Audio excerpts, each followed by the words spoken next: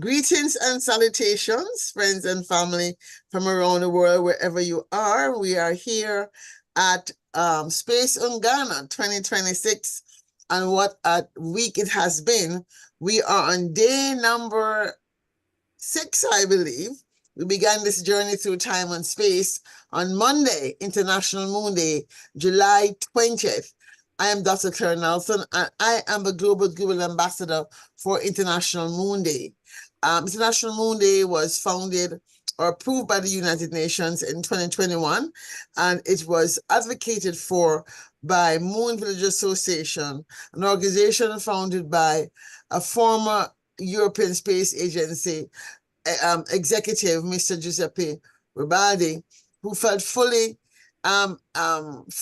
engaged, that he wanted to see more of the world engaged in the conversation about humanity's sojourn for our next type of engagement with ourselves on the moon.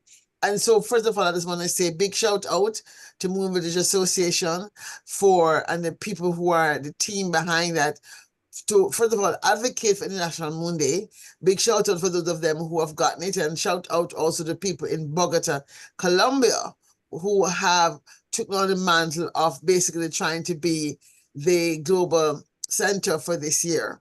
Before I continue, I want to say I'm delighted that for this year, we at Space Ungana are launching a new phenomenon, Irie Moon, which is going to be the first ever global online moonrise watch party. And I'm really hoping to have people from around joining. And one of the inciting reasons that I decided to do this, because I'm also party to and a partner of and advisor to Mission Shakti Sat. Mission Shakti Sat is a bold vision. And I have to admit, when I was first approached by its founder, Dr. Srimati Kisan, I was I'm tired, I can't do anymore, I'm over extended, I need to just keep myself quiet. When she said, can you be an advisor? And she so has such an infectious sense of humor. And I'm like, oh no, but I said, I'm not doing anything because I'm doing too much. And she said, okay. And then for some reason, we started talking again. And she said, but when our satellite goes to the moon, and I went, huh? Wait, what did you say? I said, you mean it's not a satellite going around the Earth? She said, no, we're trying to build something to go to the moon. I had to pull back, because my dream when I started my journey in my one-woman show, Moon Runnings, the life and times of the first Jamaican on the moon, I talked about having an Earth Guardian portal on the moon, and I was going to meet up with a whole bunch of people who are ordinary citizens and start this new organization called the United Planetary Society to assure the rights to space. And we ordinary citizens, the upstarts, would raise the money following the protocols learned from Mondragon, that most powerful NGO cooperative that makes billions of money in cooperative economics. And we're going to follow them to create the first cooperative habitat on the moon. So when I heard about this moon thing, I said, okay, first of all, to get to the moon, we must have satellites that are watching the moon. So, of course, I had to say no. So let me welcome our friends from Mission Shakti Sat. I'm going to reckon Miss Rania Lampu, our Devi from Greece, and Miss Rocio Garcia Rubio, our Devi from Spain.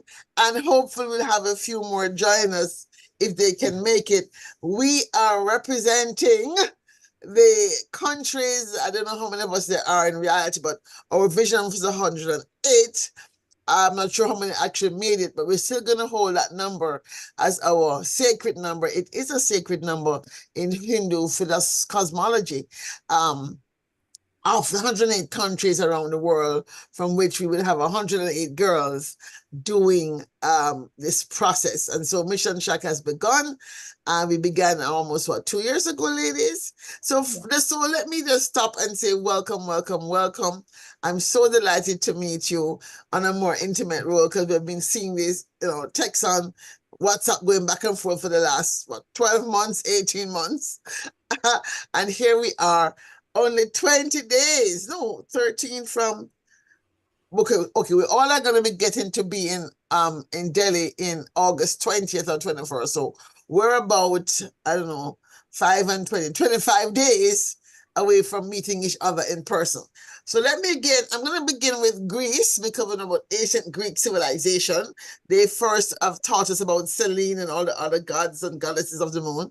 Welcome, Miss Rania Lampu. How are you? Tell me more about who you are, and then we hear from Rocio who she is as a person. Then we're going to go ahead and talk about Mission Shaktisat. So, Rania Lampu, tell us more about yourself before we get into the Mission Shaktisat story. Thank you so much. Warm greetings from Greece, from Athens. I'm very honored and very privileged to be invited to this the national event. I would like to extend hearty congratulations to all organizers of Space Ungana and the Futures Forum. And of course, I would like to warmly thank you, Dr. Claire, for the kind invitation. I am a STEM teacher, actually, STEM instructor and researcher, multi-awarded. I'm also the national keynote speaker, youth mentor, author of scientific books for kids, and currently I'm working at the Greek Ministry of Education, Religious Affairs and Sports here in Greece, and the Greek Astronomy Space Society. And apart from this, I'm also the designer, coordinator of several humanitarian STEM projects which focus on sustainable development goals and address underprivileged children. The Greek Astronomy Space Society has been one of the most important milestones in my life, because as a STEM educator there, I have designed and implemented numerous educational activities aimed at making astronomy and astrophysics and space science in general accessible to all students, especially girls and students from remote areas. I got involved in STEM thanks to a very innovative program which was organized by CERN, the European Organization for Nuclear Research. And this had to do with how we can teach particle physics to primary school students. And this was the starting point of my career in STEM. We're talking about the period when STEM was totally unknown, was not popular. So since then, through my position in the ministry, I'm trying to diffuse STEM methodology in Greek schools through designing STEM projects in Greek schools. But apart from this, as I said before, I'm designing the national programs worldwide. And of course, one of my main goals has been to bridge the gap created by the limited presence of astronomy in the Greek school curriculum. Unfortunately, I want to say this, that astronomy has been excluded, unfairly excluded from the school curriculum in the last years. And this means that astronomy is fragmented taught. So through these activities with the Greek Astronomy Space Society, we try to organize, to cover this gap and organize astronomy workshops, astronomize space science projects, observation events, STEM challenges, and educational presentations that actually will allow students to experience science in a hands-on engaging way, but apart from this, to make them love science at an early age. And of course, a major focus of my work is inclusion. I mentioned at the beginning that I'm working a lot with underprivileged children. Here in Greece, I'm a STEM instructor with refugees. I'm working a lot with refugees because we have a great number of refugees here in Greece, where multicultural societies have, and also with children in a biological hospital and children with special education needs. And apart from this, in Africa and Asia, I have designed many important projects which help students be aware of issues like water awareness and food awareness and things like that. So, yes. And of course, women and girls empowerment, we want to discuss about this. It was another point, another important aspect of my work, how to empower girls in STEM. Thank you so much.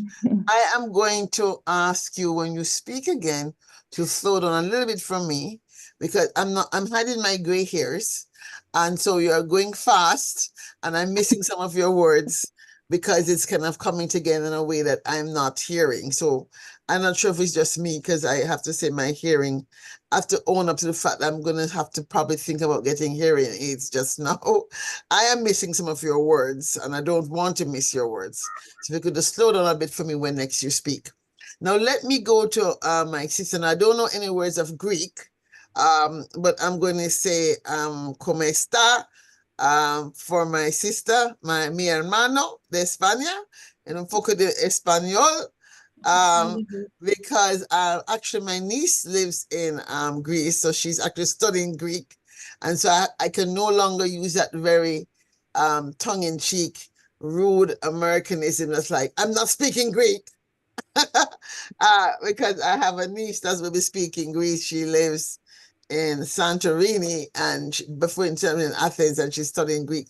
But welcome, bienvenido, mi hermana Rosia Garcia Rubio, to our channel here on Space in Ghana. Tell us a little bit more about yourself. Okay, muchas gracias. Thank you very much. And also, I'm very happy to be here. Thanks a lot for having invited me. And also, sorry if my English is not so good. But okay. Well, let me introduce myself. I studied telecommunication engineering in last century. I've been working in space industry since 1997. I started as a radio frequency engineering. Then I moved to project management, and recently I am director of one product line engineering and management. In 2021, we created in Madrid a regional network of an European organization called Women in Aerospace.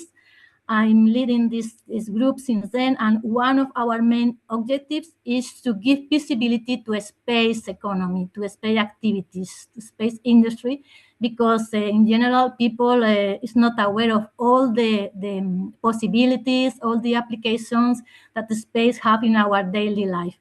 And also, we try to inspire and motivate girls and young women to be part of this sector, also to follow STEM careers, and to not to fear, and to empower them.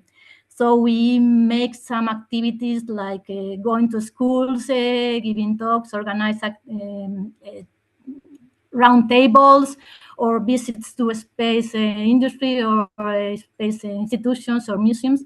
So when Dr. Simati asked me to participate in Mission Satkisat, I was really happy, and obviously I accepted because it was really in line with my previous activities, and the possibility to expand these kind of activities to the rest of the world was also something that I really appreciated, because for me, one of the main goals of Satkisat, and the main things that are different to other initiatives, is this worldwide scope. So, well, I've been working since, as you said, 24 months ago. And okay, I'm really happy to be here to share my experience. And I really, really believe that we need still a lot of work to do in order to get that the percentage of women in this sector reaches really the 50% or more. Well, I'm actually also an engineer by training. I'm an industrial engineer, and I never really saw a place in myself in space until I discovered analog astronaut research.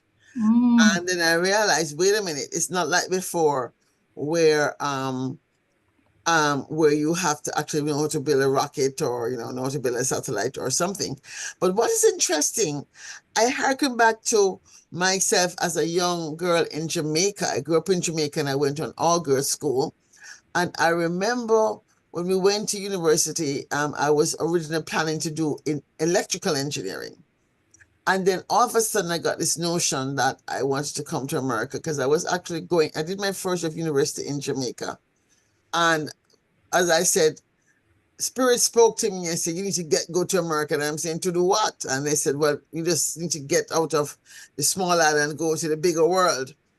And so to go to the bigger world, I had to get a student loan, because my parents couldn't afford to, pay for me to go to school in America.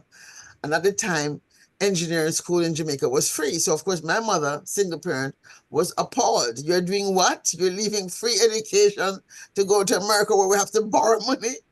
And at the time, there were only two things I could get money for to go to school in America. I would either have to choose industrial engineer or aeronautical engineering, because those are the only two kinds of engineering at the time that they would allow you to get money for, because everything that you could get in the Caribbean to do. And if I was going to go to Trinidad, where the engineering campus was, it would be free for the country. This is back in the days of the 70s in Jamaica. We had our first experiment in democratic socialism. Long story short, I thought about it and I said, well, I like the idea of aerospace, but if I want to come back home and become the first female prime minister of Jamaica, I won't have anywhere to work because aerospace engineering, we don't have a space program. We have an airline, but space, no. I said, but with industry, though, I could come back and become a great industrial planner. And maybe I could become the Minister of Industry and Planning and show them how to organize the country better.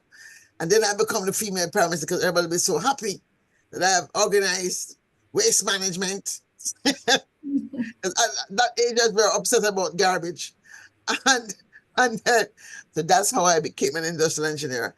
I have to say that I have no regrets because it really is an engineer that fits my thinking style in terms of systems. And now I recognize it was perfect for the work I do today in doing global systems change, planetary systems ideas, and really talking to people like yourself around the world about how we as women in these spaces play a role in ensuring we do space for all and we do space smarter with solidarity, mutuality, altruism, reciprocity, trust, humility, equanimity, and a little bit of reverence, right?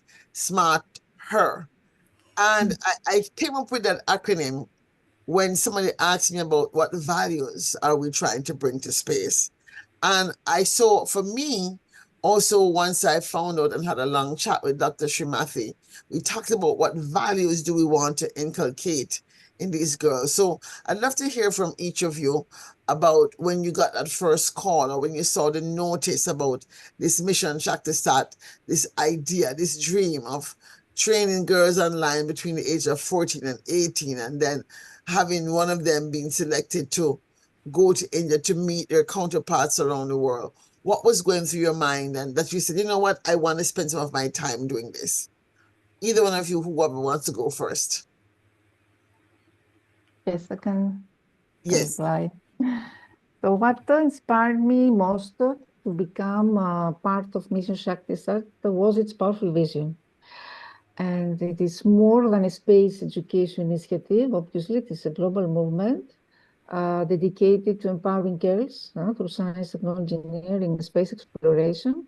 And as a STEM educator and researcher, I have had the privilege of working with students across Greece, and throughout my career, I have witnessed the remarkable talent, curiosity, determination of young girls when they are provided with the right opportunities, guidance, and encouragement, they can do miracles. So when I discovered the mission Shakti Sat, that this would unite 12,000 girls from 108 countries to explore the satellite technology, space science, coding, and innovation, I immediately recognized its transformative potential. Because this initiative does more than teach technical skills. It's about confidence, it's about fostering international collaboration, about values that you mentioned, like empathy, compassion, peace all around the world, tolerance, cultural diversity, acceptance of differences, and of course, how we can connect the girls to a supportive global community of future innovators. And of course, this is an honor for me to be part of this, but also responsibility, because it allows me to inspire young girls to believe that they have a place in research laboratories, engineering teams, in observatories, innovation hubs, future space missions. You see the statistics, only 20% of women are engaged in the space field nowadays, and only 11% are astronauts. This is an opportunity to remind them that their aspiration is limitless, and that regardless of the background or where they live, they have the ability to shape the future of science and space exploration.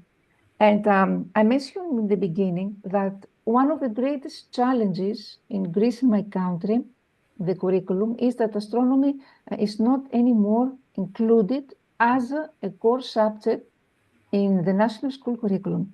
This is very disappointing, and it's paradoxal also because in general we have in Greece over 35 astronomical associations. This means that people love astronomy, both adults and children. So it's one of the disciplines that captures students, of course, imaginations more than almost any other. So this program covers this gap. Mission Success addresses this gap in the curriculum by providing students with a zone with interdisciplinary learning experiences that extend far beyond astronomy. Because we can explore subjects like CubeSat design, which is totally unknown, the Greek curriculum, satellite technology, astrodynamics, all these things, AI, Python programming, topics that are rarely available in any conventional school curriculum. And this is the innovative dimension, the original dimension of this program. Because this comprehensive actually approach equips students and girls with practical knowledge and future-ready skills, while at the same time inspiring them to pursue careers in the space sector.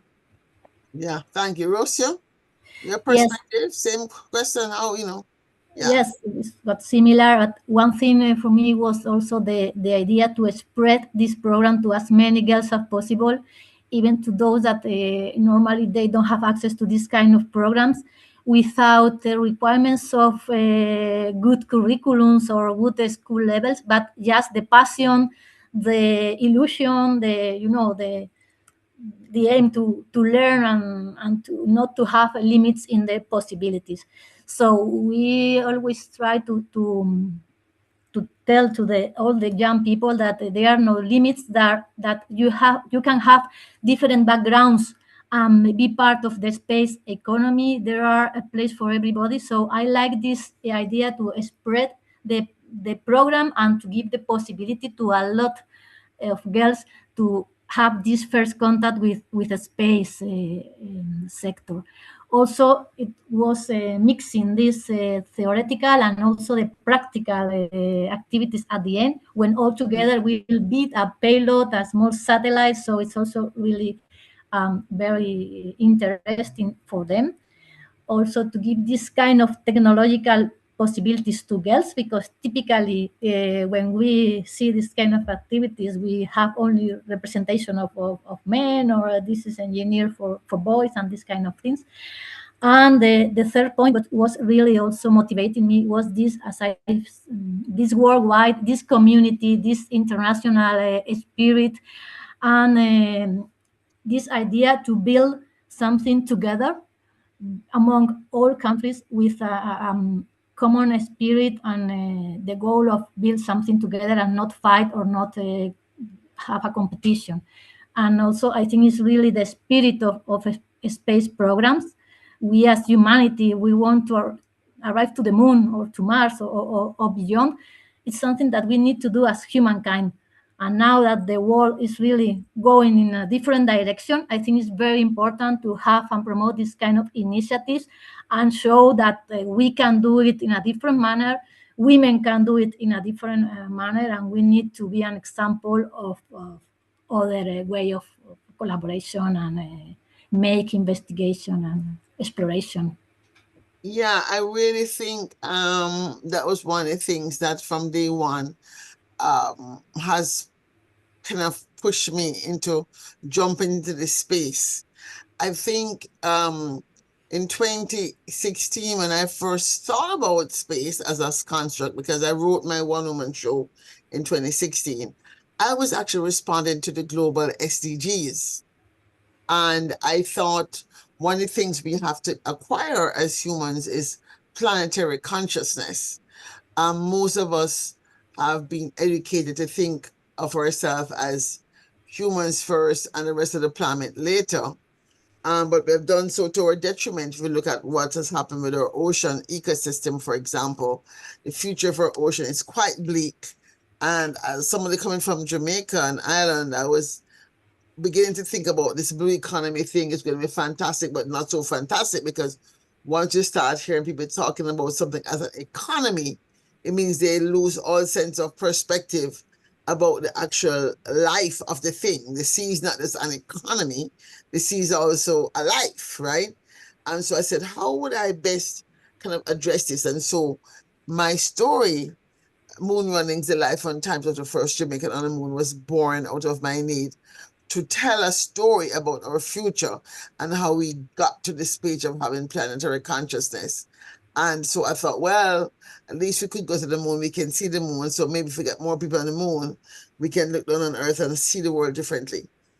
And the second I said trigger, I think, because I think one of the things that triggered me in the first place was I saw a movie about whales being beached.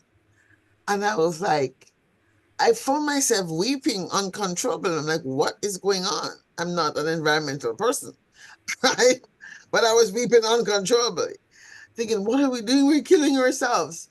And so this idea of recognizing, okay, so if we're going to go to the moon, are we going to go with the same bad habits that we have acquired as a species?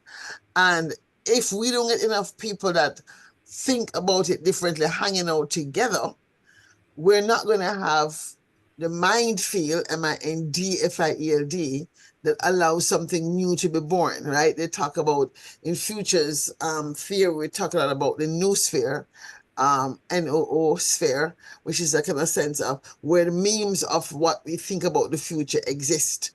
And so many of our memes about the future have been pre-established by movies about the future.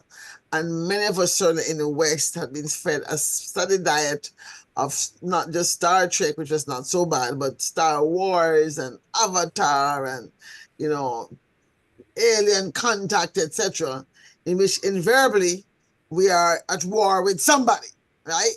It's like the only stories we humans know to tell are stories of conquest. And so the question is, for us as women entering this space and wanting to enter the space technologically, prior to today, there were so few of us in the space that we had to be very ginger about what we said and did. If we didn't go along with the mainstream thought, we'd probably be thrown out of the room, right? So I'm sure, Rosie, as a woman in telecoms, there are many rooms in which we're the only person who looks like you. Randy, the same thing to you. You know, you're in a room and it's like, okay, I'm gonna probably keep my mouth shut today. So they think I'm a crazy, here come this crazy heretic witch in our meeting, and why she's even here. She should be home barefoot and pregnant, right? And so you've had to keep your mouth shut sometimes just to be in the room. So when we start these women organizations, it's not because we want to be sexist or take ourselves away. It's because we have to gather strength by coming together. And so I think that Mission Shaktisat has focused a lot on the girls.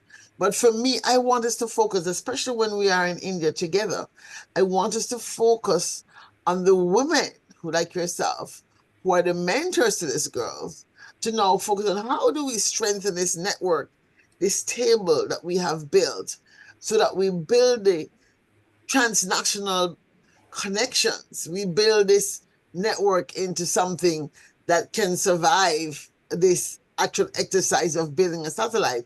And so, although Space in Ghana was originally set up to be just an African table, right? The more I thought about it, I said, you know what? I remember God saying to me one day, you have to focus on the whole world. It's planetary. So yes, we're African-centered, but we're global in perspective. And that's why I said, let me find some people who are global to be in this table, because we have to do this together. What I would like to hear from you is, as you think about Mission Shaktisat, so we're in the beginning stages, it's 2026. I want you to just jump to the near future. It's 2030. And as a futures thinking person, I know for sure both of you have had to think very long term in your planning and design. You're planning a telecom system, you're doing it to last for 30 years. You've got to be thinking about, I'm designing something that has a lifespan of 30 years. So when you think about these girls that are now 14 and you're thinking about when they're going to be 30 years old, for example, 15 years from now, and you think, okay, where will Europe be? Where will be ESA be? I know each country has their own space program at some level or another, but ESA has its own, let's say, construct. And we see what happened in Europe when we had the war erupt in Ukraine, and all of us were in shock because Europe had solved all of these problems. How do you see Mission Shaktisat and the philosophy of women being at the table, really building on this value generation?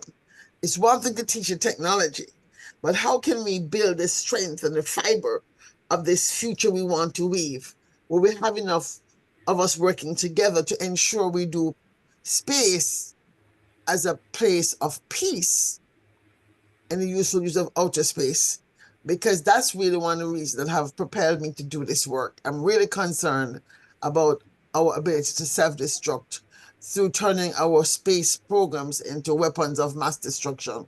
So any one of you would tackle, how are you thinking that we may begin to interject these ideas into not just the technical design, but how we teach value thinking and ethical thinking as we design our rockets and our satellites and our thing about circular economy in engineering, circular economy, waste management. What are some of your thoughts that are coming up as you're hearing me speak these things?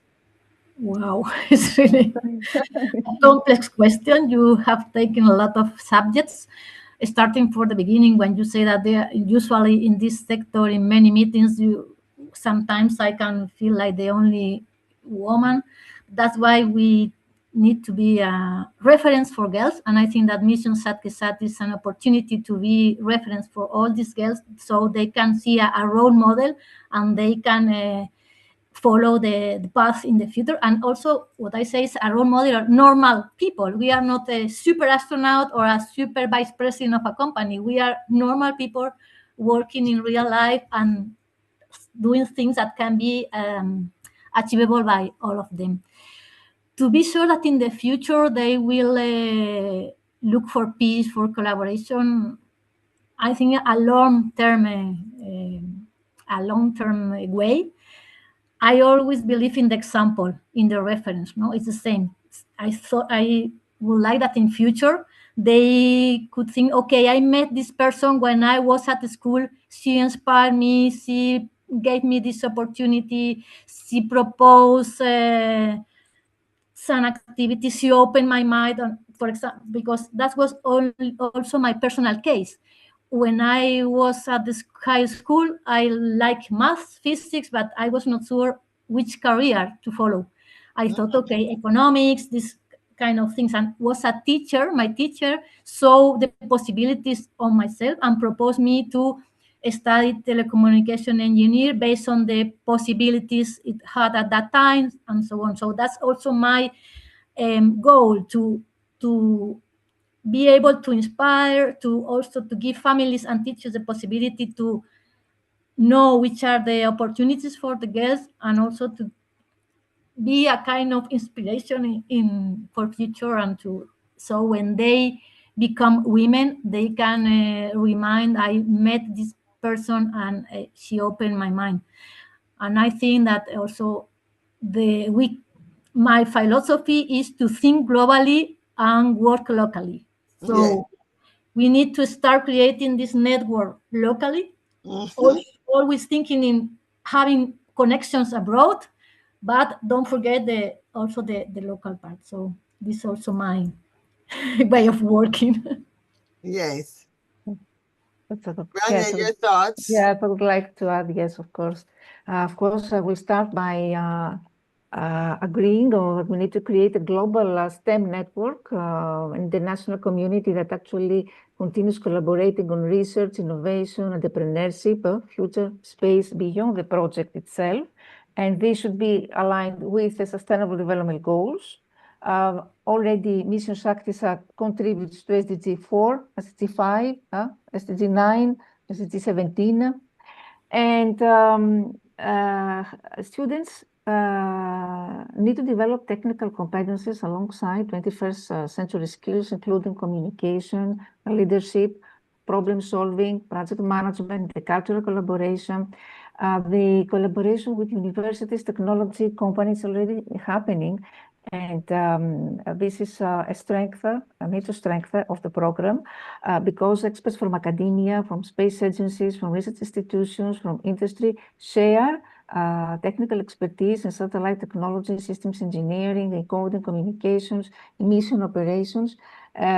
So this mission provides actually young women with international role models, with mentorship opportunities. Girls usually lack confidence, so they need the mentorship, they need guidance, leadership experience, And this helps bridge the gap in aerospace and engineering. And something that I want to say about my students, Greek students, is since we talk about inclusivity and SDGs, I'm very happy because the majority of my students don't come from Greece, from the capital. They're coming from remote islands of Greece. Srimati was very happy when I told her this because these children don't have the same opportunities with students who live in urban centers.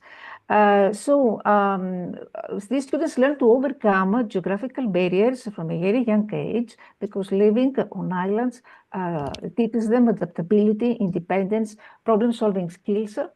And of course, I see that throughout this program, Greek students engage enthusiastically in problem-solving activities, in discussions about future space missions. They bring diverse perspectives.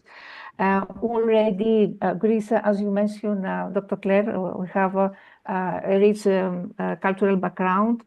Greece is the birthplace of many ideas that shaped astronomy, mathematics, and scientific inquiry. And our students grow up knowing the stories of thinkers who first tried to actually understand the universe through observation and reason. And mission success allows them to continue this tradition in a modern context. This is what exactly the future of space exploration is: collaboration between young people from different countries, cultures, backgrounds, working together in order to solve humanity's greatest challenges and reach new frontiers. So inclusivity is the number one point that made me happy in this program because my children come from remote areas.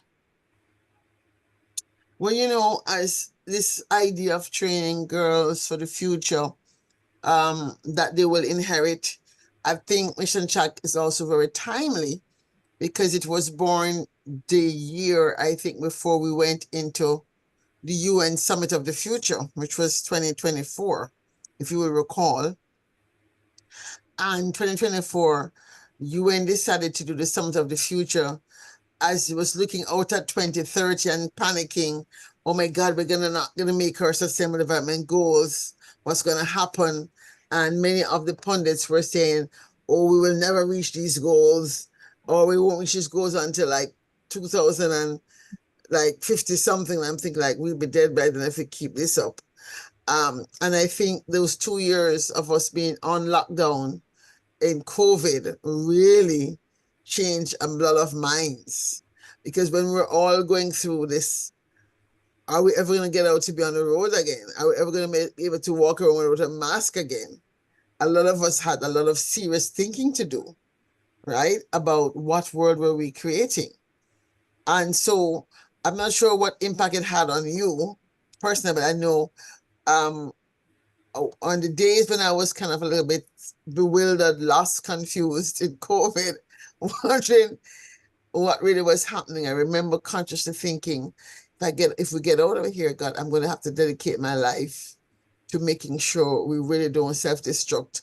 Because in doing the research on virus, I remember coming across an article where some scientists said something like, we don't really know much about viruses. There are millions of them in the world, and we only have charted a few.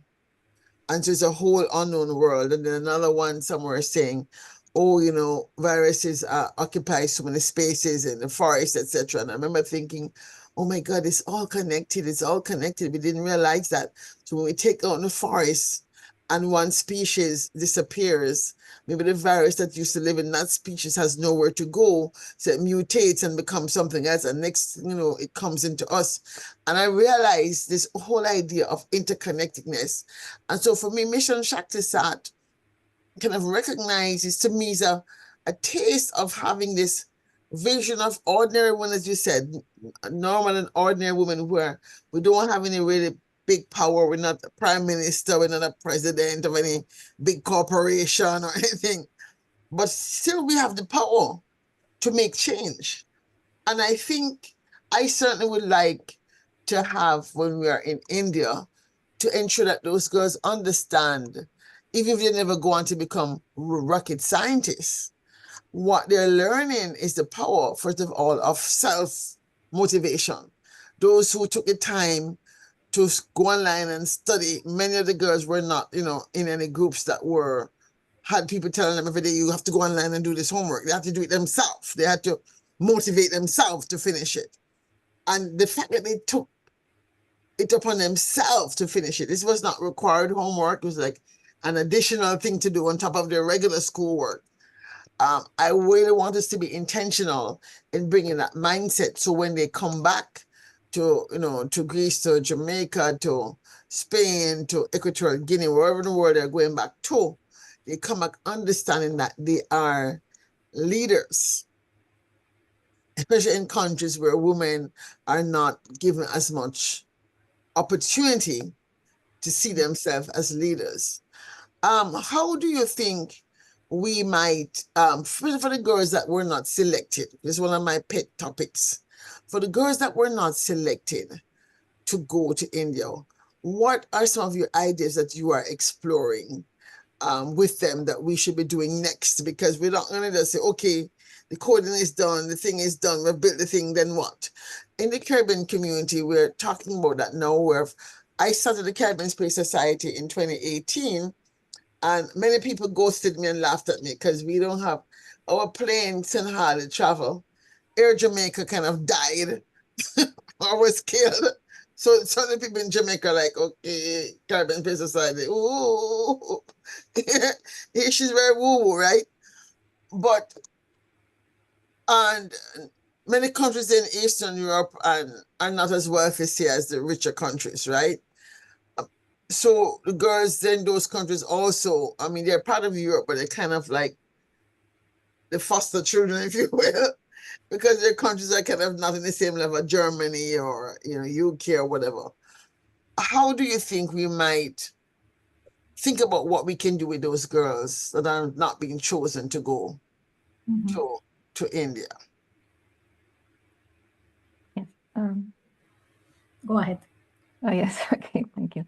Actually, I have discussed this already with the chairman here of the Greek Astronomy Space Society, and we're talking about using them as trainers, as like, peer mentorship. These girls that can train the next year, girls who will come here in our society, and they will help them with STEM workshops, with the code of artificial intelligence. This is the multiplying effect. So they're very much trained. They are already very confident, although they started being, very shy. Now they have gained a lot of confidence and feel ready. So we're planning on use them as trainers is the first one. And the second one, we will involve them in international research programs because already they have gained a lot of, experience in research and research methodology. And let's not forget that these children are better than us in, in tech. They're learning a lot about AI and about coding and things like that. So they have invaluable, competencies and skills that we can leverage. Actually, an immense potential, I could say. And since we talk about also the future of lunar economy, let's not forget that this is not about only astronauts, but also this includes a wide range of professions that we can inspire our girls to follow. That could be an educator, entrepreneur, could be a lawyer, healthcare professional, policy expert, communicator, innovator. So preparing these young women today through mentorship, through research opportunities, through international collaboration, this will ensure that they can become the architects of humanity's sustainable presence on the moon also, rather than simply observers of the next era of space exploration. So yes, I think that they possess an immense talent, immense potential, and we can leverage of this. We should leverage of this. Lucia. Yes, my idea is to keep in contact with all of them. You mentioned that was a challenge because it was really that they had to follow the course by themselves. So not all of them have been able to finish, but those who have arrived at the end, they are really challenged and are motivated. And I think I will keep in contact with them. I will offer them kind of mentorship. I'm not alone. I have some colleagues from these Women in Aerospace Network, for example, that have been working as mentors for these girls, and they are open to keep in contact with them, provide mentorship, propose some ideas, alternatives, this kind of webinars or conference, or give them opportunities, advisory, and keep in contact with them and create a kind maybe of network with international ideas for collaboration. Maybe, they are now at the end of the school. Some of them will enter university, so maybe they can go for an university in other country. So I think it's very important to keep them informed, to be together with them, to give them information, and to let them know that we are here, we are with them, and we can still be with them in their path. It's not just one shot mission, but it's something that is the first shot, let's say, of future. Well, I want to say this just off the top of my head because I'm focused on the future of space, and I'm kind of practicing in two areas of space sustainability, where we look at issues around space debris and space futures, as in just literally how decisions get made. As a futurist, I kind of got into it because I was concerned about the decision making space, that women were not at a seat when these decisions have been made. And even if a woman was in the room, so you and women exist. But if you want to have one woman in the room and just, when the men go to the bathroom, they can get to talk about stuff. And then she's in the bathroom by herself. So she doesn't know what is being said there. So, it's just the informality of certain spaces doesn't allow certain things to move forward. So you have to have enough women in leadership for us to make this change. And so I think that we have to be intentional. And one of the things I'm asking for is when we're in India is to really take the time to have a futures dialogue. What does the future look like? So women like yourself have been turned on to being mentorship. Mentorships, are we going to go back and start new organizations, or are we going to penetrate existing ones and get access to more people immediately, and then say to them, hey, we should be doing this, and add this idea of foresight into the conversation, so that the girls that have had the energy and to propel themselves forward, even if they didn't finish 100%, that we have a place to place them and to continue the work that you have begun. I see a couple of people on attending this. I'm not sure if you have any questions. Feel free to put up your hand, and I'll allow you to speak on the platform.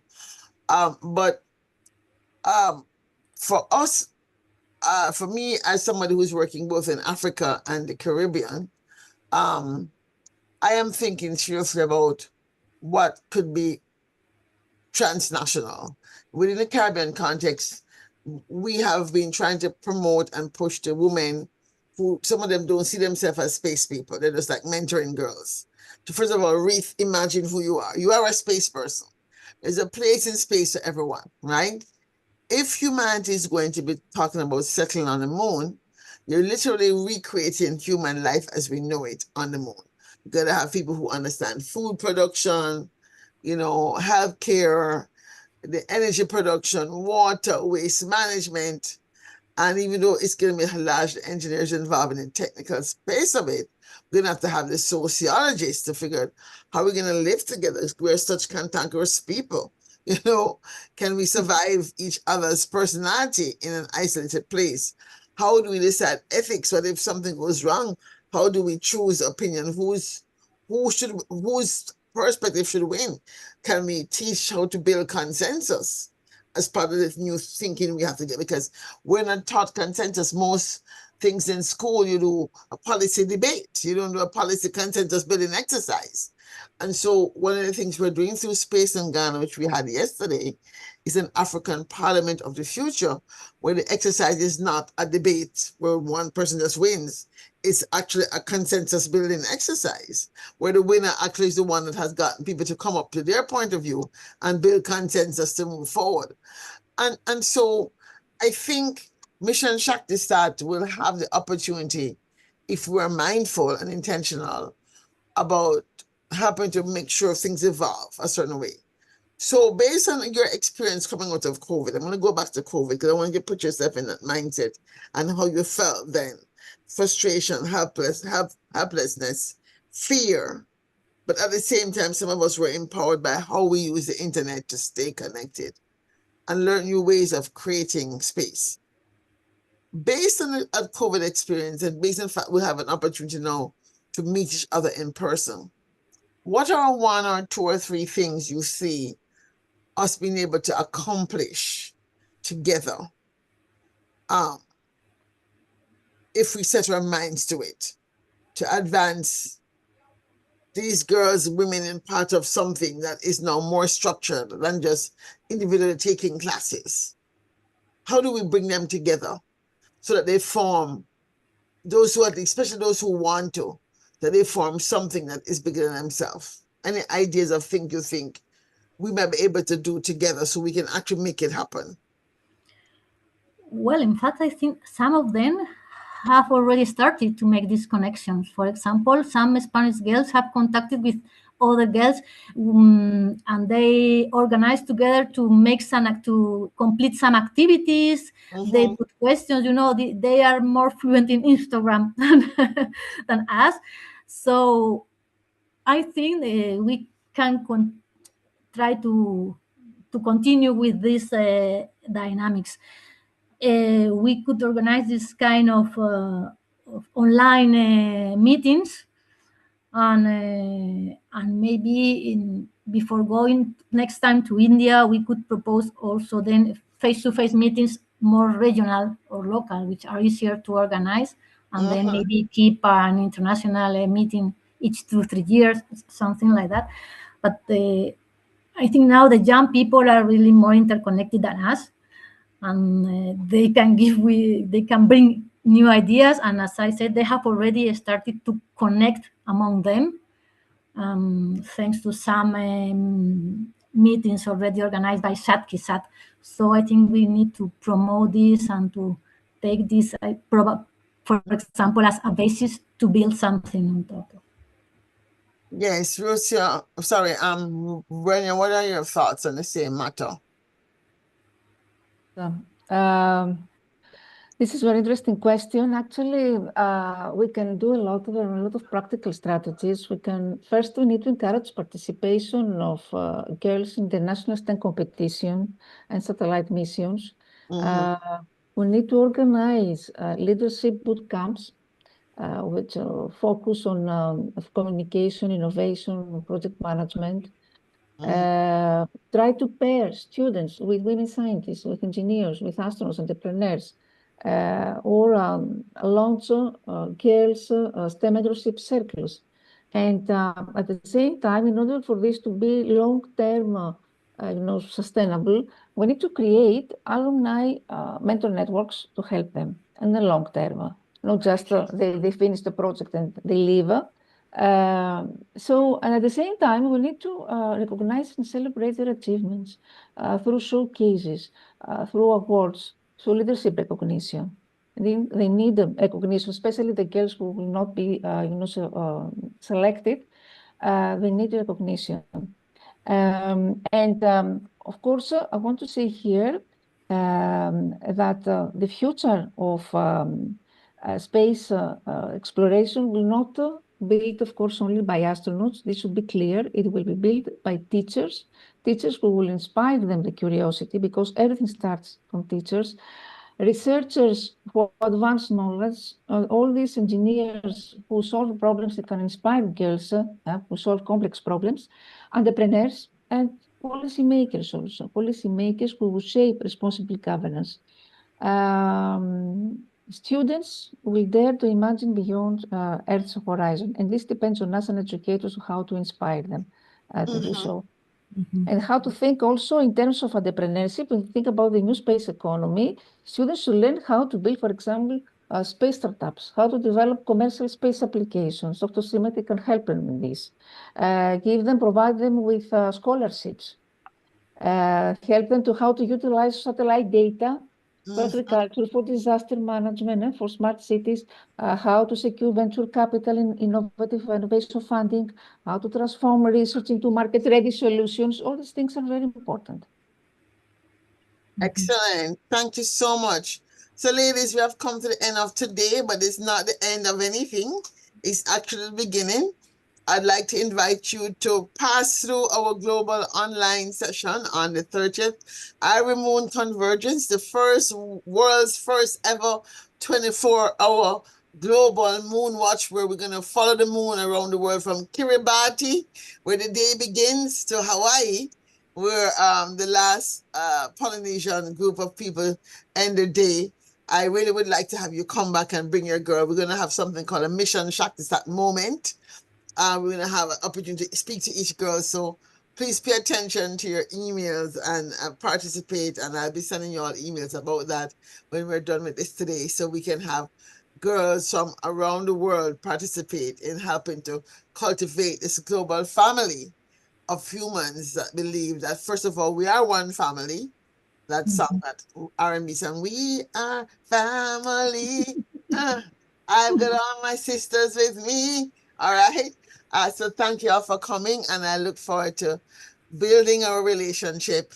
And so by the time we get to India, I'll be like, oh, I know you. It won't be like we're strangers, so we can get much more work done. So we have another until August 20th. The other date to pay attention to is on August 12th, of this UN International Youth Day. I want to invite you to find those girls who want to be online together. I have designed a technology foresight workshop that they can do to think about design thinking around satellites. What would they design? A way for them to network, get to know each other. And I'd love for some of your girls to participate in that. So we're going to talk some more about that. So thank you again for coming. Our guests for the next session are here, and we are going to bring them on. So take care. Take See care. you soon. Thank you very much, and see you soon. Yes. Bye-bye. Bye. Bye. So, folks, that is it. We want to say thank you to our friends for coming. And we're going to be moving into our next session. We'll be speaking to women from Africa about space in Africa.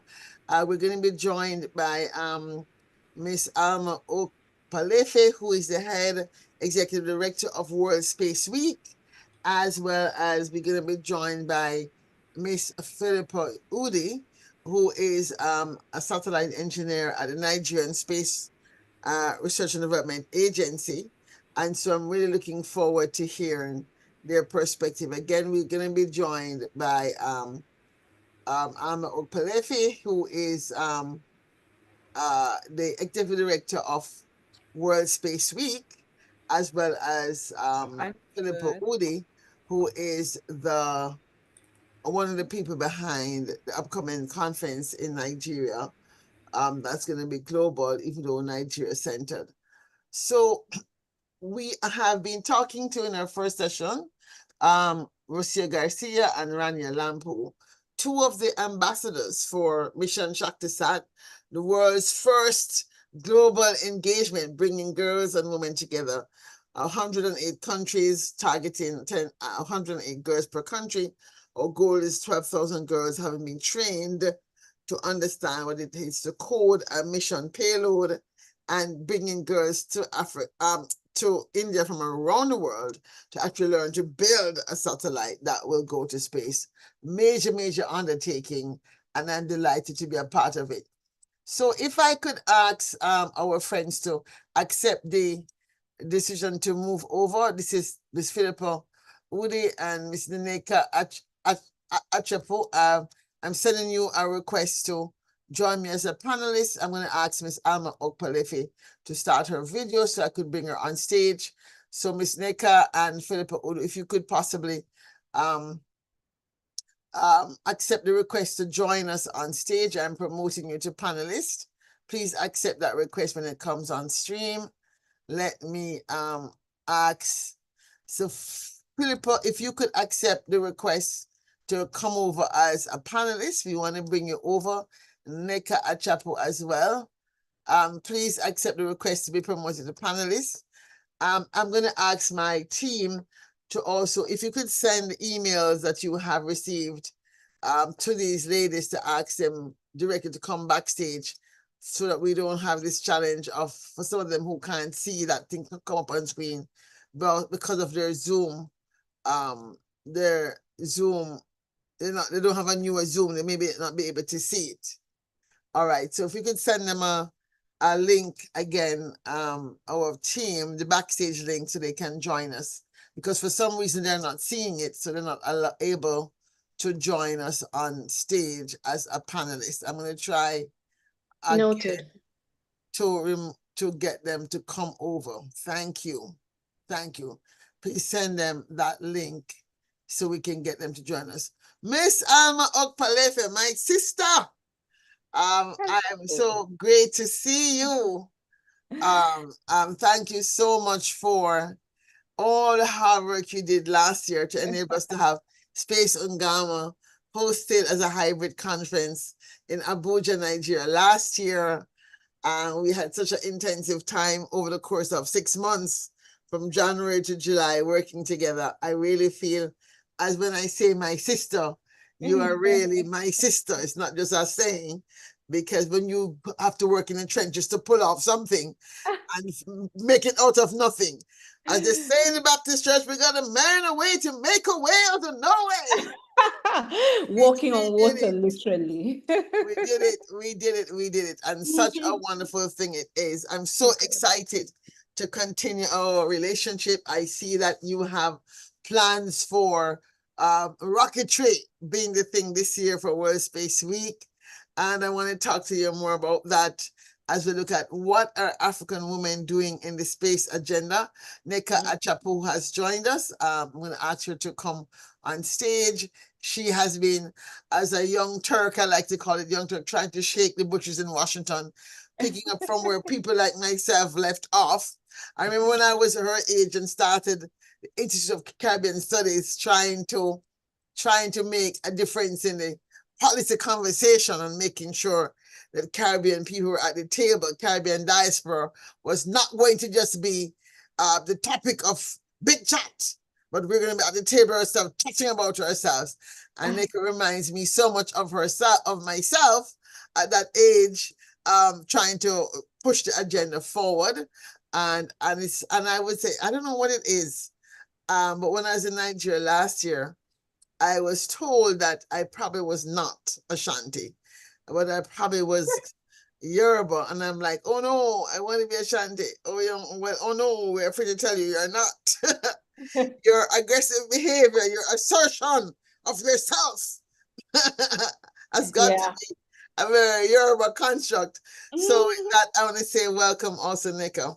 Let's get started until we get Miss Philippa here. I think Philippa might be somewhere backstage. I'm hoping she is. Maybe she's gone out to come back in.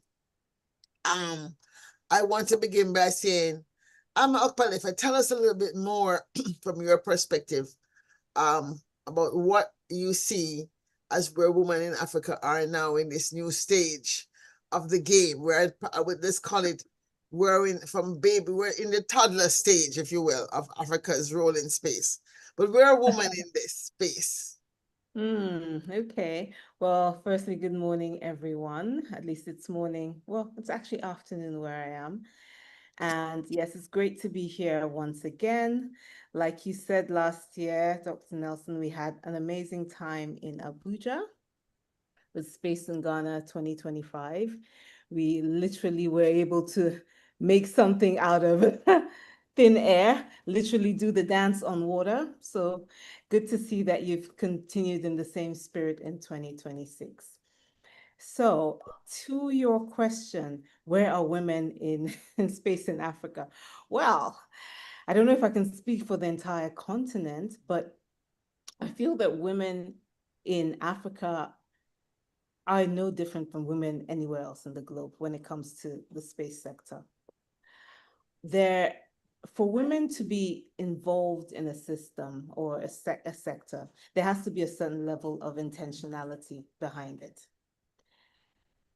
You can call it affirmative action or whatever it may be. There has to be something that propels women into a sector, oftentimes. that is not necessarily available or existing in the space sector in Africa or even globally. I don't even think it's an African question globally. But the question is, do we need it to exist? When you look at reports from UNOSA, they did a study on the women in space sector. You'll find that a lot of the women are in positions such as mine, heading civil society organizations, this not-for-profits, etc. You have almost exclusively run by women, at least at the top level. But when it comes down to the machinery behind the sector, the businesses, whether it's in the upstream, in the midstream, or maybe to a lesser extent in the downstream, the women are missing. So I feel that trend is a global trend. Even when I attend things globally, it's still the same fabric, it's still the same makeup. So it's not exclusively an African situation. Actually, when I worked in government in the space sector in Nigeria, the company I was at was at the leadership level, it was predominantly women, actually. It was run by a lady. On the board, they were predominant, yes, the chairperson was male, but predominantly the rest of the stakeholders were represented by women. So, but the only thing is that was just a happenstance. There was no intentionality behind that allows us to replicate those sort of situations. So I would say that women in Africa not necessarily faring any better than women globally, but but having said that, I've never felt hindered in anything that I've wanted to do in the space sector, to be frank. I've never seen my gender as, posing any sort of hindrance to the things I've wanted to do. So it's just a case of perhaps, maybe I'll discuss this a little later, because I feel one of the drivers for the space sector in Africa is entrepreneurial. And I believe the African woman is innately entrepreneurial. So it's a matter of merging those two things and driving the sector. But we can discuss that a little later. Yeah, thank you. Before I bring up Nika Achapu, who is head of Asha Strategies here in Washington, D.C. and Texas, she goes back and forth between those places. I just want to say that your inspired move in Abuja to organize, to bring some students together actually made a huge difference in terms of the trajectory of Space Ungana. Because when we had a design dojo, they were very fired up. And so some of the complaints and actions were, well, Dr. Claire, you have to do rocketry because we need to know rocketry. So I'm really glad you're doing rocketry, because I'm here plotting to figure out how I can give them some things to do by World Space Week. So they'll feel like even if they don't have things, they can do something online together. So I'm already thinking that through. But what happened was one of the young men said, you can't, well, what's going to happen when you leave? Right? And I'm like, well, you see me next year. He said, oh, no, you can't do that. We gotta be talking to you all the time. So he decided to put me in a WhatsApp group and put everybody's phone number. So then I couldn't escape. So we have a Space Ungana WhatsApp group of about maybe 100 and something, somewhat active. And we have, and then Space Stubbs Nigeria, I met the founder, Barnabas Okike Osesisogo, and he and I had a chat, and I was so impressed by his intellect that we started talking about this issue about the ownership questions around how we're going to share the moon. And I said, I really would love to have somebody really start to talk about how traditional law from ownership of land, collective land ownership could work and to inform the space sector. This young man goes off and hammers out his first paper on his cell phone. So when he shared the thing with me, I'm saying, oh my God. He said, actually, I don't have a laptop. I did it on my cell phone. I'm like, okay, all right. This is brilliant. And so we have become family, literally. And he was the person that basically took up the idea I had of African Palms of the Future. So that's how come last October we had the African Parliament of the Future, and we had our second round 2 days ago, yesterday and the day before. Fabulous. 8 schools from Nigeria, I think one school from Uganda participated, and they had a debate. And so we're now putting in development a procedural process of bringing to bear this consensus decision making. So I'm just saying to say, Space in Ghana, Nigeria, out of thin air, has created a whole nother level of things we're doing together. That is just fascinating. And I mean, that is the exact spirit behind why you actually have these gatherings. Because personally, I am kind of tired of just going to conferences. You know, you do the nice little picture, you do your LinkedIn write-up, and then that's it. You know, what happens after that? And I've always been very, very, very concerned about what the aftermath, what's the follow-up, what happens afterwards. In I think it was 2020, right after COVID, I organized the first space innovation contest here in Abuja. And it was based on a model from France, Act in Space. It's the French Space Agency and ESA run that model globally. So we did it for the first time here in Nigeria in 2020. And there were great ideas, you know, some of the participants I'm still in touch with. But the issue was what happened afterwards. After we selected a winner, you know, after we praised them for their, their brilliance, their innovation, what happens afterwards? How do we harness this talent? How do we continue to keep people in contact, and to just even have a forum to bounce ideas off each other, you know, as you've created. So kudos, well done. I think this is definitely the way to go. Yeah, thank you so much. So Neka Achapo is she assures me, a real Nigerian. Oh, she is. And I can she tell you is she is. here trying to ensure that the conversation at the tables here in the US policy spaces and business tables, that there's a person representing the African voice there. And so I'd like to welcome her from Asha Strategies to talk a little about her perspective as a Nigerian woman in this context. How are you seeing our place in space from the global north, looking out at the world perspective, but still being, a minority voice at the table? Well, good morning, everyone, and thank you, Dr. Nelson, for bringing us together this morning. And it's good to see you, Alma. It's an honor to join such an extraordinary group of women that are helping shape the future of Africa. And so, thank you for having me. I started Asha Strategies because I am not from a policy background. Sorry, I'm not from a space background. I am from a policy and US Africa background.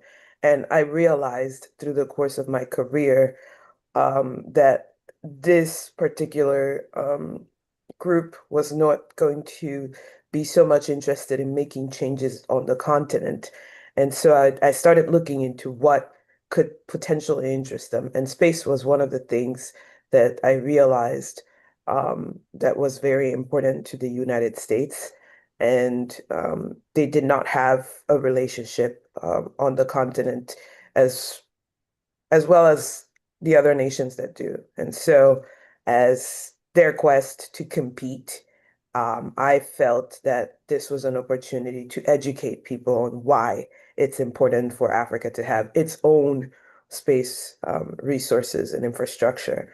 And so that's how our Asha Strategies opened a branch, and our space-related company is called Skyward Africa.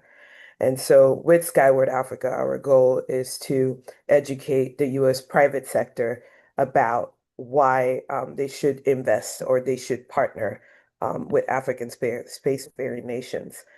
And it's been a very interesting journey because, like I mentioned earlier, I'm not from the space industry.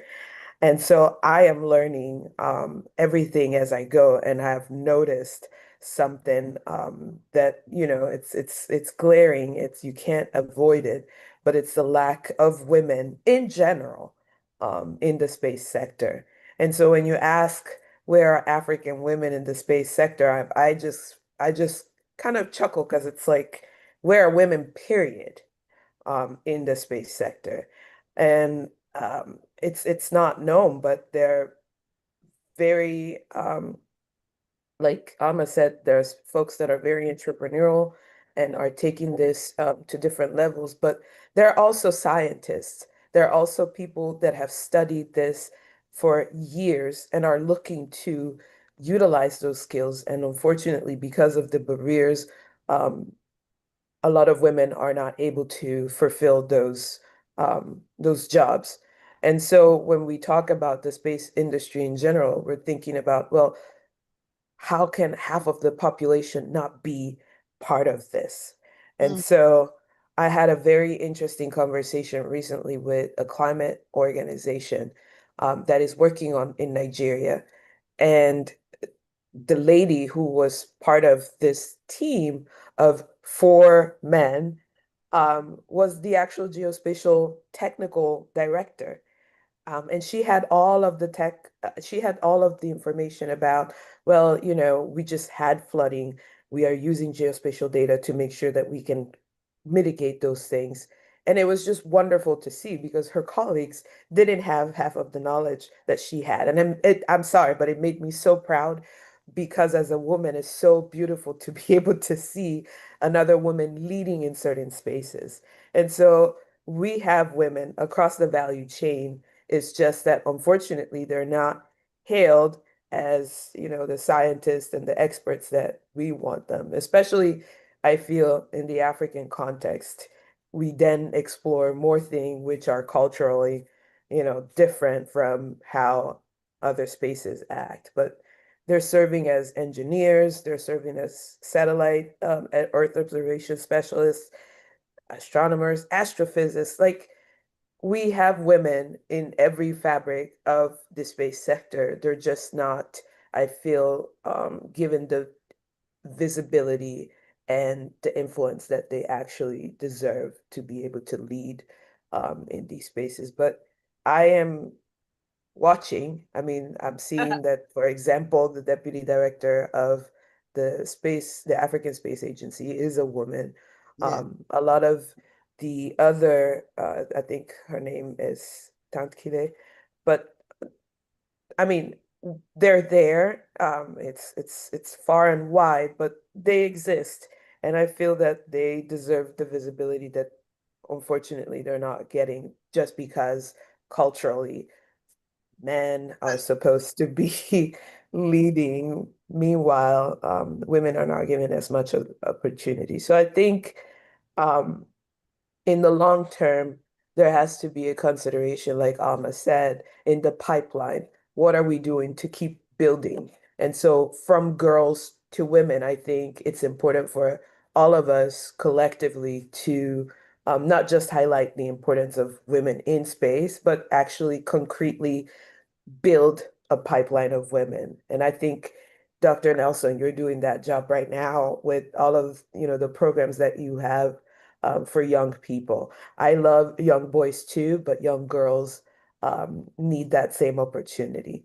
Yes, we Thank you. definitely are trying to do our best. I wanted to say we're being joined by Philippa Udi, who is the at the Nigeria Space Research and Development Agency and responsible for bringing to bear the conference that's being held, Africa conference being held in Nigeria this year. And just to say that as I heard you, Nika, and I'm thinking about the policy space here in Washington, D.C., and just to be honest about where we are, right, in this particular climate, the decimation of the Black woman mafia, quote unquote, I think there's a deliberate attempt to derail our upward and onward mobility. And that's why we saw the termination of so many Black women in senior positions in the federal government here in the United States of America. But that knowledge hasn't gone anywhere. The question, I've been trying to track some of them down, and we're able to have Ambassador Bonnie Jenkins on yesterday. I spoke to Quincy Brown a couple of days, Dr. Quincy Brown a couple of days before. I spoke to Amber McIntyre, who's still in the system recently. And so I'm thinking and saying, understanding Washington the way I do, having worked for 30 years in Washington, D.C. as a part of the, I want to say, the bureaucracy. In my time, in my era in Washington, I was before my time. And so I ended up being the woman that in the international institutions, I was the person that began to first call out racism in development. That was my claim to infamy. It cost my career, but it built my life. It became my life's work because I could not sit in the roundtables in the IDB, be at meetings in the World Bank. I'm the only person in the room. And when I'm speaking, I'm being shushed or being ignored because I was bringing a perspective that said, wait a minute, this design doesn't make sense. I'm an engineer, I'm an IE and I'm saying, but where are the different actors for the system to be functional? It's optimized. I'm talking about optimal systems, right? So we're doing all these big loans. I'm saying this loan is not going to be optimal because the law, and I ask a question and you're ignored. And like, so, it was for me like, oh, this development thing is a racket.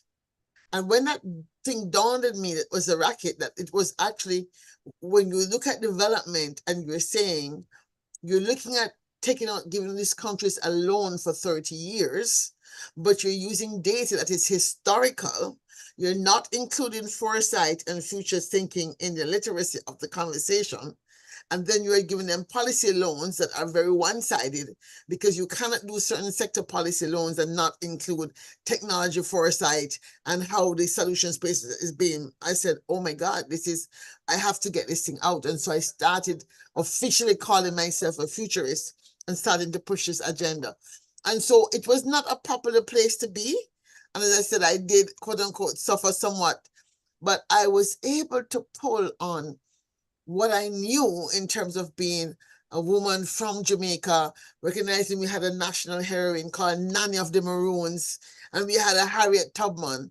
And I pulled on those two energies in particular, and Shirley is my third hero. And I said, if they could do it back then with less than I have today, I will not be silenced, unbought and unbossed.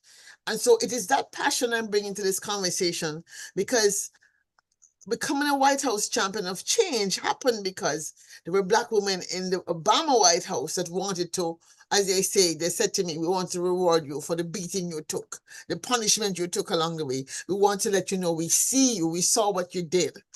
And I've never forgot how I felt that day when I started weeping, that yes, my sister saw what I did and recognized it. And now we have to move forward in a somewhat tricky environment because we see these conversations happening now in a whole new emotional and psychological space in America, which is saying we want to do these bigger accords with these African countries, but here we are in America and we're being silenced. How do we then engage our sisters who are on the African continent to say, hey, when we see people coming bearing gifts and selling things, that we need to also be mindful that it may not be all what it seems. So we're using foresight and futures thinking to always be at the design table, looking at the second and third order consequences, paying attention to the news, creating the institutional infrastructure. So I'm very excited about being asked to be part of the conversation in Nigeria later this year. And I wanted Ms. Philippa to talk about her vision for the conference that's going to happen in Nigeria and how she hopes to bring the woman and the woman's voice to the table beyond just being the pretty face at the table, right? How is she designing it to ensure that women have a real role in being at the table of these discussions that will inform how Nigeria moves forward into Africa, and therefore, as the most populous country in Africa, how does Africa move forward in terms of shaping its place in space? So, Miss Ode, Miss Purple, the floor is yours. Yeah, thank you. Thank you so much for the wonderful presentation you just gave. It's actually a pleasure, being here and, lending out our voices. And the beautiful thing is, I always tell people the reason why I like to speak the reason I have passion for speaking is because someday you're going to speak, and someday you speak to the right person who could be the next president. So definitely motivating the next generation is very crucial. So when we're talking about women, yes, we know that this is a general world problem.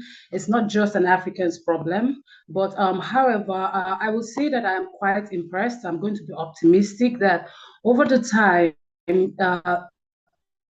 things are changing. You know, over here in Nigeria, we have more women diving into girls diving into the STEM field, and over here in Nigeria, things have revolutionized, and there's a lot of awareness. And thank God for the social media platforms. We can see that girls are becoming more awake, and this is a very good one. So you know, for the space industry, which has been locked for so many years, although now that the private companies are coming into the commercial aspect of space, this has given doors to more startup companies. And these startup companies now could be chaired or owned by women. So in Africa, we know that there are still lapses, representations of women in the space industry. But what I got to understand now is that more women are getting very aware of the fact that the STEM field is very critical to the socio-economic development of any nation, not just in only Africa, not just in Nigeria, but in the world. So to push the representation of women is very critical, because I realized that the mentorship programs over here in Africa it's good, but it could be better. You know, so creating platforms like this where the mentees can meet the mentors is very crucial, because one thing I have realized as being an international speaker is you don't underestimate the impact of speaking, the impact of putting the youth in line with their visions, because sometimes they're left with confusion. And for women to become more involved in the space industry, we just need to create more awareness. I think with awareness creation, it really, really helps. Women over here in Nigeria, I would say it's a round of applause over here in Nigeria. Our women are waking up. Our women are hungry to be in the STEM field. Our women are hungry to be in power positions, key positions that could influence policies. So over here in Nigeria, it's very good. It's very impressive. And I do hope that other African countries can follow suit with what Nigeria is doing. So we have a policy of at least 30% to be women, and it's been working so far. I know there are still some challenges, but more women now are understanding that they need to be well equipped, have good knowledge of their expertise in order to excel in whatever field that they are venturing into. I myself, I didn't quite much have a huge challenge like you did, because what I prepared my mind to do was, okay, if I am going into the STEM field, I have to be good at it, because I'm an expert in artificial intelligence and robotics.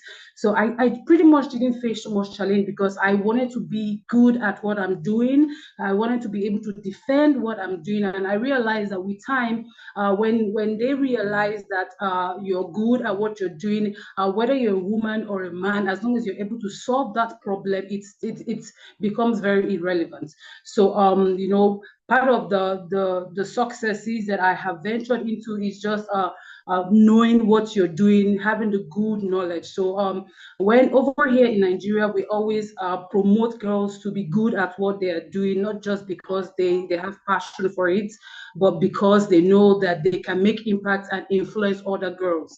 So I think pretty much for Nigeria is going pretty well. I would say it's improving very, very well. And Nigeria also is encouraging a huge awareness using social media handles and social media as a good platform to reach out to girls. So I would say for Nigeria, yes, it's going very well. So I would like the other African countries to follow suit. Yeah, you're so right. I mean, I went to an all-girls high school in Jamaica back in the day, and I was what we call the Latin girl. So the Latin girls were told that we were supposed to be the leaders of Jamaica society. And we were back in the day when we were having flirtations with. In fact, our prime minister at the time was talking about creating a new world order. So you couldn't tell me at 13 that I wasn't going to be part of creating a new world order. Probably that's why I have this attitude that no matter how small Jamaica is, we're gonna run things, right? I grew up in that era in Jamaica where we thought like we're gonna run things, we're gonna run the world. As small as Jamaica is, and it doesn't help, unfortunately, that as small as we are, we had the fastest man, the fastest woman, we had Bob Marley. So we really think that we can do things that nobody else can do, no matter how small we are. I think that's what shocked the people when I went in my job. They weren't used to Jamaican girls that look like me having such a bold opinion of what should happen. They had to shut me down, or they tried, it didn't work. But we're talking about this because it's not just about, and I really like what he said, it's not just about the gender question.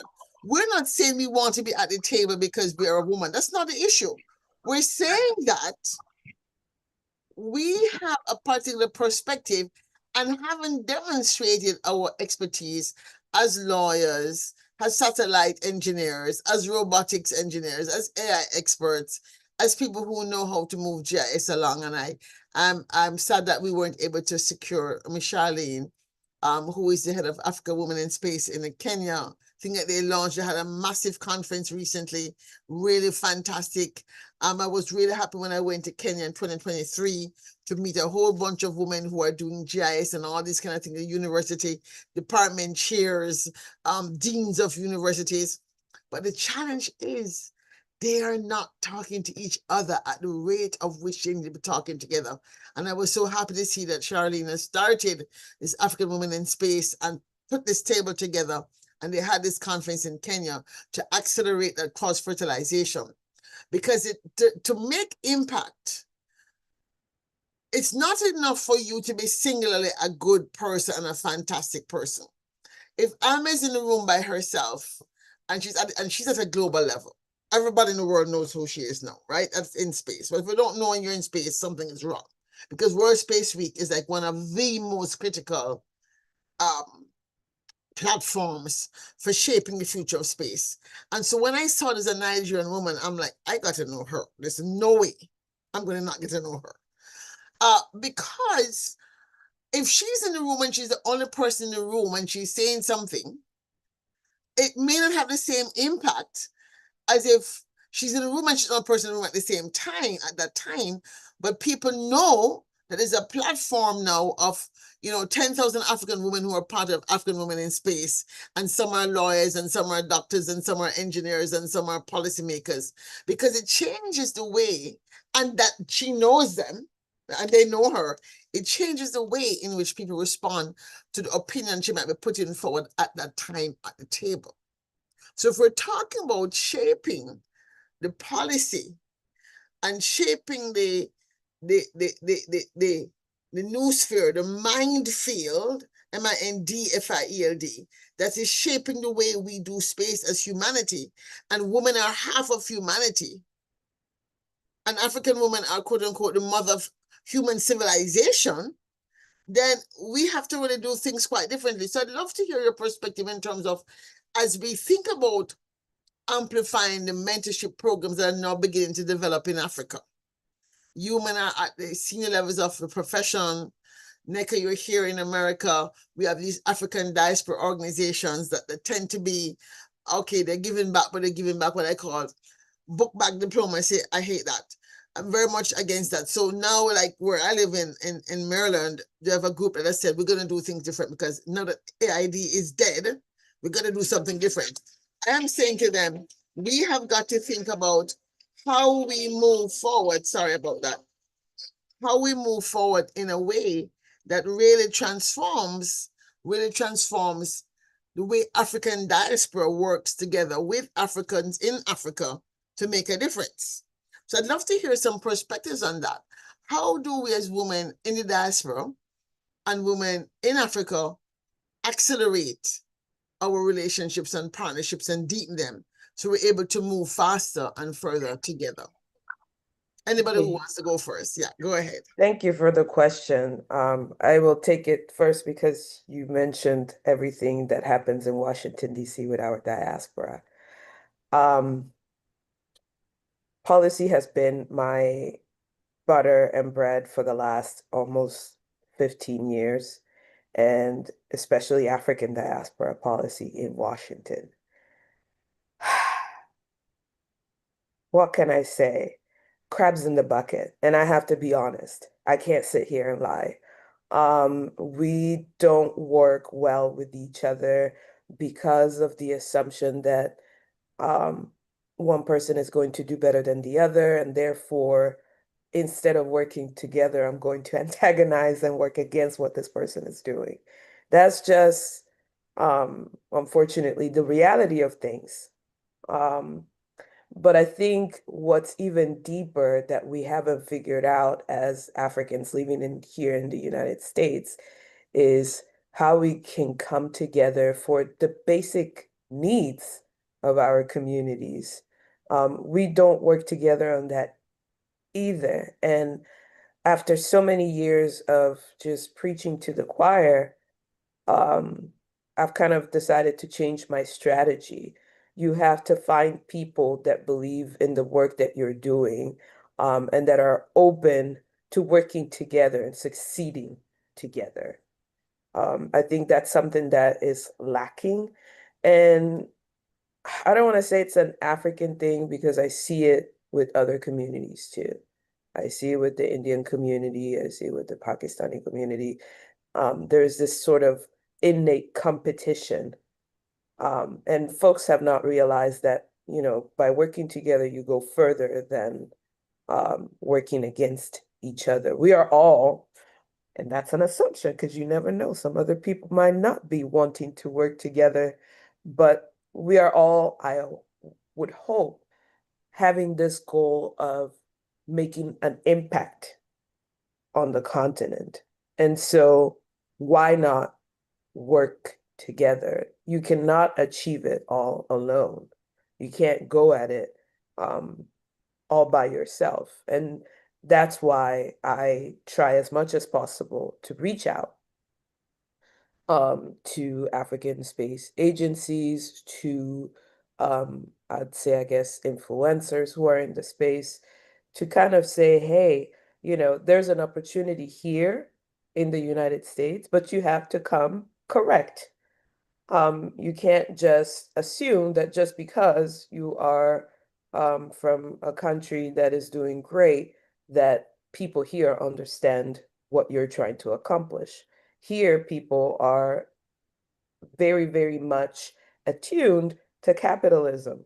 And so when you're illustrating the opportunity that your country has, you have to sort of come in a way that you can work with the United States. And oftentimes, a lot of the groups and the people that I try to reach out to don't understand the value of working with the United States.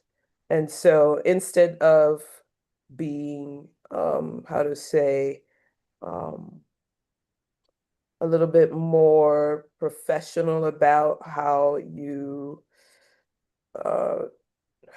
show up in this space, it creates a problem also because everybody thinks that you operate at that level when you don't.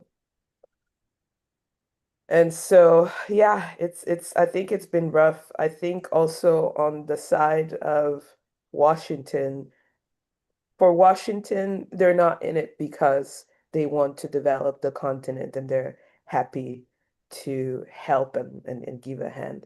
They're there because they are controlling certain strings and they feel that geopolitically they need to be there.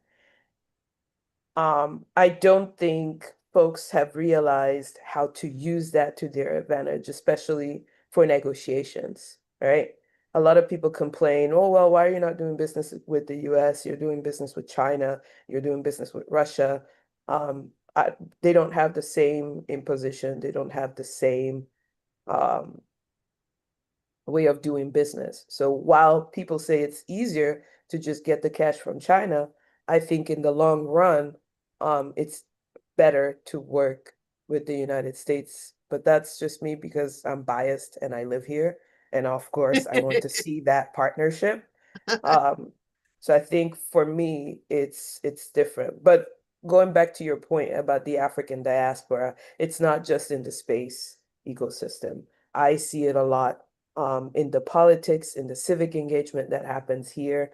We have over 4 million eligible African diaspora members that you would think would get together and say, hey, these immigration policies are not working for us. These bans are not working for us. But guess what? Some of them will go ahead and say, you know what? We'll take the deportees. We'll take 100,000 of them in exchange for X, Y, and Z.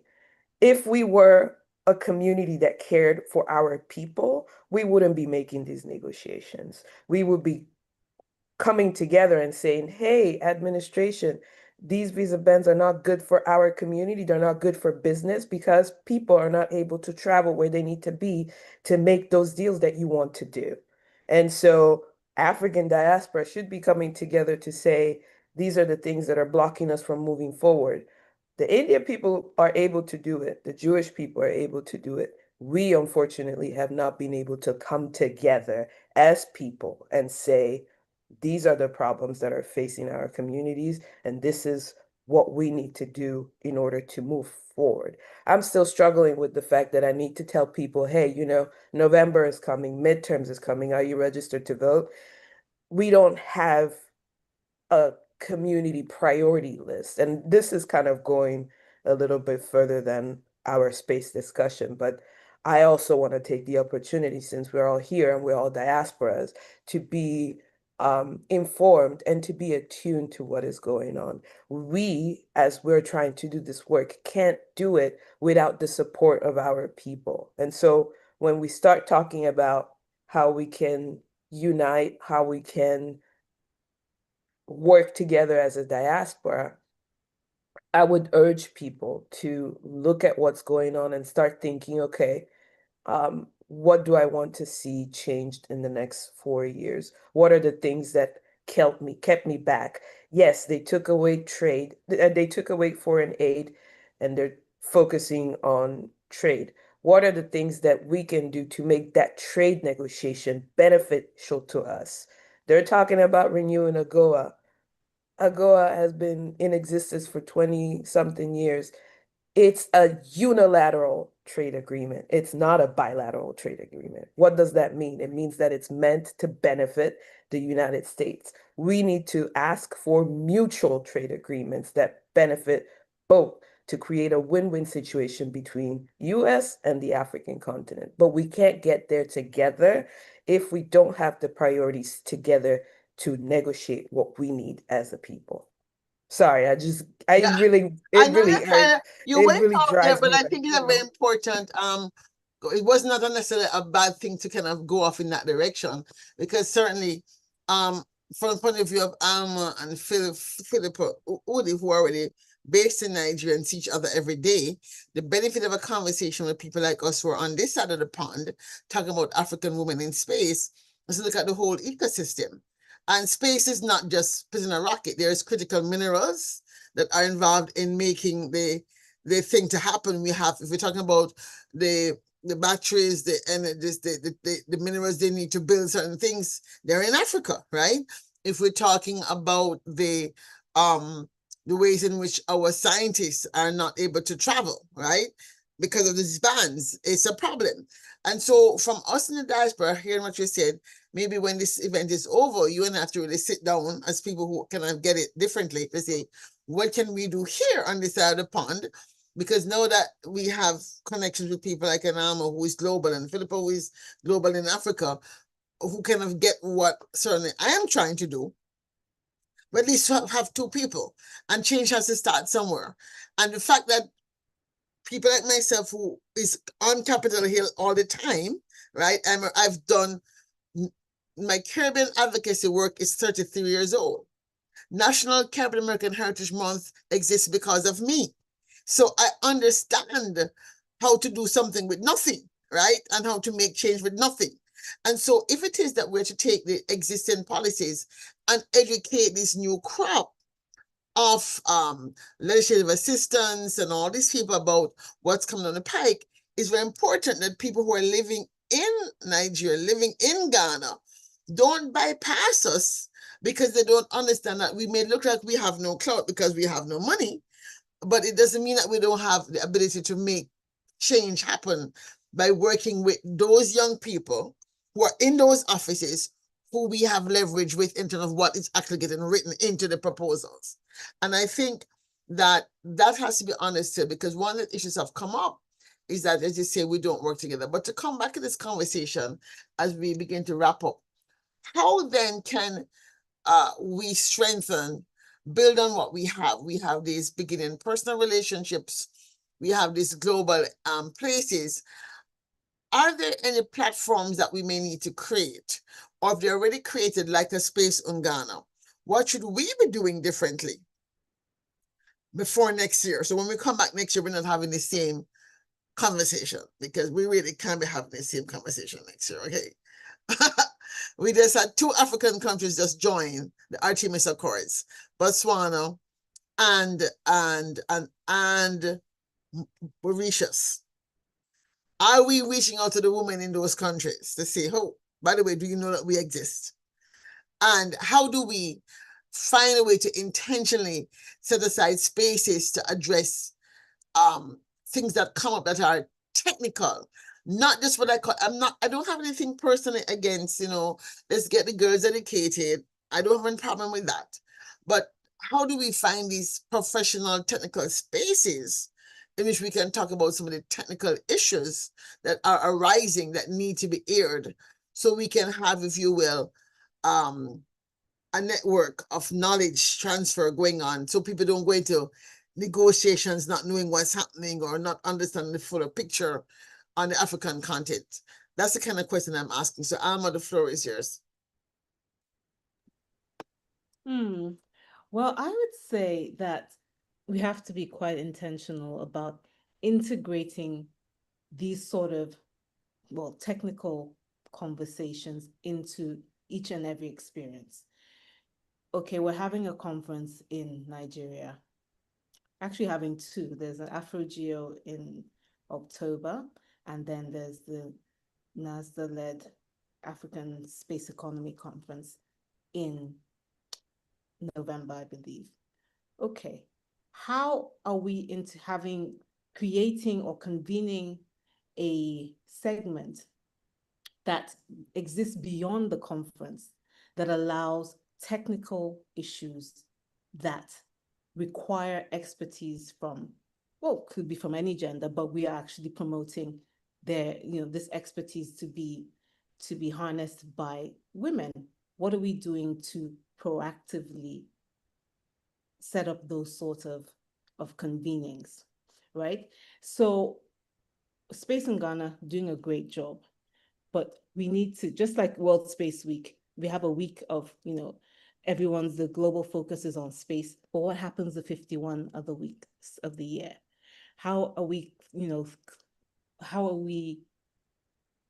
getting these threads to continue?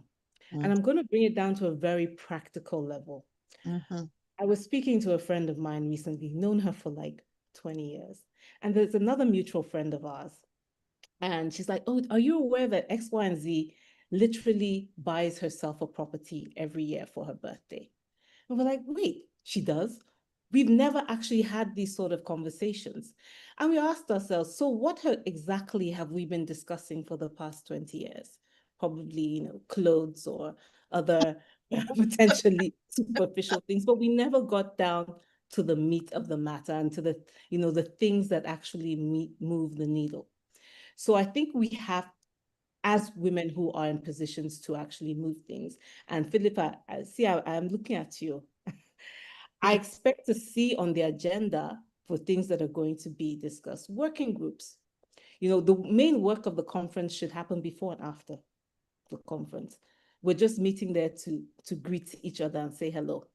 But the working groups run through, right? And that's when you begin to build community. Claire, you spoke about mentorship. A lady introduced me to the space sector through NIGECOMSAT. Another lady advocated for my rapid promotion through NIGECOMSAT. So I've been very enabled, very empowered by women along my journey. And So it is not, yes, we have this bad rap of women not working well together. I really don't know where that comes from, because in my experience, I've been very helped by having various women, as advocates, and me, paying it forward as well. So, but we need to be intentional about that, about actually setting up the convenings for that and ensuring that they run beyond just a 2-week or 2-day or 3-day engagement.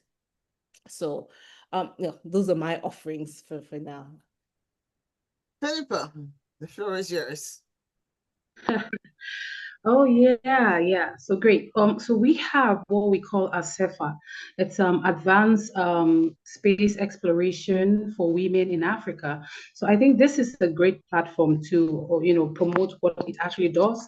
So it bridges the gap of what we're talking about, where expertise, women in the expertise in the space science and technology can meet and have this mutual conversations for self empowerment and also for their countries. So it's been in existence for a while, and the UNESCO has found a very good and gracious way to promote this platform on their UNESCO Science Hub. So maybe after this webinar, I would try to, reach out to all of you and see which ways we can all join the ASEFA. And ASEFA has been very global for a while, although its focus is more on technical than administrative. But from all our conversations, we would expand it to, involve the administration aspect and involving women from all fields, not just limiting to the STEM field. However, for the conference, we're having our African Space Economy and Innovation Communication Conference this year, November 24th to 27th. I am working with Natasha, very good friend of ours. I know you all know her. So we are definitely creating different working groups this webinar.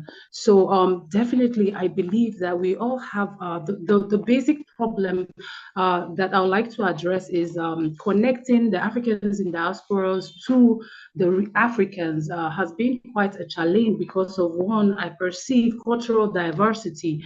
The way of doing things is quite different, because if I was to work with someone in Africa, Africans in diasporas, to realize that the way the policy frameworks are quite different. So this is where we can create more awareness and create more hubs, more platforms, and we can create more events like what you're doing now to, bridge that gap. Sometimes it could just be a little bridge in communication that could ruin an entire business partnership that is trying to exist between Africans in diasporas and also Africans. So I think we should create more webinars like this to keep creating awareness. And afterwards, what happens after this webinar? That's where the hubs come in. Maybe, create a women's hub where, issues like this could be addressed and people can network and also do follow-ups. So I noticed that the problem is not in creating webinars, the problem is what happens after. So the follow-up is it's been quite poor in Africa, but we do believe that with time we will get there. So I do believe that you will do some follow-up after this webinar and find ways for us to connect and form good partnership and collaboration. So Alma, definitely I will put what you've said into recognition and into what we're doing by creating working groups. Especially, we do have a working group for women, so we will elaborate more on that. Thank you. I'm very, very excited about this conversation. We have to wrap up. We're going to our next session. But I'm excited because I sit as a bridge, as a woman from Jamaica who grew up in Jamaica. So I was fully formed before I came to America. And I grew up in an era where Jamaica was very much at the forefront of the anti-apartheid movement. I grew up under a prime minister that was very much popular in Africa. I grew up in Bob Marley's music was transforming African mindset and emancipating ourselves from mental slavery. And that informs the person who we are operating in the world today. And I know the challenges we face sometimes of competition for being seen as the only and the brightest bulb in the room. But the reality is that there are many bright and brilliant women across all fields. So for those of us who are able to get beyond that already recognized, have gone through our own spiritual awakening and realize, okay, yes, we're bright, but we're not the only bright bulb in the room. I'm not able to recognize that, you know, Nika is equally bright and Philippa is equally bright and Amma is equally bright. And we don't have to be afraid that their light is going to overshine us, that we're able to get beyond that, if you will, that existential fear that we're going to be eclipsed. And I think that's why maybe we see that happening, is that for some reason the capitalist mindset has taught us that if we don't kind of push to be the person that's up front, we're going to be somehow eclipsed. So we have to do our spiritual work to recognize, if we're talking about going into space, and just think about this, ladies, we talk about going into space for a civilization in an ever-expanding universe. How then can we move forward with a capitalist mindset that says resources are scarce? It's not logical. It doesn't compute. So we have to do the inner work and the inner astronaut work. And Keisha Shahaf, who is a Caribbean woman, first Caribbean woman to experience space as a citizen astronaut, is very much a part on the network I'm building globally. Is going to have to do some work around this sense of, why is it that we compete against each other when there's really, we haven't even built the table yet. We haven't even baked the pie yet. We don't own any space companies of any magnitude. We don't own any search engines of any magnitude. We don't own any cybersecurity companies of any magnitude. So what are we fighting about? We got to build one first, then we can fight about it.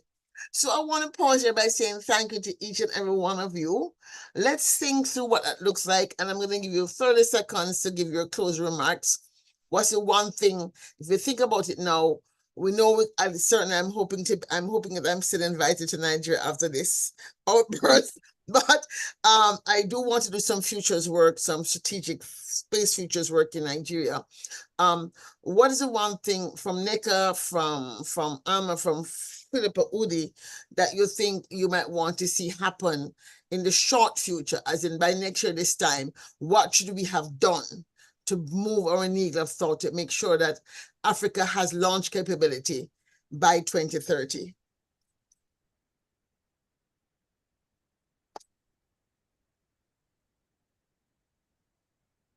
You want to unmute? Who wants to take that? Rocketry, maybe you should take it first. You're the one with rocketry. Well, Okay, just like anything in, Philippa, do you want to go? you can go ahead. I'll go after you. So simply because we're focusing on the rocket revolution this year for World Space Week, I can speak.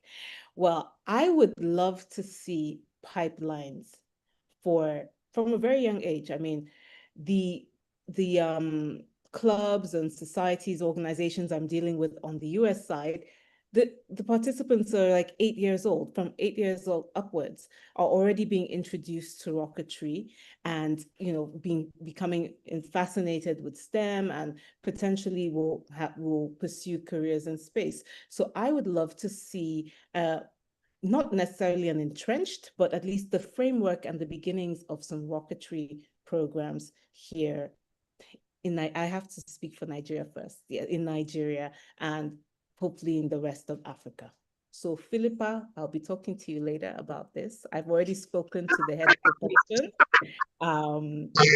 Dr. Ian, I think Ipaya. Dr. Ipaya has spoken to him about it. So I'm not joking. I'm not saying this just, for conference sake. It's definitely something that I want to see the very beginnings of, and then let it blossom from there. So that's what I'd like to see by this time next year. Thank you. So, okay, so well, what I would like to see is something I feel is thriving but could have been better, is intergovernment collaborations and partnership as regards to rocket launch. So we know that most of the space agencies in Africa are recently, they're trying to come together. They've been signing MOUs and all that. But as regards to rocket launch, I think the Africans can do more than that. So I intend to see in the future where interspace agencies in Africa can come together and form, a collective collaborations as regards to rocket launch. That would be great. Thank you. Nika? I can't really speak on rocket launch itself. I can only speak for what I think I would be able to contribute for Yes. next year. I can't say 2030 rocket launch, but what I know is that at least I would like to see more women owning space companies. And so I think for Yeah. me, that's my goal. Um, I think I'm getting there, but I'm also hoping that we're no longer asking why should Africa be part of the global space economy. I hope that conversation is done by then, and that the conversation that we're having, aside looking ahead of the MOUs, is how many people we've actually moved through the pipelines, how many people we're able to get information for agriculture, or how many people we're getting climate change and flood control stuff. I want to see practical and actual things in existence. And so I want to see more African Space Agency actually coming to the United States. Skyward Africa organizes missions both in Texas um, and in Washington, D.C. So we want to see more folks coming to negotiate, right? Um, you can't always expect, and I'm telling y'all right now, everybody needs to get it together. You guys can't have a conference every month.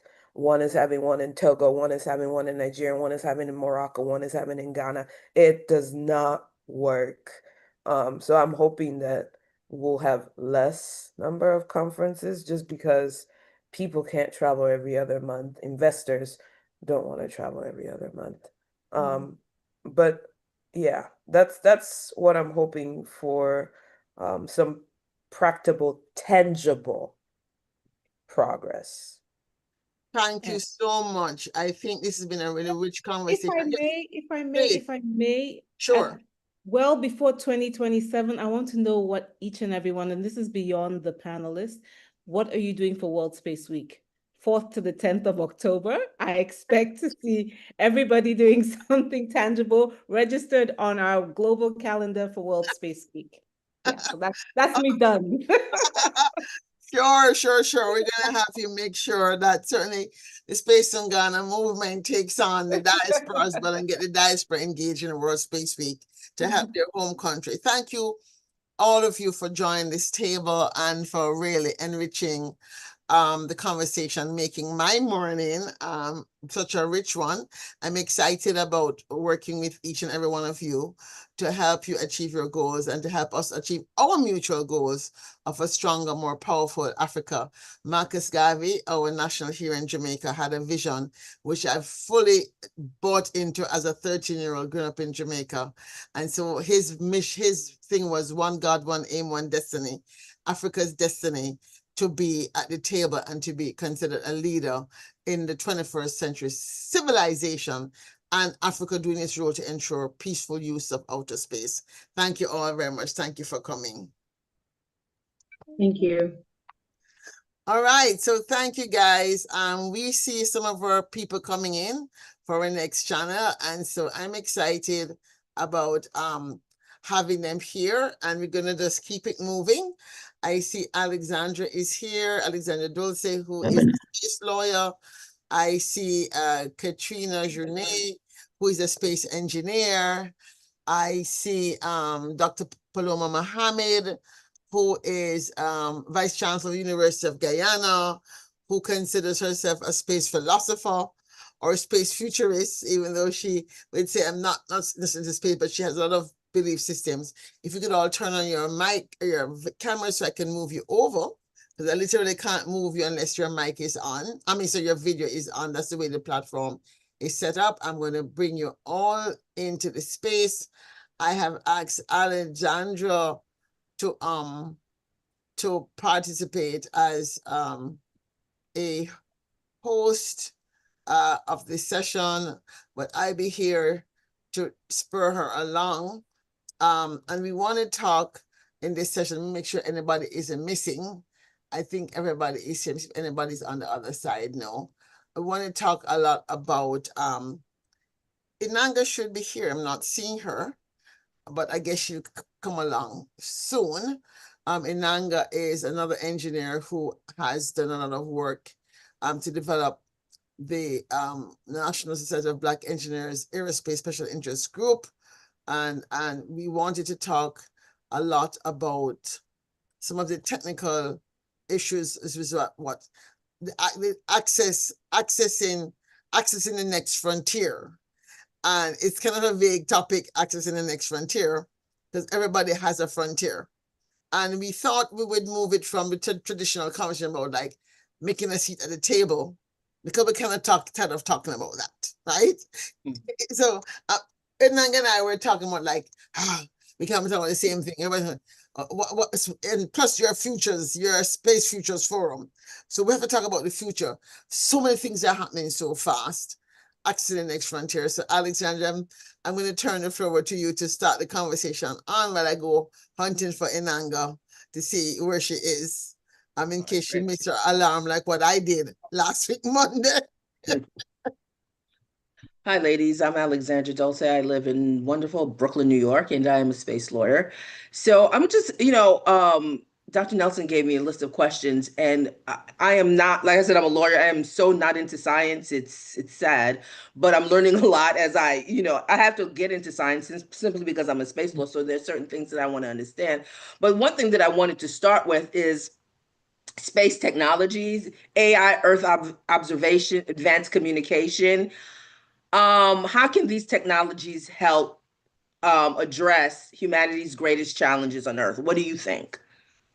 Because I'm kind of I could see that I'm a bit semi anti AI right now, so I just want to see what do you think about that? So I don't know. You want to start? What's no? All right. So I'm actually in Mexico, and just yesterday came for a very closed activity that the UN is spearheading on AI and human development. Okay. And because this is like 25 of us or something like that for 2 days talking about the future of humanity and how AI is going to impact on that, or how we think AI is going to impact on that. So one of the things that I think is very obvious is this kind of dichotomy between what is good or possible to manage with AI and what we are concerned about that we don't know enough about yet. And one of the areas that I think is enabled by these technologies, certainly AI, and the speed at which and the quantum of data that it can process at speed and at scale, is that it is allowing us to be able to do things much faster in domains that are unknown to us, like space. And one of the things that we have to be cognizant of is the fact that while these technologies use a lot of Earth resources, there is a huge push, in fact, to, I would like to say, maybe colonize space. That's by these companies to address some of the Earth problems that we have, such as, where do you put these data centers? Big idea, big session. And how do we communicate with each other in, I don't know, 100 years, 50 years?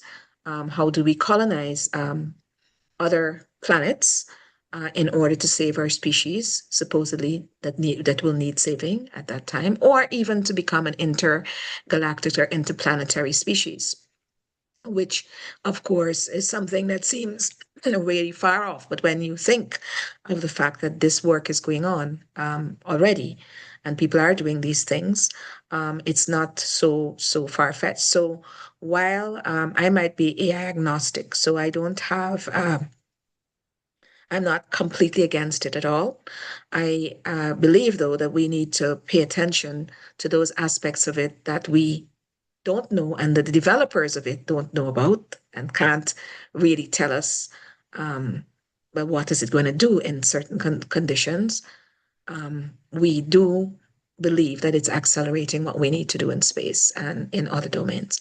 And if we can harness that in the interest of humanity, I think that might not be a bad thing. And I'm not a technical person either, so don't expect me to tell you about calculations and coordinates and how the rocket fuel and all these things. I'm going to have to rely on the other technical people in the room, but I can speak about the thinking and the logic, and perhaps, as Claire said, I didn't say I'm a space philosopher. She said so. I've just been fascinated by space since I was a child because I believe, and it is actually fueled by this idea that we cannot be alone in the multiverse. We can't. We just cannot be the only intelligent species, but maybe we are the only intelligent species in this form that we are seeing. So that's really where my space interest is really about, is in, not in necessarily being a colonist in any other place. Thank you.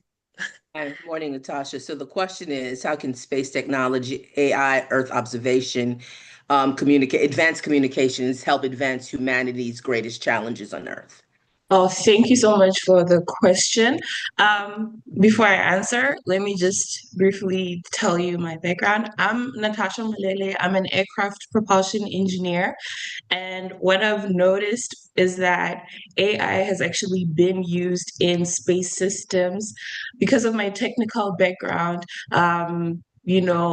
For example, in NASA, they've been using agentic AI, which is preventative maintenance. So basically, preventing things from getting destroyed quickly. So it's like troubleshooting. That's what AI has used in NASA. So I've seen that AI has actually been very, very important because, for example, when you create planes or engines or rockets, there are certain parts that people aren't able to inspect, where corrosion can happen. But when you have systems, automated systems that are able to detect where there'll be malfunctions, where humans would be in danger, or where humans are not able to go in those systems to check what's going on. That's where AI can be used. Unfortunately, some people get scared that, oh no, AI could replace us. But the thing is, AI has been used to help us do things a lot better and a lot safer. So that's how AI can be used in the technical aspect, or that's where I've seen AI has been used to help us inspect or maintain engines or planes or rockets in a lot safer manner because it's something that has been used this whole time and things are getting developed, but I've seen that we're not risking humans when it comes to certain things in propulsion systems. And obviously, as the years go by, there are more developments coming up, and that's how AI has been used to help us do things a lot more efficiently and effectively. So I hope that answers your question. Sure. Yeah. Katrina? Well, I would add that I agree with both of my fellow panelists, but the other thought is data. So we have tons of data to crunch through, categories and trends, and AI is a valuable tool to use to go through all of those data sets. You could spend years manually trying to process it, living in a spreadsheet, trying to code something yourself, or you can utilize this tool to move the initiatives further. So I think the benefit is in how you use it, um, the way you use it responsibly, understanding the information and the algorithms. I think if you just put in solve my problem, you might get infinite number of things that could be useful and not useful because AI is a tool. It doesn't understand every nuance or have the humanity. So you may get solutions that are false. But if you are the professional and the known set of people working together, you understand your data sets. So now you're using it and harnessing that opportunity to propel you further. So I think companies are going that way.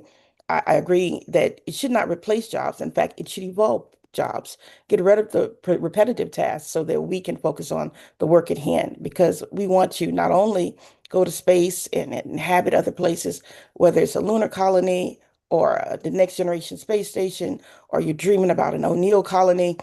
we want to preserve what we have on Earth because we need more than one place to land. So I think use AI responsibly. Law and governance will be important. So there's a place for you in that space there, making sure that we have rules and regulations. And certainly the maintenance on vehicles or understanding trends and data analysis as you get failure data in, that is what we want to do. So as somebody who's worked in reliability for over 20 years, human space flight, that's my big focus, crunching that data, making it actionable and being safe, and then going on that mission. Thank you. I mean, and I agree with you. It's how you use it. I tell a lot of young people, I mean, you see young people like, I'll take the subway to work. They're using AI to do their homework on the subway. And I'm like, you know, you want to say that's really not going to benefit you. If I'm using AI, I need information, like you said, the data, and then I use it in order to help me do what I'm supposed to be doing. But I never use it as a presentation, or no, I don't do that. And I'm glad you mentioned how it can support us and, you know, help us get rid of repetitive tasks instead of like getting rid of jobs. It's something that employers should be, should be listening to. I'm going to switch the role. We're all women. The questions are less technical, more into the human. I mean, in human aspect and female aspect of it. How can women become mission designers, innovators, investors, policymakers, decision makers in shaping the next frontier, which is space or whatever, here on Earth or there when we colonize it? And why is it important that women have a voice? That's also the why is it important that women have a voice? If I might jump in here, you know, if you look at some of the major criticisms or weaknesses that now exist in the AI models that we are familiar with, in at least in the West, one of the major concerns has come from women in terms of the ways in which women's issues are categorized and the inbuilt biases that might exist in regard to women's voices, women's issues, women's education, perceptions about women, etc. And this is something that has to be, I think, fundamentally addressed at its root with the persons who are engineering these technologies. And just the sensitivity towards women's matters, because they can, if people are using these tools to make decisions about women's anything from, you know, whether you're getting a bank loan, whether you're going to get a job as against a male counterpart, whether or not somebody's going to make a decision about your capability, right? In a particular space, and whether or not women's issues and women's perspectives are showing up enough and sufficiently contextualized in these searches and spaces. This is something that we really have to address, and it goes back to the fundamentals. More women who are, and I don't think it's more women only, right? Because very sad to say, sometimes you can have women in positions of authority and power, but they just don't have the headspace. They don't have the sensitivity, or they're not willing or enabled, perhaps, or they don't give themselves permission to really address women's issues. They just see themselves as another one of the boys or one of the people who are doing this job, and they don't think that they have a mission necessarily to include and be sensitive to women's issues. But at this point in time, we have to educate. We have to make sure that our girls are know their worth and know about these problems and biases from the beginning. And of course, once they're trained and we get more people who have that kind of sensitivity into these positions, I think we could make a dent in this with this particular problem.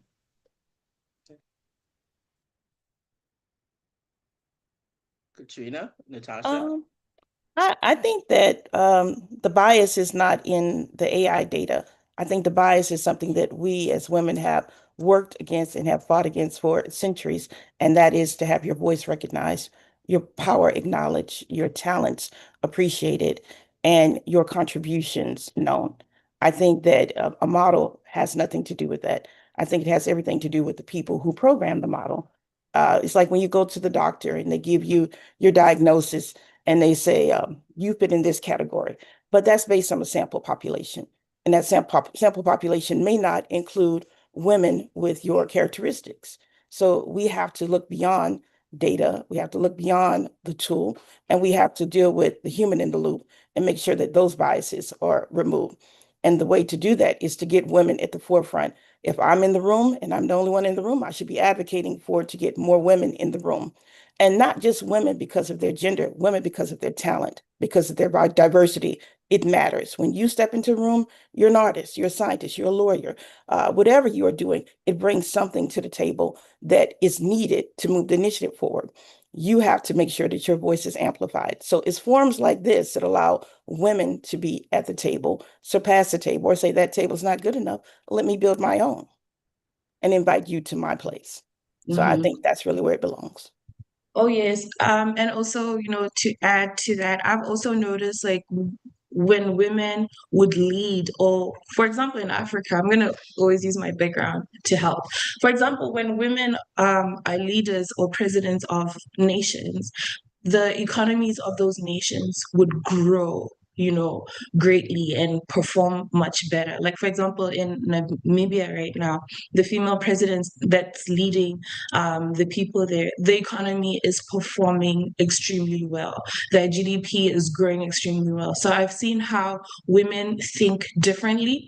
They think about the community whenever they put their minds to something or whenever they're part of a project.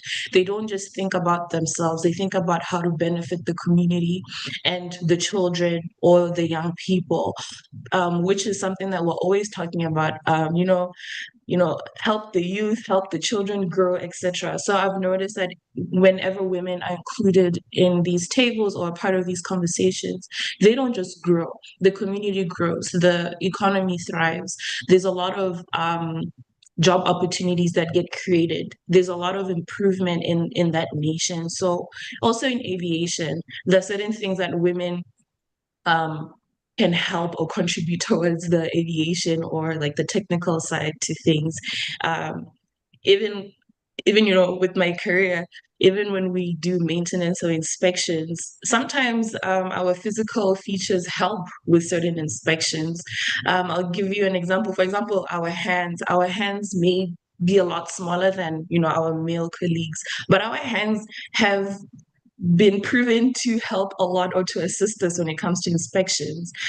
We can reach parts a lot easier. We can hold tiny bolts, for example, a lot better than our male colleagues. Not to say that we're better than them, but I've noticed how us as females, when we're a part of these things, we get to improve, we get to make things a lot more effective. Hence why women should be a part of these conversations or to be at these tables. Thank you. I agree completely. I think that, men bring the hard power and we bring the soft power. And soft power skills, like you said, we think of the community. I'm going to give you an example. I was at a conference and we are talking about human rights and we're talking about sending certain countries, I'm not going to mention certain countries, sending humans out into space to test to see how they're going to survive or whatever, whatever. And it was a mixed group of females and males. And women were saying, "Oh my goodness, that's horrible. They shouldn't do that." And the men were like, "Well, it's business." So, we always think about the human, the fallout, because it's usually women that have to deal with the fallout anyway, most of the time. But we bring a different perspective. We bring the soft power. Yes, we can do this, but there are going to be ramifications. And that's what men don't think. A lot of men don't think it's business. Let's get it done. Boom, boom, boom. But there's always a cost to doing that, when you act in that manner. So I agree with you very much, all of you very much. So here we are. We talked about outer space and technologies, and we talked about why women should be in the forefront or at every table. So what do you think is the most significant known and unknowns that we as a society must resolve before establishing settlements on the moon or in outer space?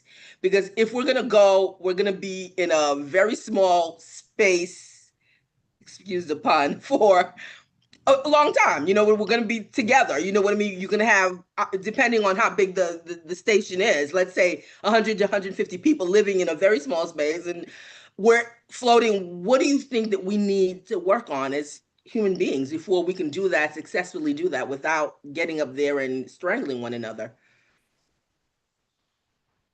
I think if we look at the Artemis mission and how excited the world was to see, that view of the moon from the other side, and you think about Victor Glover and others coming back and that perspective, or you think about the overview effect when people see Earth as that tiny pale blue dot, it's humanity that you take to space that makes you come back stronger, and it helps you to build things and to empower and encourage. People fell in love with space all over again, just from those people coming back from the mission, seeing the universe from their perspective, Earth and the moon. We have to remind people how celestial space is and how beautiful it is and how it impacts the world, the moon and the tides, the sun and the growth. And when they see how it is for their everyday life, and they're reminded that that power is part of what propels us and sustains us, then the excitement is there. But it really is the humanity that you have to keep there so that you can bring back and create and innovate and keep things moving forward. So let me ask you something, Katrina. When you say humanity, be a little bit more specific, because I tell my kids all the time growing up, be kind. I think you've got to be kind. You've got to be kind and understand that you need to share the space. Share the space, learn the space, explore the space, bring back all the technology that you can to improve things here, because we can't forget about Earth. We can't say, oh, we're going to the moon, we're going to Mars, and forget that we still need to sustain this place. And then if we're kind to one another, then we come back with respect and we can actually get the work done. When you put those simple principles in place, then you don't have room to be arrogant and stop things from moving. I'm not going to share this information. I'm not going to move this way. I'm not going to create this opportunity. It's all about the opportunity, because you realize just how fragile the environment around you is. Hello. I would like to say that one thing that we should also think about is radiation exposure, because we'll be there for extended number of time. It's not just a 24-hour or 10-hour ride to space, but No, it isn't. exactly. So radiation exposure, I know right now there's research being done about radiation exposure, and there's also research that when women go to Mars, they'll survive a lot better because of our features, thank God. But I believe that the most important thing is the radiation exposure. Our bone density is going to be affected. We need to stay fit here on Earth before going into space, because there's a lot of bone density that's going to get depleted when we're there for a significant number of times. And unfortunately, women also get affected, as they get older.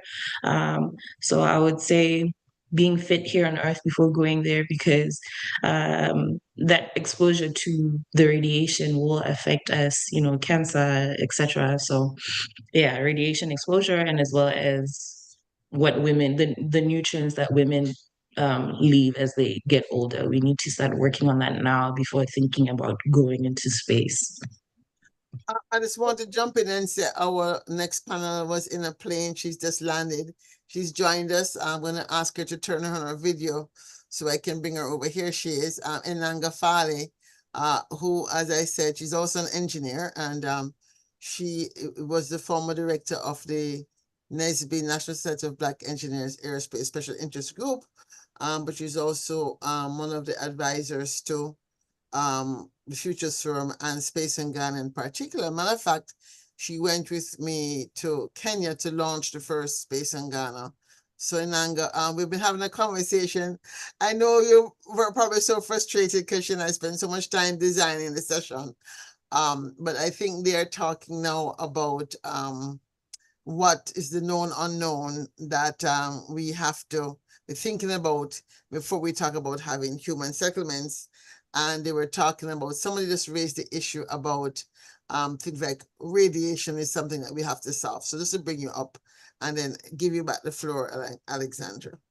Okay, so Paloma, go ahead. Yeah, so I think it was about a year or two ago at one of these forums that a conference that Claire had, that I was able to listen in to quite a bit of the presentations. And I was quite fascinated by a presentation by, I think it was somebody from South Africa who was doing space psychology. I remember that, Claire. And he was you don't remember it. I remember it quite, it was fascinating. They're working on creating a space station, an off-Earth, low orbit space station for, I think it was 15,000 people. And I think they had a deadline of maybe 2040 or something like that.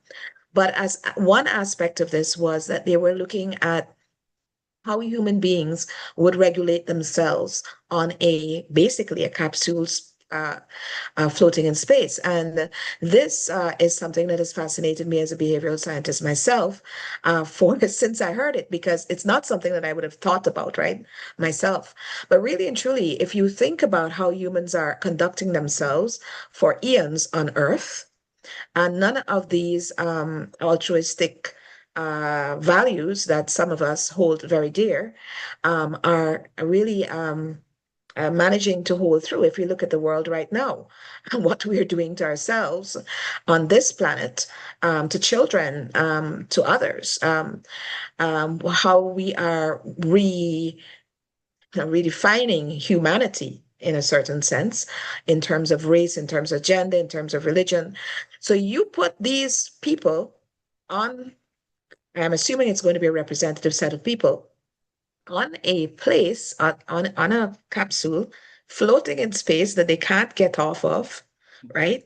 That is a fascinating problem, because they will have to find a way to survive. And this is not a question of whether or not now humans are going to destroy the earth themselves, which they're doing their very best to do. But it is a problem that is a bigger problem. Suppose there is a catastrophic space event. Suppose something hits the earth, right? That we can't stop, right? So it's not only about us, and so this imperative for the species to survive, at least being off Earth if such a thing happens, is something that we must think about. And I have to say, it might have to go back to the selection, very, very careful selection of who gets on that particular mission that he is creating.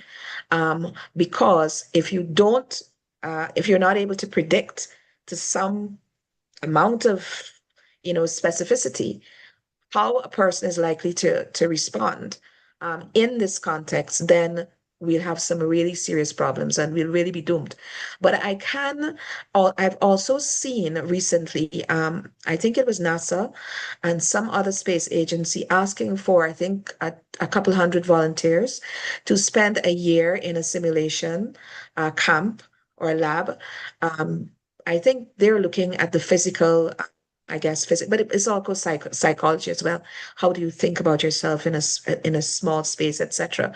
So that work is happening, and it is a new area, I think, for social science, and especially for lawyers and so on, for us to think about how we will relate to each other when our track record on Earth, where we can move from one country to the next, we can move to the next room, we can do whatever, has not been very good. So it actually means that we have to have a very different mindset, very, very, very different mindset, and agree that we have what they call mutual vulnerability or mutual destructibility, meaning if you basically do something, we're all going to die, right, out here. So we have to manage it. Or we'll have systems where people, once they start to look as if they're aberrant in any way, some real horrible stuff might go down, meaning that you have to remove them in some way, right? So there's a lot there that we have to think about, and that's all I can offer for this, um, for this question. No, that's very good, because I know a couple of space psychologists. I've met them at conferences, and the thing too, they're in outer space, but when they come back, what their reaction is going to be. Eventually, I don't know, you stay and you come back to Earth. Can you relate? Natasha, you have a question or? Oh, yes, I wanted to add on to that after you're done. Yeah. No, I'm done. Go ahead. Okay, okay. Yes, I really love the points that Paloma and as well as you, Alexandra, the ones that you just gave. For example, when people go to space, they're going to be in a very small capsule. Some people are actually claustrophobic and also simulating high stress environments. That is going to affect a lot of people when they go up there because you don't know how you're going to react when you're in a high stressed event.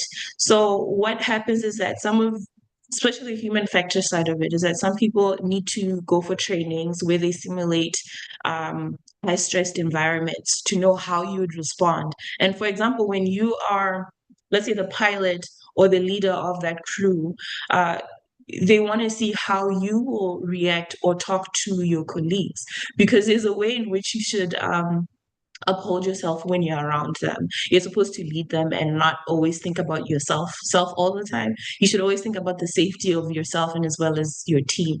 So obviously these simulations will help. You need to know how you'd respond in high stress environments. You need to know how you'll respond in a very claustrophobic space because you will be there for an extended period of time and you don't know how you start talking to other people when you start getting irritated. So there are a lot of tests that I've seen that have been conducted. So this is something that people should think about and not just tests in this type of clothing. You'll be in a suit. So imagine the stress that's added on to that. You're not like yourself at home where you can dress anyhow. This time you're stressed, you're in a very tiny space, and you're wearing a pressure suit as well to add on to that.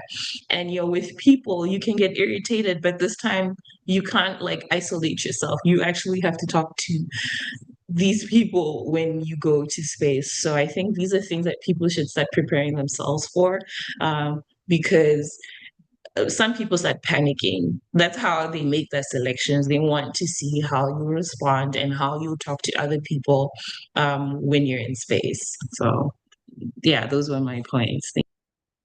No, Ananda, you have I agree anything with to all of add? those points. And I was thinking about, when I went to the buoyancy lab at NASA, you could see the mock-up, the space station underneath the water in the pool, and you see them fully suited up and they go through the training there. You see people do scuba diving, deep diving training. You see them go on hiking expeditions, their cognitive behavior tests. You think about people who have been on the space station, you have that huge data set from short term to long term duration time, like you had a fabulous Dr. Jeanette Epps with that 235 day on the International Space Station. All of the things that she had to learn in order to work with people, to do the emissions, the research, coming back, and then that healing process, and then going out. And I love to see all of her things that she puts out there. So you have the data set and you have the people. Exercise is a big thing. Medical risk is a big thing. Biomedical impact to the crew is a big thing. And then just remembering it's kind of like military, like practice, practice, practice, practice. These are things that models cannot teach you. That is human in the loop. Yeah, I agree. Ananga, you have anything to add or? Oh, I just no, very, very interesting conversation. The one thing I picked up on is the concept of social systems. And one of the major things we've been doing in the systems engineering space is looking at how we're applying systems engineering and systems thinking principles and how we architect the world. And there is a whole movement, and there's actually intersection where they are talking about taking a systems approach to designing laws, that there's a group focused on that. And so I definitely think there's engineering principles in terms of, if we're looking at this whole thing as a big system, how are these different things coming together, and what are the interfaces, and how are they connected, and what is the impact? One of the things that is, what I would say, pretty to think about is, as we are talking about the problem and HCI, human computer interaction, how people are engaging with technology and in how they're engaging with each other. At the same time, we're going through a process of evolution and in our critical thinking skills with the introduction of AI. And so some of those principles that are already out there in terms of how humans interact with each other and how humans interact with technology or how humans reason is changing because we're also changing the landscape of how we engage. And so even that problem space needs to be revisited as well. So those are some of the things that I was thinking about as you guys were talking. Thank you. Katrina had said something earlier about Earth, coming back to Earth, and a lot of citizens are angry that there's so much focus on outer space right now when they're saying that the Earth, people can't eat. There are so many issues. How would you guys react to that? As a space lawyer, it's easier for me to say, well, it's becoming commercialized. We don't know what's happening. It's easier for me to kind of, even it out, or you just kind of stay neutral. But as scientists, as people in the social scientists arguing that you should be focusing on feeding the people here, not going out there and starting colonies or settlements, etc. What would you say to them? I would say a couple of things. Oh. Go ahead, and now go ahead. Then you can go. Okay. I would say a couple of things.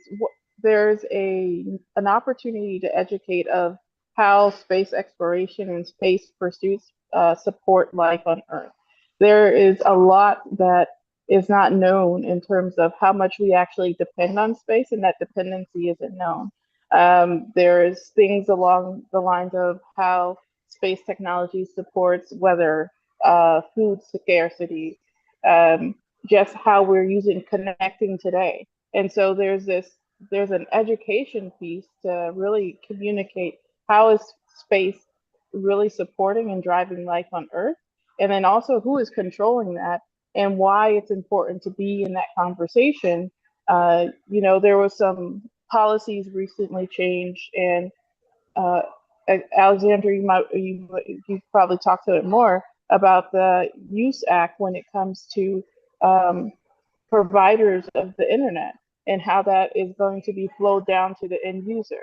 And so as it's getting more commercialized and we're doing more stuff, we're still getting more tools and more resources that can support our life on Earth. But that whole aspect of ownership, to stop it would mean we're also stopping some of our own progress. Katrina? I'm in total agreement there. I think that's the same points that I'm thinking about. You think about all the advancements you have in medical research. A lot of research is done right now in the medical field on the International Space Station. All of the things that we build in order to get up to space, to sustain it, to maintain it, those things are technologies that flow back down to Earth. So we maybe have to do a better job of communicating it to the community, how those things benefit them daily. But aside from the jobs, the technology, it also returns itself. That overview effect, where you look down on the beautiful pale blue dot, you get a chance to see all the climate changes, the information about the ocean and the land. You get time-lapse videos, which all help you to make better decisions on where to pinpoint issues and problems. There's so much technology that can be beneficial here and harnessed. And, it's for like the problems we talk about on Earth, those are very real, whether you're looking at homelessness or issues of housing. Back to human in the loop, we have to take responsibility and be accountable for what we do. We can't just blame it on one industry. You have to be responsible for how we treat people here on this planet so that when we go further out and expand, that we are pushing forward with that humanity and that good mindset. Absolutely, absolutely. I love the points that you both made. For example, just communicating how space technology supports life on Earth. I wish that it was shared that the reason why we have pillows and mattresses was because of space technology. We have washing machines because of space technology. I mean, the obvious one, our cell phones. But I wish that there would be a better way to communicate with the community. And obviously, you know, the medical research as well was developed because of space. There are certain things that people found out, like regenerative medicine, how when it was tested there, they could see how it could be solved here or a continuation of it. So I just believe that that communication, the communication background, the communication part of it was maybe a factor or a challenge because a lot of people don't know that, oh, we have a pillow because of space. We have certain things here. We have washing machines because of space. So many things were developed there that we are unaware of. That you know, space has actually helped life here on Earth. So yeah. And I So agree. Taking below. Go ahead. Go ahead. you know, here's the thing. A lot of those things that you're talking about, we take for granted that we enjoy. The conversation around homelessness and poverty and food insecurity and, you know, genocide or, you know, all kinds of things. They don't touch those people, quite a number of people on the planet. And so it cannot be a conversation about either or. It has to be a conversation that is balanced, that so that we can use the gains that we have in one sector of the human population to bring relief to other sectors. So, for instance, I would say many of us have 2 and 3 cell phones, right? While others have never seen a cell phone. Some of us have Alexa, and I don't have it, but you know, for many reasons. But people have Alexa in their homes. Some people don't have a home, right? And do we think about that other, I think 1/3 or 40% of the world who do not have these things? And to them, they don't care about whether or not we're going to space, right? They care about their livelihoods now. And I think that balance has to be brought into the picture where how do we, as a human species, not only think about our future survival, which is what space is about our present development as a techno sophisticated species, right? Which is happening now. But how do we cater also? How do we bring those gains to others who are definitely in a deficit position? And this is real. Both things are real. And I think we have to find a way to do both. I really feel that all of this mining, for instance, of asteroids and all of this, you know, these materials that we're finding, etc., through space exploration, should be legislated to some extent, if it's possible. And I think it must be possible. But that's the space lawyers' work. But we really should say, well, you know, X% of this should go towards the world's doing this or that. Or, you know, something that says that, you know, we recognize that there is no equity on this planet at the moment. And that this is something that should be central to our values as a human species, right? Equity, inclusivity, fairness, human rights, human dignity, justice, right? It cannot be just about those of us who are able to have this conversation and to have these benefits from space. That's what I want to say. And I agree. I mean, there is that sector. Like I said, you try to stay neutral. People should take responsibility. Governments should take responsibility, but we all know that a lot of them don't. And so you have that sector that's very, very vulnerable. They don't care. They don't care. They don't want to, you know, they don't want to care. They don't understand. They don't want to understand. They want to eat. So, you know, that's where we need to, like you said, come to a point where we could get together and explain it and see the benefit, but also build on equity and justice also. Very, very well said, ladies. Thank you. Last question, because we're running out of time. Humanity's future mission priorities. You know what I mean? So we have a lot of things going on in outer space right now. What should be the future? What mission should be take priority, and who should decide? Because we know for the commercial actors, they're gonna go make money. They're gonna go mine whatever, but should that be a priority, or should there be policies? What do you think the future, especially the scientists out there, with the future policies or future missions, what value should they be bringing to humanity? And who should decide? Who's going to decide that? For me, I see many countries deciding what their future looks like. You see next generation space stations. You see new spacecraft. You see different types of systems being built to further that initiative of space. Internationally, you see a lot of partnerships also taking place. So governance will be important. The next mission is definitely to the moon. You can't go to Mars without the moon. You don't have enough time to study radiation effects. Like my colleague said here, you have to think about thermal shielding, you have to think about medical risks, you have to think about cognitive behavior. So it is back to the moon. We have the lunar missions out there. And then from there, you also have to have some sort of orbiting facility like the International Space Station. Maybe it's there to 2030, 2032. What comes next to replace that? I think that's the future in the immediate realm. And then further out, you'll see things that will be going further out to Mars or another. My dream, I need to see that big old Neo colony. I think that's there. So Ring World is coming in. Oh, thanks for that. And also to add on to that, I believe the thing that we should also focus on from the technical background of mine would be space debris and as well as manufacturing. For example, we will not know what the satellites out there, the bulk of the debris, where it's going. We don't know what's going to happen to it. We don't know how it's going to affect, countries. Because, there was a time when it, came down and it struck one of the cockpit windshields. That safety concern. We don't know what could happen. So I think space debris is something that we should think about.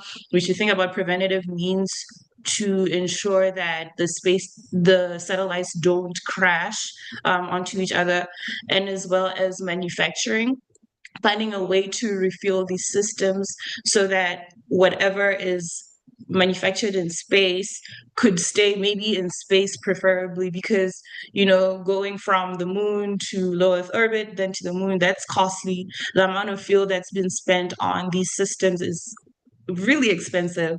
So I believe that manufacturing should be something that should be looked at, because there's a lot that can be produced up there compared to down here on Earth. It's a lot more expensive when it's produced here on Earth.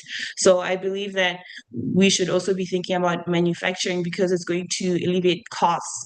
It's going to be so much cheaper. But on top of it, finding a way to recycle the debris there so that more products or resources could be made, or finding a way to take that debris and taking it to the moon um, instead of just throwing it away. They should find a way to recycle and making it more sustainable. Like, what happens if you have a satellite and then it just malfunctions there? We should find a way to make these things more sustainable so that we don't end up spending more. I think we're all aware about what happened with the Blue Origin launch, all of that. The technical side of things, it's a lot right now to explain now. But I believe that they should find a way to make, or we could find a way to make things more sustainable so that manufacturing can happen, preferably there, because, these things that are needed for satellite manufacturing, they need a clean environment. So when it's done in space, when it's done in bulk, it's a lot more cheaper and a lot more effective. So manufacturing and as well as collecting that space debris and making it more sustainable instead of just discarding it. Okay. Anybody else? I had a quick moment. So one of the things, and I agree, debris is a major item that I had top of mind. But one of the things I was thinking about is when we talk about the space agenda and what people are doing, I immediately went back to my Maslow's hierarchy of needs, and it was something in my studies that we always took to apply to a person. It was also applied to homeless studies. What does it take for, self-actualization for a organization or a person to operate at that highest level? And I would say the priority would to be to do that assessment or understand that assessment at a country level to see exactly where our values and our needs intersect. So within that hierarchy of needs, they talk about security. Every country has security, so has security concerns. That discussion is not going to go away. So how are they addressing it? How are our laws are in everything along those lines addressing that? Food is a part of that, and so it's really let's take what's let's apply a systems approach to really understand what are the needs of every single nation and each of their different people groups to see exactly how do they line up. And from there we can establish priorities, because I think the technical problems are the same that many nations are very interested in solving, but the priority that they apply to it really depends on that needs assessment. And I haven't seen a concentrated discussion on that per se.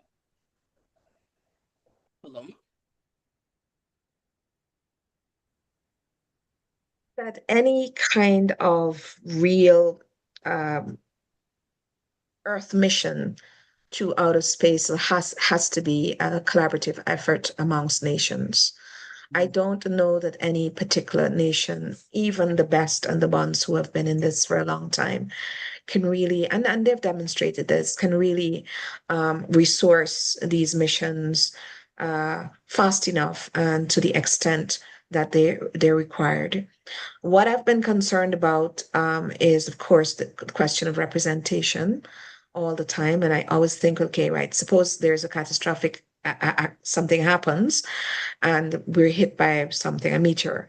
Those ones who are up in space are the ones who are likely to survive, whether they come back to Earth or find some other way of surviving.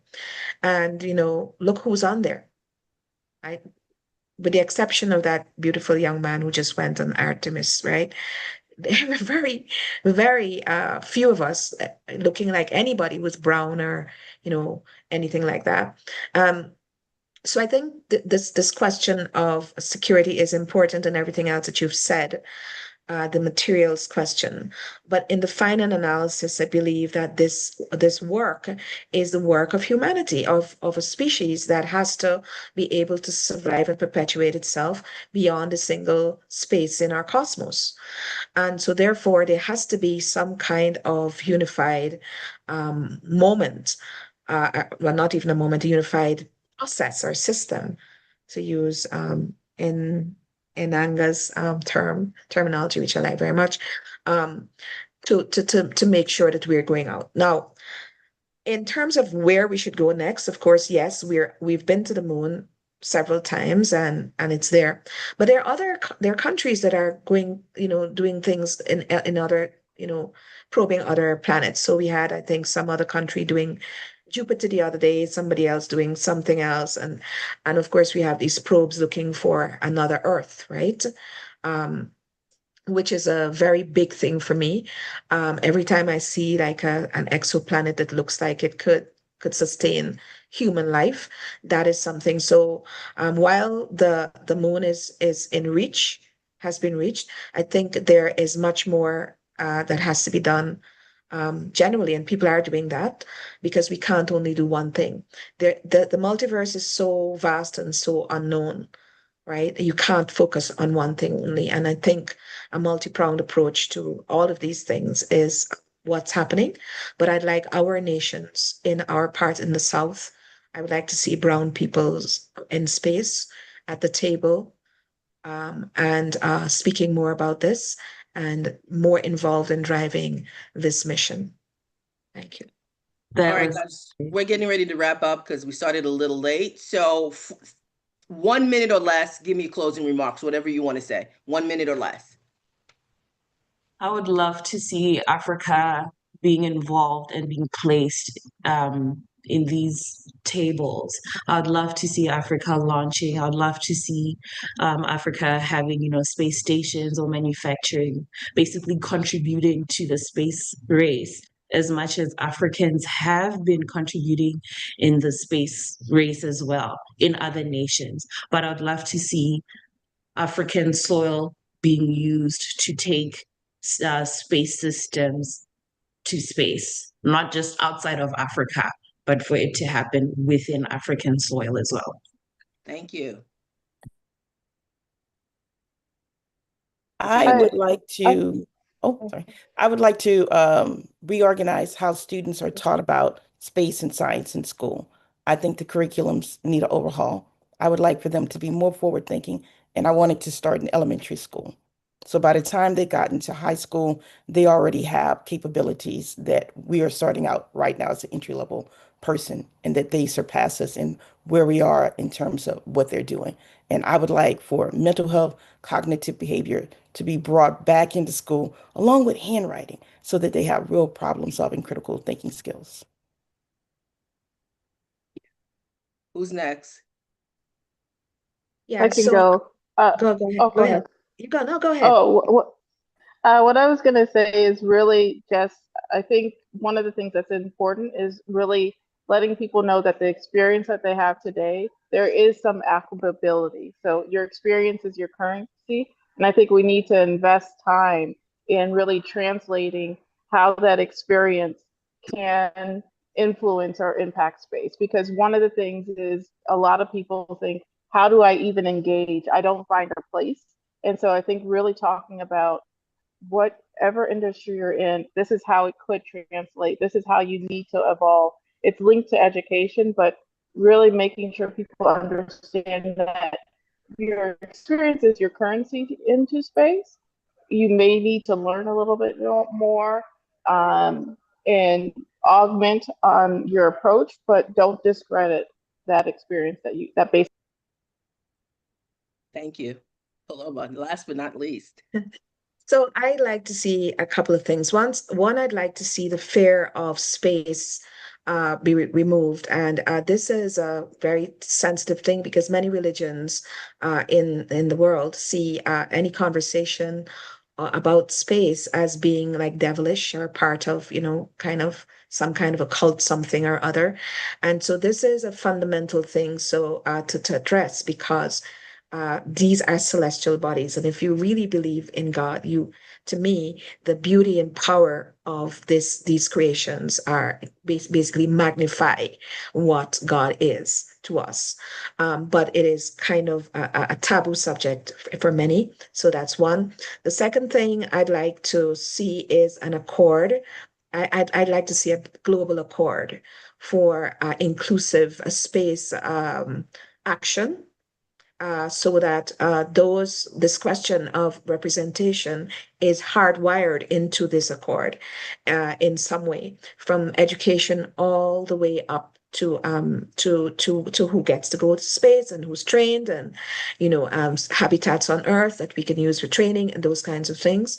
And I'd also like to say thank you to my dear friend Claire for this absolute crazy intrepid passion that she has for doing this work and for making sure that many of us get to meet each other and to listen to each other and to have conversations like this, even if they're only us as resources. And we are our best resources. Human is a very special creature. And our intelligence, our ability to connect is something that she has been working on for such a long time. And I'd like to thank her for that. All right. First, I'd like to thank Claire also. Thank you for having all of us. Thank you for inviting me. And that's it, ladies. Have a wonderful rest of the day. Thank you. It was great meeting all of you. Bye. Thank Thank you. you. Thank you for Thank being a wonderful everybody. It moderator. was such Thank a you. wonderful discussion. I'm so excited. There's so many ways that this can go, and I'm seeing a whole different level of space in Ghana. I'm moving out from this. Things happen for a reason. There's a reason why this had to be a global online session this year, because when Ethiopia was kind of denied to me, I kind of went into a tailspin of depression, slight depression, and had a conversation with Nanga. And she said, well, don't panic it, go back and think again. And I thought, and I said, wait a minute, I can certainly do it online, why not? And once my brain put on the hat of, okay, but then there's nothing to stop me. So this is why it's a month-long platform, because there's things that I would learn that I want to come back to and have a deep dive. So for example, Dr. Inanga Fale, she just finished her doctorate. I must put that out there. Asked her to do a session on systems thinking and systems engineering, a master class, which will be recorded and made available in a different space. And we have something called Startup Showcase in August. So that kind of masterclass thing is going to be next week, Tuesday, where people can kind of just expand their ideas. Even if nobody's in the room, we can record it and make it available on our Send the link. platform. I'd like to come if I can. Yeah, we want to create a resource based. So we're building that platform right now. And luckily, I just identified a young man from Ghana who is very good at this kind of a thinking to help me figure out how to make this resource based like a permanent site, because we can't keep on meeting with all of this content and not having it where people can go back to and find it. So we don't end up next year in the same place. Space is moving very, very fast. We see that Botswana and Mauritius just signed. Coming out of our first conversations, we're going to be moving the agenda on space for small island developing states and trying to identify those people to come together to move that agenda. And based on what was just said on this table, I'm seeing that this idea that floated into my mind about having a person in Ghana create a startup ecosystem now really has to be put on the table. And so when I had said a startup showcase and I put it on the agenda for August 4th, I really thought it was just be like, okay, I'm gonna have a startup showcase for a one-time thing. But based on what happened this week, I'm like, okay, it can't be a one-time thing.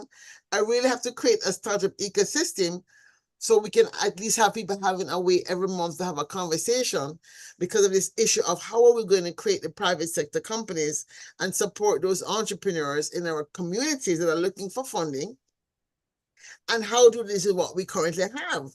Because as Marcus Garvey taught us, nobody's going to fund our freedom. So we have to come up with new models of borrowing from real estate investment trust systems, for example, and create new models of creating pooling resources to small, perhaps, okay, we won't start with a $1 billion company first, but if we can start with $100,000 company, somebody has an idea for a new software platform or something that is usable for healthcare in the future, or climate prediction that we think people will buy it, we should be able to support that company as small investors, small angel investors in getting started, so we can also learn that process. I think the demise of AID, which I must say I spent a lot of time in my bed saying, oh my God, so what next? I said, well, now we get to see what we're really made of. Because if AID doesn't exist, and we in Caribbean, and Paloma is based in Caribbean as well, and those of us here who are in the global South in America, because African American has its own demography, but you're in a major country, but in a sense, you're also in a global South country of your own, but with some more wealth than those of us in Africa have. I have to rethink, how do we organize in these spaces? And everybody's putting money into technology, but we don't have a lot of us putting money into space in the way that we need to. So I think there's a lot of opportunities, and I want to ask each and every one of you to think through after you end this call and be reaching out to me in the next couple of weeks or so, to say, where do you see yourself participating and building this platform and taking it to the next level? So with that, thank you. I invite you to join us on Tuesday, and I'll be sure to make sure the website is functional. It actually is there, but we didn't turn it on. So I just realized it wasn't turned on. All these dates are there, and we didn't turn on the page. So you can see what is happening when. So we have the 28th, the masterclass. We have the 30th, our first global online Moonrise Watch party. So some of you who are secret poets and secret singers and musicians and dancers can come and show your other side, because we have to also approach space from the culture, the spirit, the philosophy, the cosmology of it. And that's what we'll be doing on Thursday. And so I'll be coming out as my storyteller side, not my professional engineering side, to talk about our story as Anansi takes us forward into the future. And so with that, thank you all again. We're going to move now to the Caribbean Agenda session, advancing the Caribbean Agenda. Thanks everyone for being a part of this conversation. Bye-bye. Bye-bye.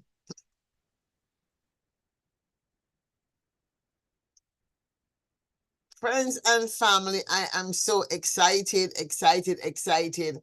I see some of our partners are here from the Caribbean community.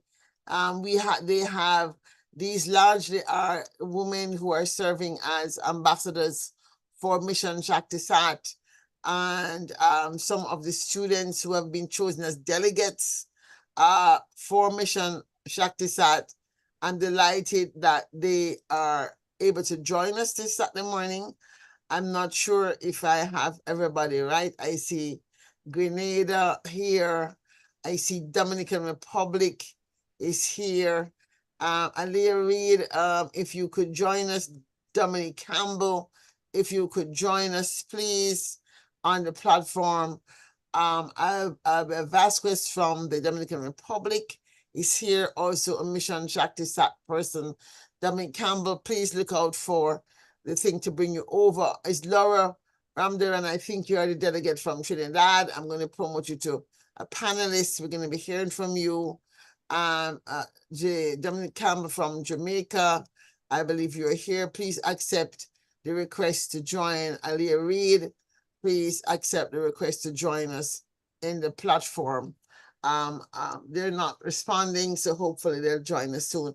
If I could ask you all to turn on your microphones and your cameras so that we can get started on the conversation in order to come to the platform. I see a Caitlin Sahato. I'm not sure if she's supposed to be on the platform. Donna, I'm seeing your Yes, Caitlin. Caitlin should be here. Okay, so Should be Caitlin, here. I'm asking you please to come over, accept. So Aliyah, please again, accept the request to join us on the platform. Caitlin, thank you for accepting. Dominic, thank you. Could you please join us on the platform? If Alba and Tamara could turn on their camera so they can join us on, I'm going to bring you over as I see your face, as I see you turn your camera on. Thank you so much. Aliyah Reid, please join us on this platform.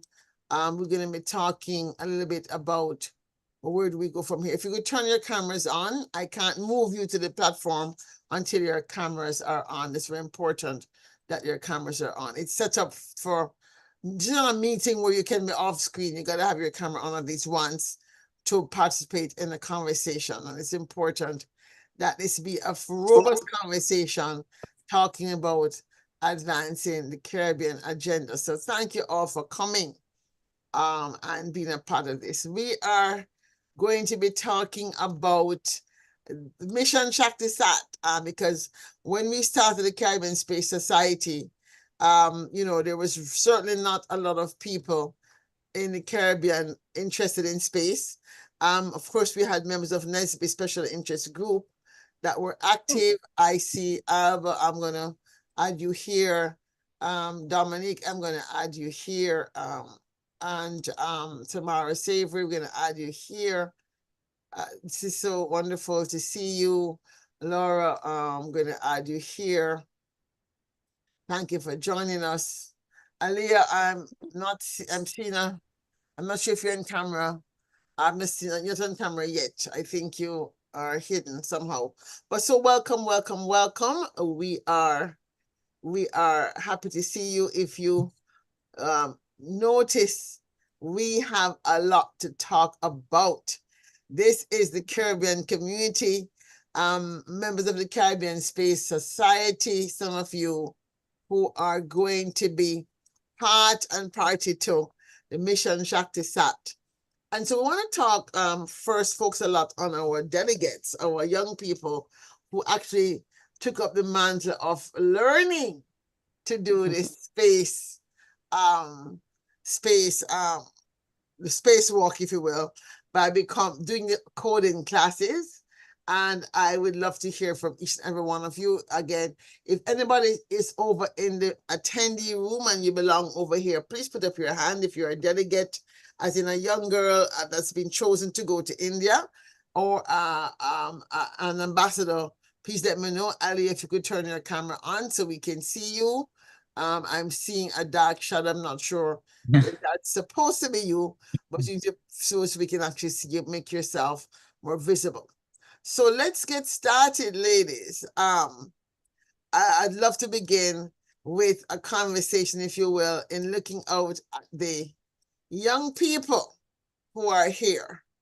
So I'd like to ask each of the delegates who are, actually, I'd like each of you to say just your name and what role you play in Mission Shakisat. So the girls will say, I'm a delegate, and the ambassador will say, I'm an ambassador, so that the audience is aware of who is the delegate and who's an ambassador. So let's begin. As I see them on camera, I'm seeing Donna as the first person on camera. Just say your name, who you are, what country you represent. Okay, I'm Donna Schoonwuthers, and I'm the ambassador for Trinidad and Tobago. Thank you. Alba Vasquez. Well, my name is Alba. I am representing the Dominican Republic as an ambassador for Shakti Sat. And what I do is bring the program to girls and orient them through the process. Thank you very much. I'm also seeing Laura Ramdaran Prasad. Good morning, colleagues. So I'm Laura. I am the co-ambassador for Trinidad and Tobago. Happy to be here. All right. I'm seeing Tamara Savory. Hello, everyone. Greetings from the Spice Isle. I am Tamara Savory, ambassador for Grenada. I'm seeing Dominique Campbell. Hi, everybody. I'm Dominique Campbell. I'm the ambassador for Jamaica. I'm seeing Caitlin Sahatu. Good morning, everyone. I'm Caitlin Sahatu, the delegate for Trinidad and Tobago. All right. I'm seeing Aliyah Reed. Good morning, everyone. I'm the delegate for Jamaica. Oh, thank you. I'm seeing Nita St. Hilaire. Good morning, everyone. I'm an ambassador for the Caribbean Space Society, also representing. All right. Now, I hope I have everyone. If somebody's missing their person, see if you can find them. If they're lost in space, please bring them on. Yeah, she's trying to land on Earth at the moment. Elia Young. So whenever she comes in, I think she's in the backstage waiting to come on. All right. I see somebody online that doesn't have a name, who's an attendee. So if you're supposed to be here, you need to put a name on your thing so I can know to move you over. All right. So with that, let's get started. We want to hear first from the delegates. All right. I'm calling the girls the delegates as opposed to ambassadors. To just start up with, and let's go alphabetical order. So if we have D or G would be the first, I think. What your name, your mission, what inspired you to become a part of Mission Shaktisat, and first of all, undertake that grueling coding course online, so you could be in the room, be even in the contention to be selected to go to India.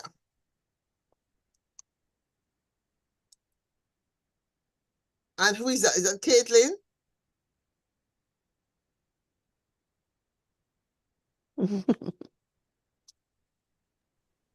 So good morning, everyone. I'm Caitlin. So what inspired me to be part of Mission Shaktisat was really my curiosity about space technology and how it can be connected to fields that we wouldn't traditionally associate it with. So in my case, it would be medicine, because I'm currently a medicine student from Trinidad and Tobago.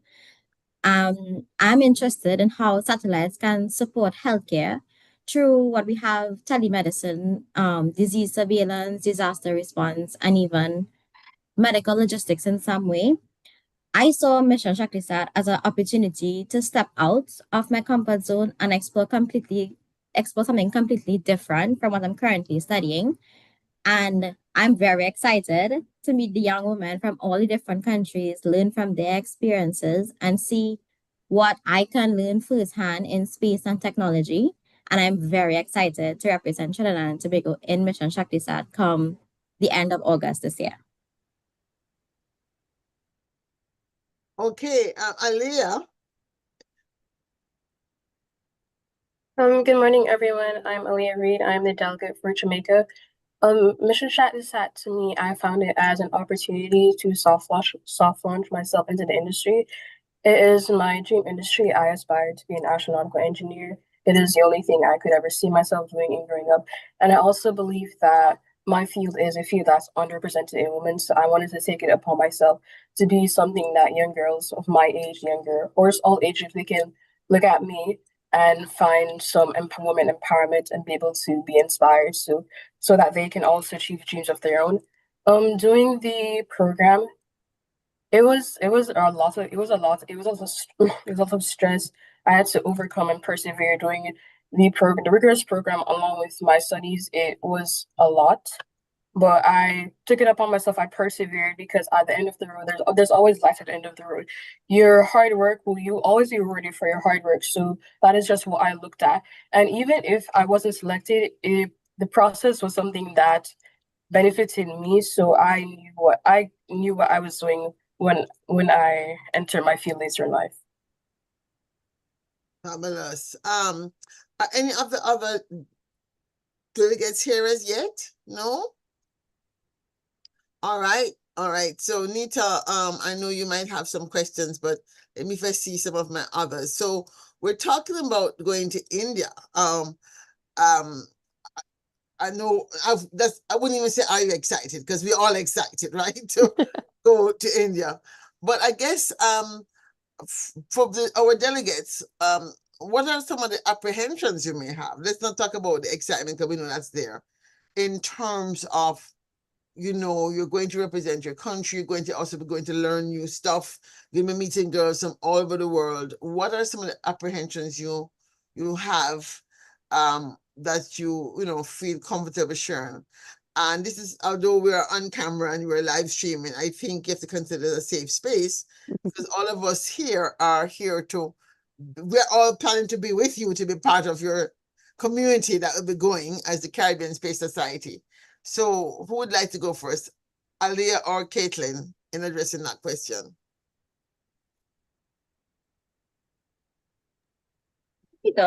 So as we meet girls from different countries, one of the things that I might be a little bit don't know how to completely navigate as yet would be our different our languages. So most of us may be able to speak English, but for other countries that speak French, speak Spanish, that difference in our languages, how we are going to overcome that. That for now is one of our that is one of my apprehensions. Another thing is that I am from Trinidad and Tobago, and traveling from Trinidad and Tobago to India is a completely different environment and culture. So it's Trinidad and Tobago, I'm accustomed. I've lived here for so long. So naturally, going to India, I'd be a kind of nervous and unsure. So it'll take time to adjust to the environment, to communicate with everyone, and to adjust to definitely for about 2 weeks being away from my family as a very family-centered person. But I think that even though I have these apprehensions and this uncertainty in me, that this is what will also make the experience more valuable. So it gives me the opportunity to step out of my comfort zone and learn from a different perspective how to deal with things as I go forward. Aliyah. The one thing that I would say that I'm kind of worried about is just this is my first time actually representing my country on a global scale. So going out there representing Jamaica is like I don't want to make a mistake and put like a bad name on my country, because I know that that's not a value that my country supports. So what I'm trying to do, I'm trying to make sure I'm extra careful what I do so I don't push wrong values about my country. Make sure that the people know that Jamaica is a country of good values, and some things we just don't tolerate here in Jamaica. Yeah.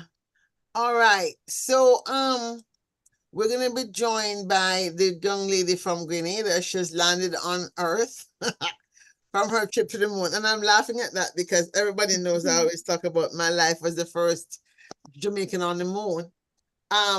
You said something, Caitlin, that many people don't think about in the Caribbean when they think about space technology, which is telehealth and telemedicine. And we really haven't even begun to touch the surface of the topic of space for the SDGs. And so as you're thinking about India and what you'll be learning, and of course we're focusing mostly on the issue of being talking about going to the moon. But in terms of the Caribbean agenda, getting that agenda on the table, the role that you're going to be playing is you're going to be playing the role of not just going to India to learn, but also coming back to be agitators, if you will, of this topic. So I would love to have you think about what it is, what does that mean for you in terms of the role that you think going and coming back you will play. What is it you want to bring back? Good morning or afternoon, everyone. I'm Aaliyah, and I'm from Grenada. I've landed on Earth. Thank you for your patience. So, similarly to, I believe it was Caitlin, who's studying medicine, I have an interest in the healthcare system as well. So I saw this as an opportunity for me to rather broaden my opportunity and experiences, have an open mind and not just focus on a narrow path. I see myself coming back to Grenada and making this mission more encouraging the young girls in my community to take part, and that there is a space out there for them to further their interest in space. So although I am not in the direction of pursuing a space-related career, I see myself in the position to come back, enlighten the girls in my community about it, so that more girls in Grenada and elsewhere in the Caribbean feel comfortable that, you know what, this is possible. Like, there's communities out there that would accept me and welcome me and make this possible for my dream to come true. So I see myself as an inspiration for others in this opportunity. Thank you. While we hear from a girl, I just wanted to ask Alba Vasquez from Dominican Republic. I know your young lady isn't here, but can you just tell us a little bit about her age and what are her interests? Because we do want to have another opportunity for them to meet, the girls to meet before they get to India. So they don't have to focus on, first of all, getting to know each other. They can also get to know other people, right?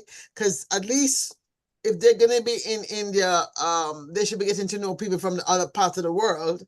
And then when they come back, they can get, it's easy for them to even get a plane ticket, hopefully from Caribbean Airways or someone for us to meet them up somewhere. So I want to hear from Alba in the DR, which is not normally considered part of the Caribbean because you're normally in Latin America. But I know that that is changing, especially because we want to focus a lot of our work on space for watching the Caribbean Sea. And the reason why I wanted to have you on.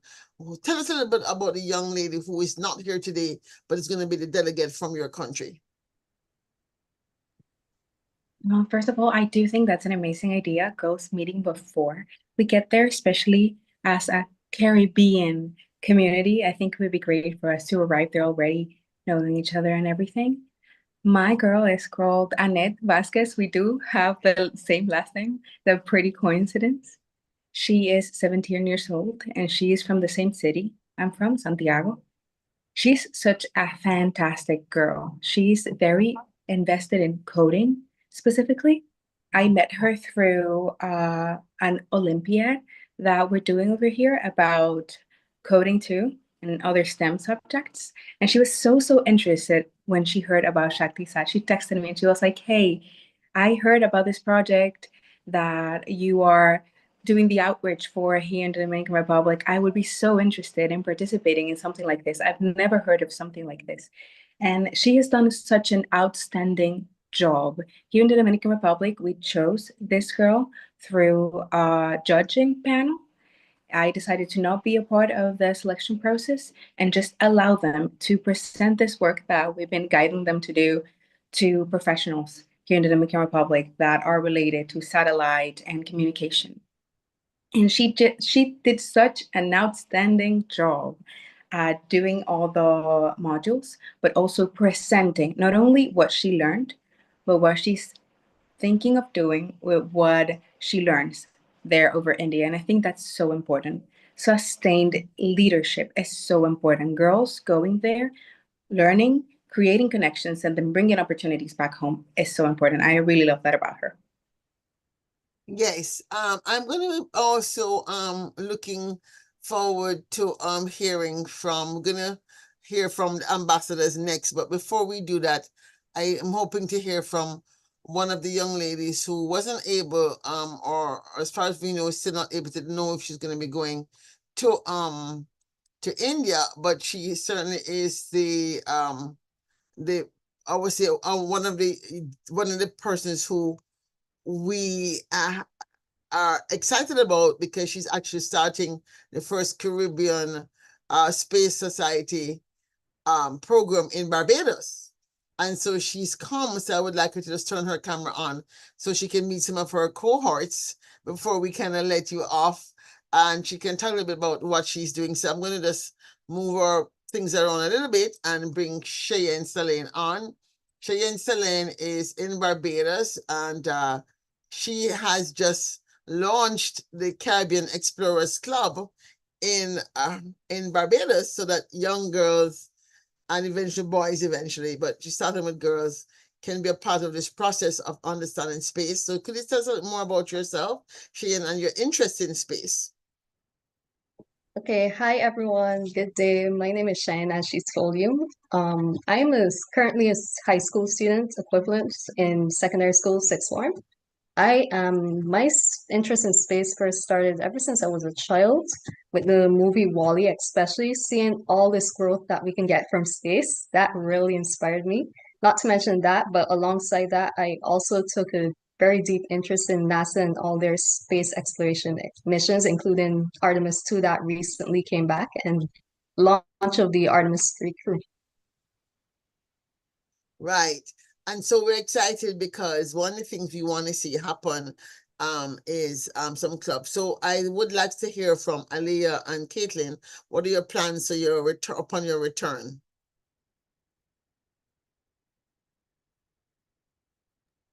My plan when I return is to provide more awareness on what's going on and provide a source for opportunities. So for young girls or just people in general, they can come to me and they can ask me about what I did, what did I learn, and I just want to do things that can inspire them to do similar things. Also give them a sense of direction on where they can go with their lives. For example, I could share with my club, I could share with my school, or I could just go and share with the country as a whole on a national level, just to provide awareness and inspiration for girls of my age and younger. Thank you. And Caitlin? I would do something very similar to what Miss Reed also said. I would come back and share my knowledge with my colleagues, with friends, with younger girls. I want them to feel empowered that there are things that we don't need to stick to traditional fields for careers. We can venture out, and once they realize that there are other people out there that, hey, we have the same interest in this, they can empower themselves and come together and form this community and we can show the greater world by extension that these girls from the Caribbean, even though that we are this small island, we have such an impact on people out there as well. So apart from just coming back and sharing experiences, I'd like to do some outreach, but I could work with the girls from the Caribbean and hopefully we could plan some stuff and get some things more going. Well, I can tell you one of the jobs I'm going to have for all four of you, for sure. One of the jobs I'm going to have for you is to help to design a space badge program, because I have this vision that we can certainly support the acceleration of this thing through clubs like the Girl Guides, and other clubs that exist already. And so we don't have to say, okay, you have to form a Space Explorer club. A lot of the legacy STEM clubs are kind of withering on the vine. And so having done this coding exercise, having experience in there, and because of your own personal interest in space, I already have a platform started, but I'm going to have to appoint you all. What do you call it? I forget the title I was going to give you all, but anyway, we are part of this experimental title as fellows, some kind of junior fellow or research something of the Futures Forum. So you can be intentional from now, knowing that one specific ask I'm going to ask of you all is to help us to design this space badge so we can launch it collectively across the region. Something we can say definitely was the outcome of this process. So with that, I want to just thank you all. I'm looking forward to seeing you again online on the 30th. On the 30th is going to be UN International Day of Friendship. And as Global Goodwill Ambassador for International Moon Day and an advisor to Mission Shaktisat, I decided to do one of my crazy ideas, which is to do a global 24-hour online watch party. So I'm first asking you all to encourage on Mission Shaktisat platform, encourage other girls to join, and let's just have a Mission Shaktisat moment. What that would mean is 5 minutes in every hour, I want somebody from Mission Shaktisat to come and talk about the future of space from the eyes of you young people. So you'll be there in the platform with your ambassador. I want to give you 5 minutes each to say something about the future and then say something about what does the moon mean to you. And I'm really excited about that. It will help us get the word out around the world. We begin our day at 6 p.m. New Zealand / Kiribati time. You'll be sleeping at that time. I'll be up. It'll be 2 a.m. my time. But whenever you feel like joining, because it'll be 24 hours online, but we do want you to know that in the time when you are in this side of the world, 6 p.m. in the start of this world, starting from maybe 6 p.m. Brazil time, because I think Brazil and Trinidad are the same time zone, coming westward, that we would like to hear from you specifically, but of course you're on platform anytime. So let me thank you all for joining us and let us give them applause. We're so proud of you. And let me bring back the ambassadors and have a quick conversation about where it is we go from here. Hear more about why they are ambassadors for this issue. And let's see how we can get the other people on the conversation, like Nita Saint-Hilaire, who is a Caribbean Space Society ambassador, helping us to build our organization and build the infrastructure for long-term success. India is just the first stepping stone. We want to have long-term success, and we want to make sure that this community that has been energized by Mission Shaktisat continues. Because let's face it, in some countries, there were many other girls who did, the training, but couldn't go because we could only pick one. We want to make sure that they don't feel discouraged, and we want to make sure that there's work for them to do. So Nita, what do you have to add to this conversation? I am so excited.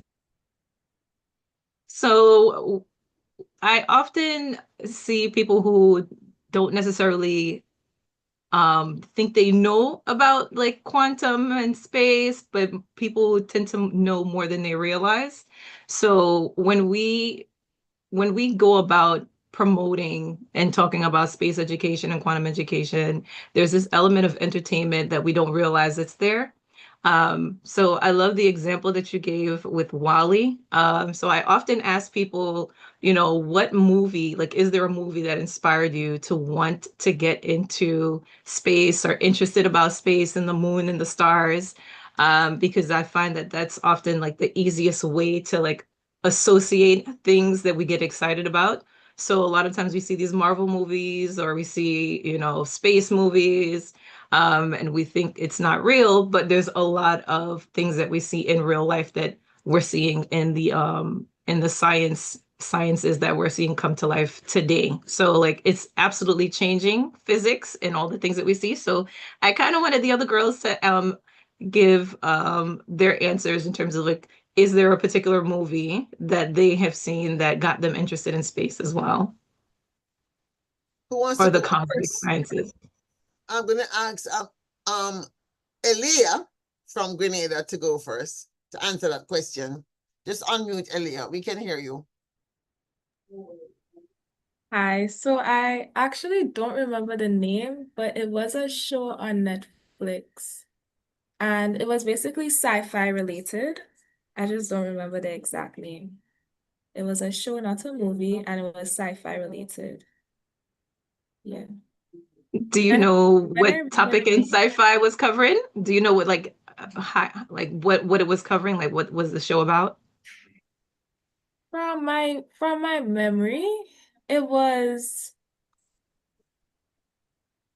like this odd creature that was in a different planet. And you know what? When I find it, I'll let you all know.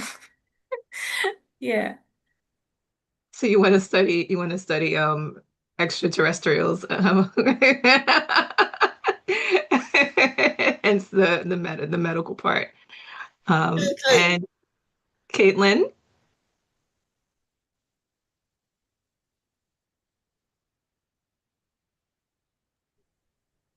I remember watching Wally growing up and being so confused at that point in time with myself being so young about how it has a robot on in space.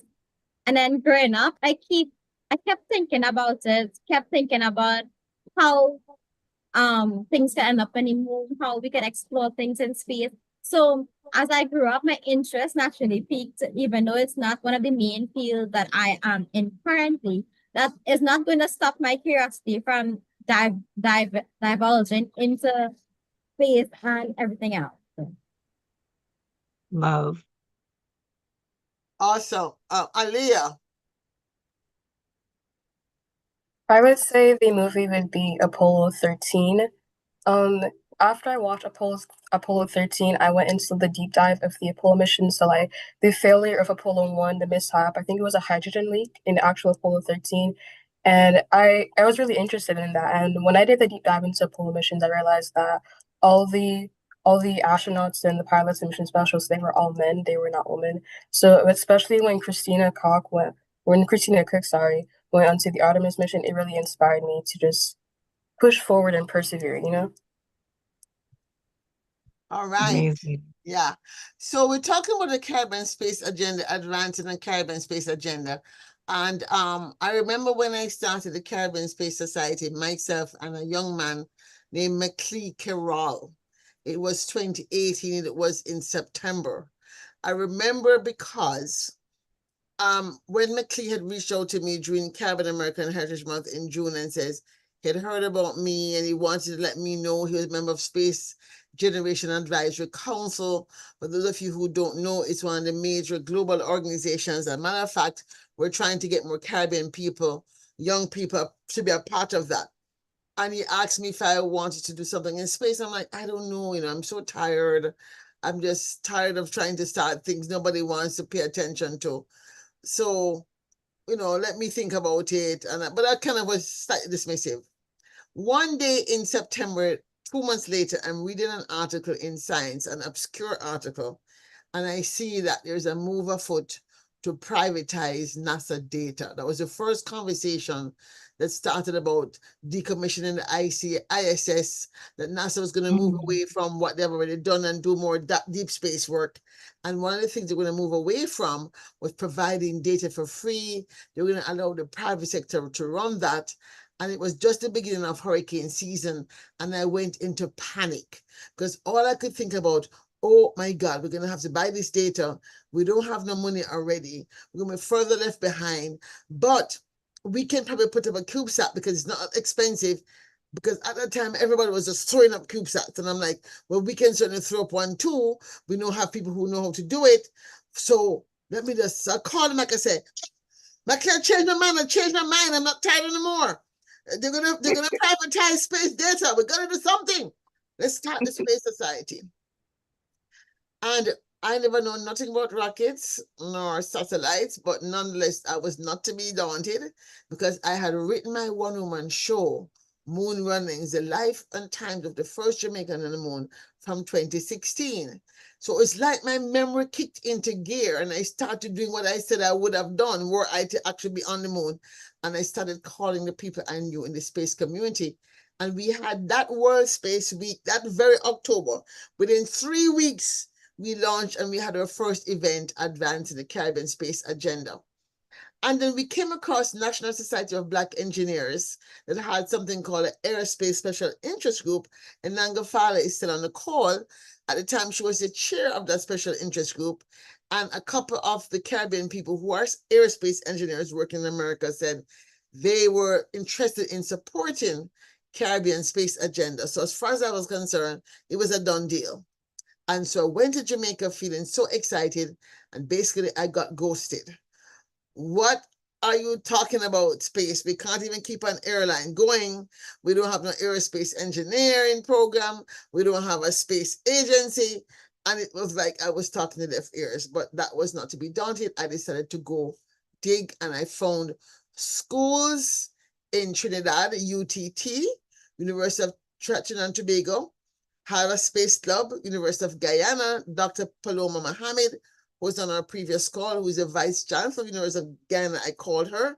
She said, sure, she will support her school. She got the engineering department involved, and she herself sponsored the first club in the University of Guyana, and I got funding for the one at Northern Caribbean University in Jamaica. As far as that's concerned, we existed. We have some schools, we existed. And here we are today. When I heard about Mission Shaktisat, I said, aha, this is my way now to get the high schools involved. So we have the possibility of now getting high schools involved, getting the Space Explorer Club started.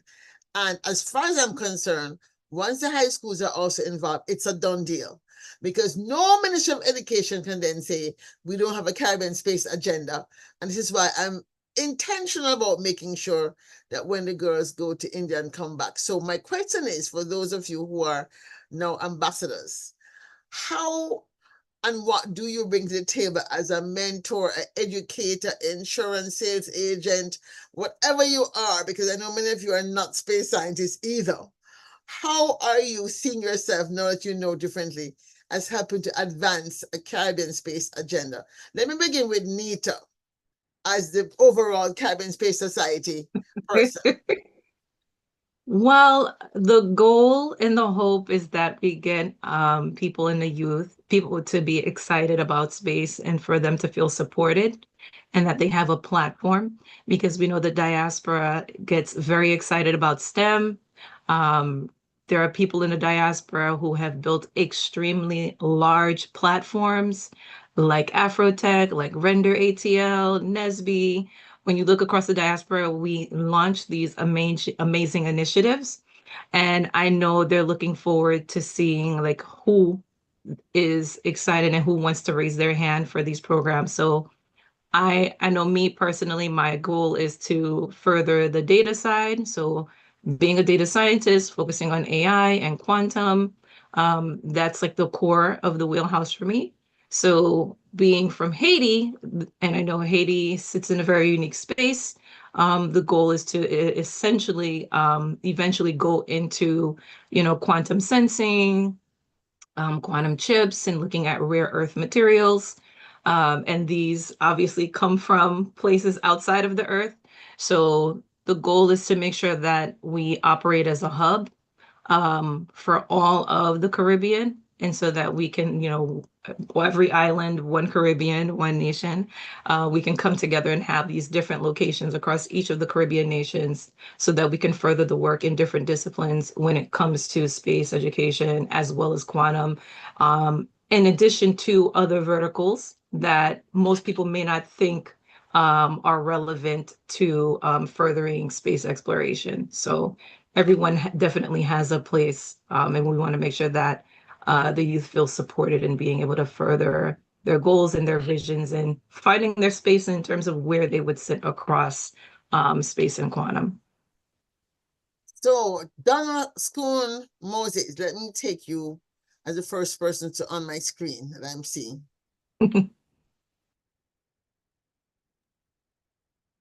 I know she's taking me as one of the persons that keeps saying, I don't know much about space. But I came in more as an educator and someone who is interested in elevating women and girls, as I told you through the Sir Optimist Club. I have been an educator for, I'm not going to say how many years, but many, many years. I started as a science teacher, actually. My major being in chemistry and biochemistry. And then branched off into things like curriculum development and program development. I started working a lot with in second chances programs, mainly TVET, giving persons who had fallen out of the education system that second chance of becoming marketable and you know, joining.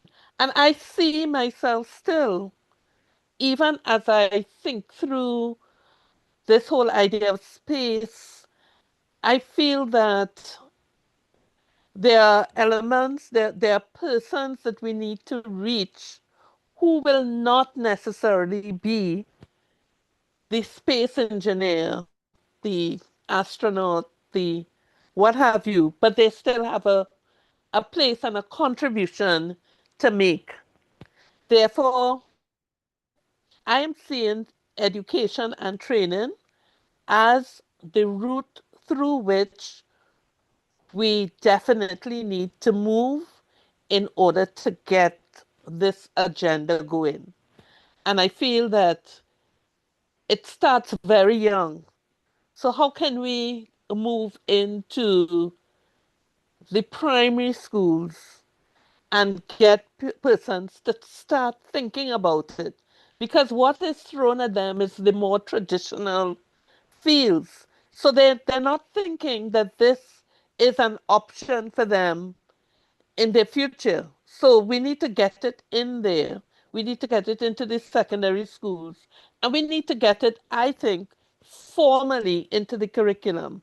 So, for example, we have a meeting with our Minister of Education next week.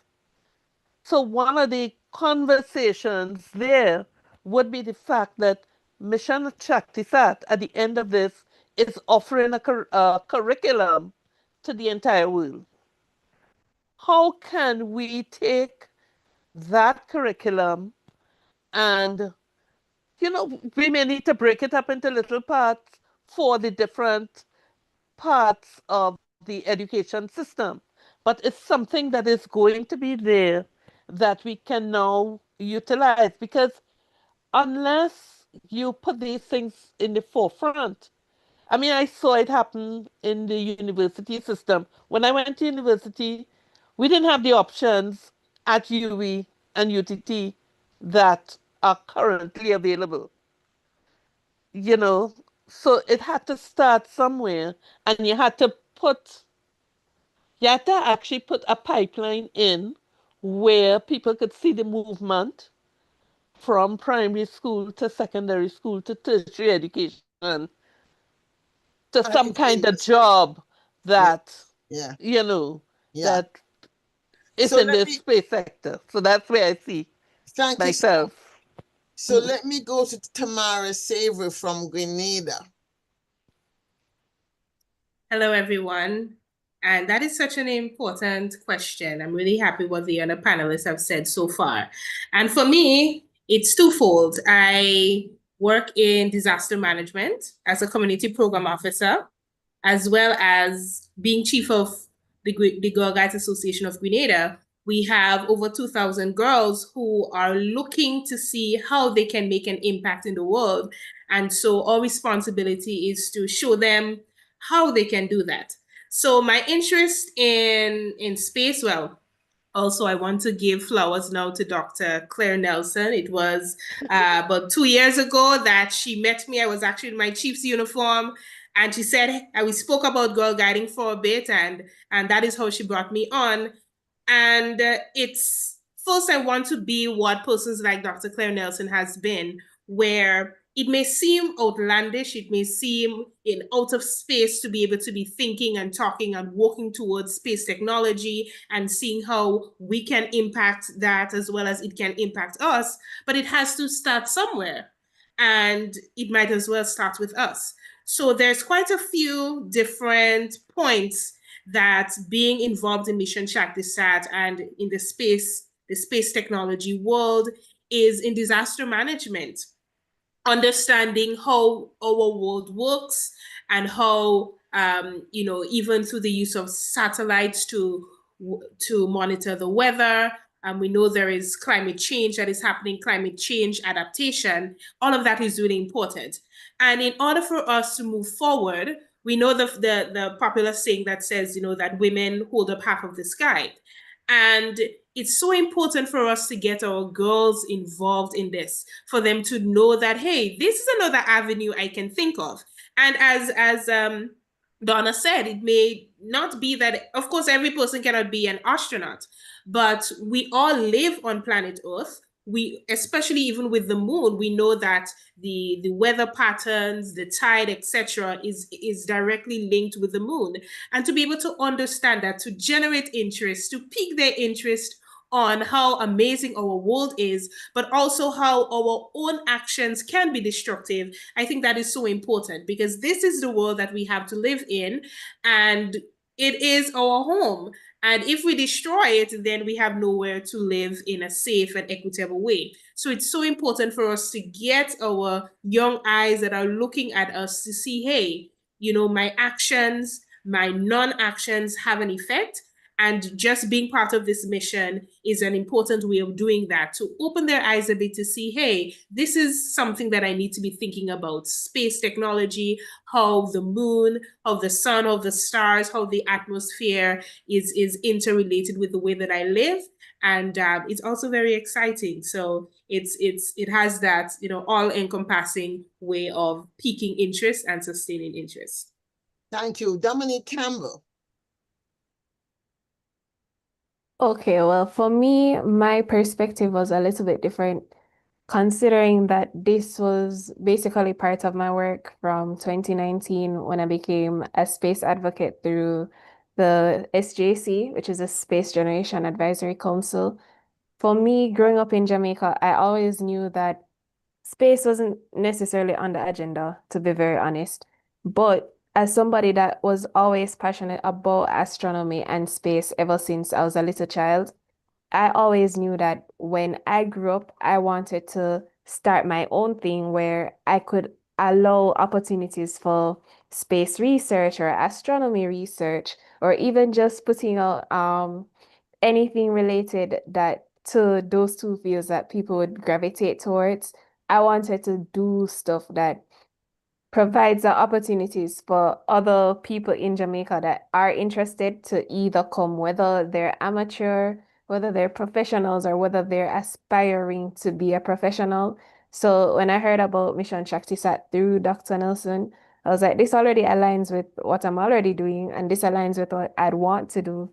So it was a right fit. It was a right mesh. And I didn't want to say that, okay, because it's a thing for us where we're like, okay, well, this isn't in our country. So you always have to think, okay, I need to go to another country that is doing space related work to participate in the space race or to participate in the space sector.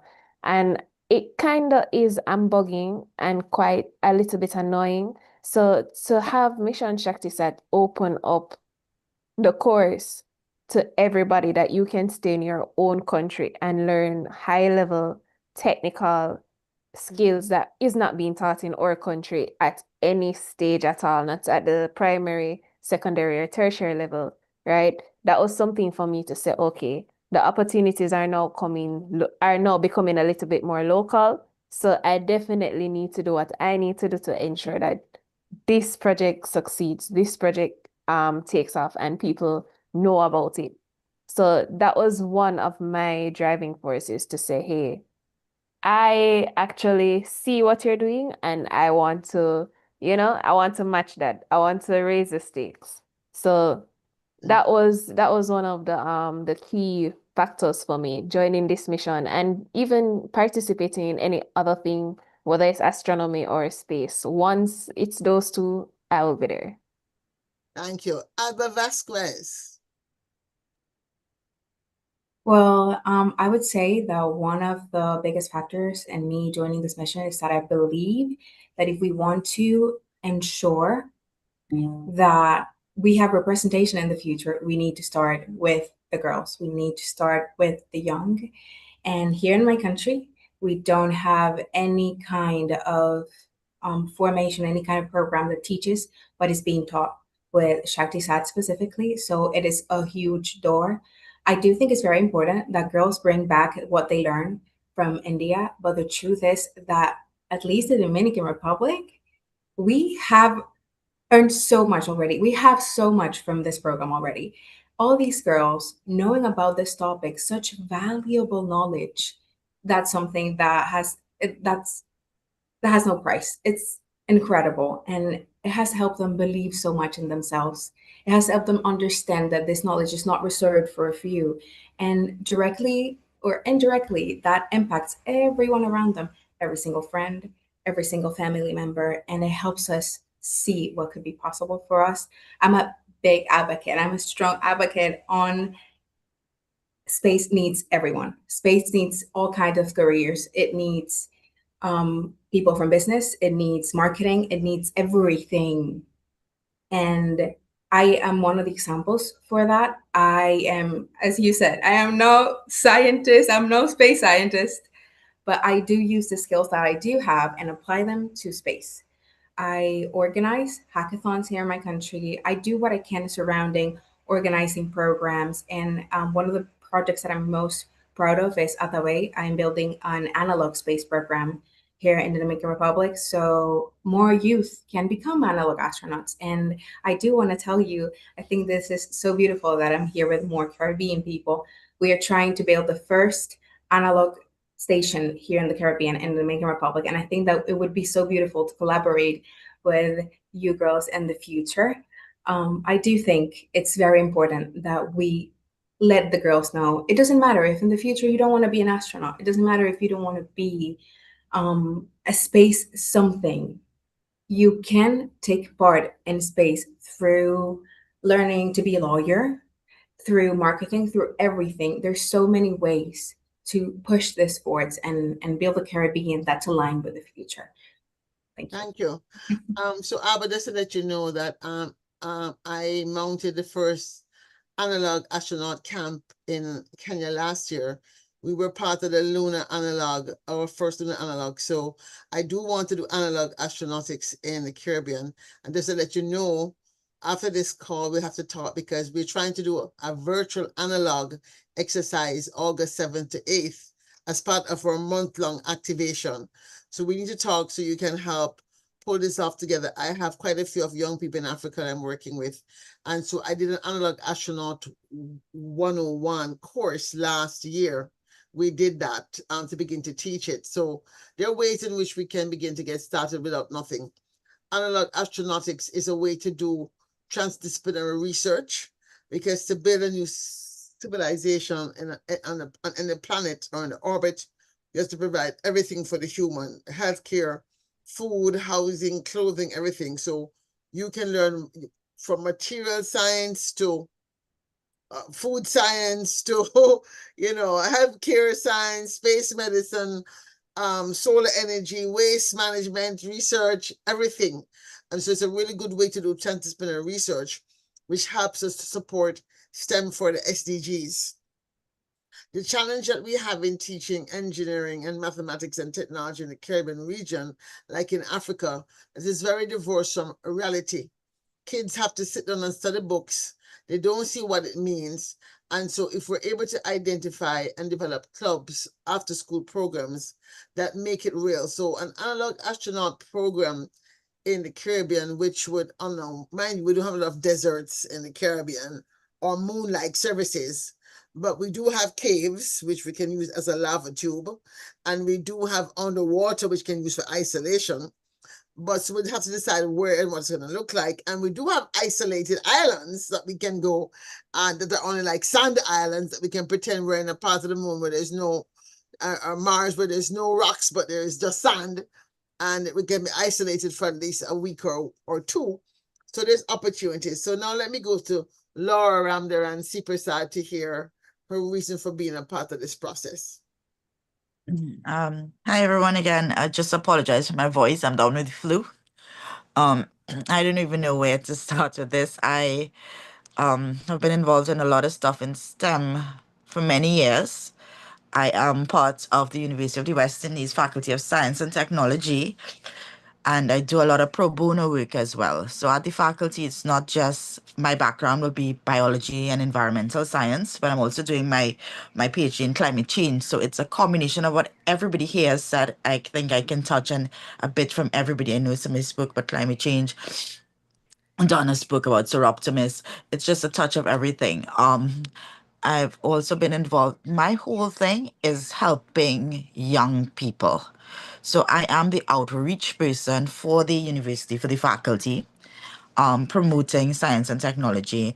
I was heavily involved with Science and Technology Week as well as the Trinidad and Tobago Chemistry Olympiad. So the Chemistry Olympiad is one of my babies. And we have won our first medal this year in Uzbekistan. First one for the Caribbean, actually. So we're really, really, really proud of that. And we're looking forward to better things as we keep going along. In another hat, I'm also with what you call Carry Science, which is a regional science and technology organization. It's pro bono and I volunteer my services there. So what we do is bring down Nobel laureates every year. We also host the CARICOM Science Award. And the whole idea of this is our students and our lecturers, our scientists don't get that recognition, one, or even their research seen.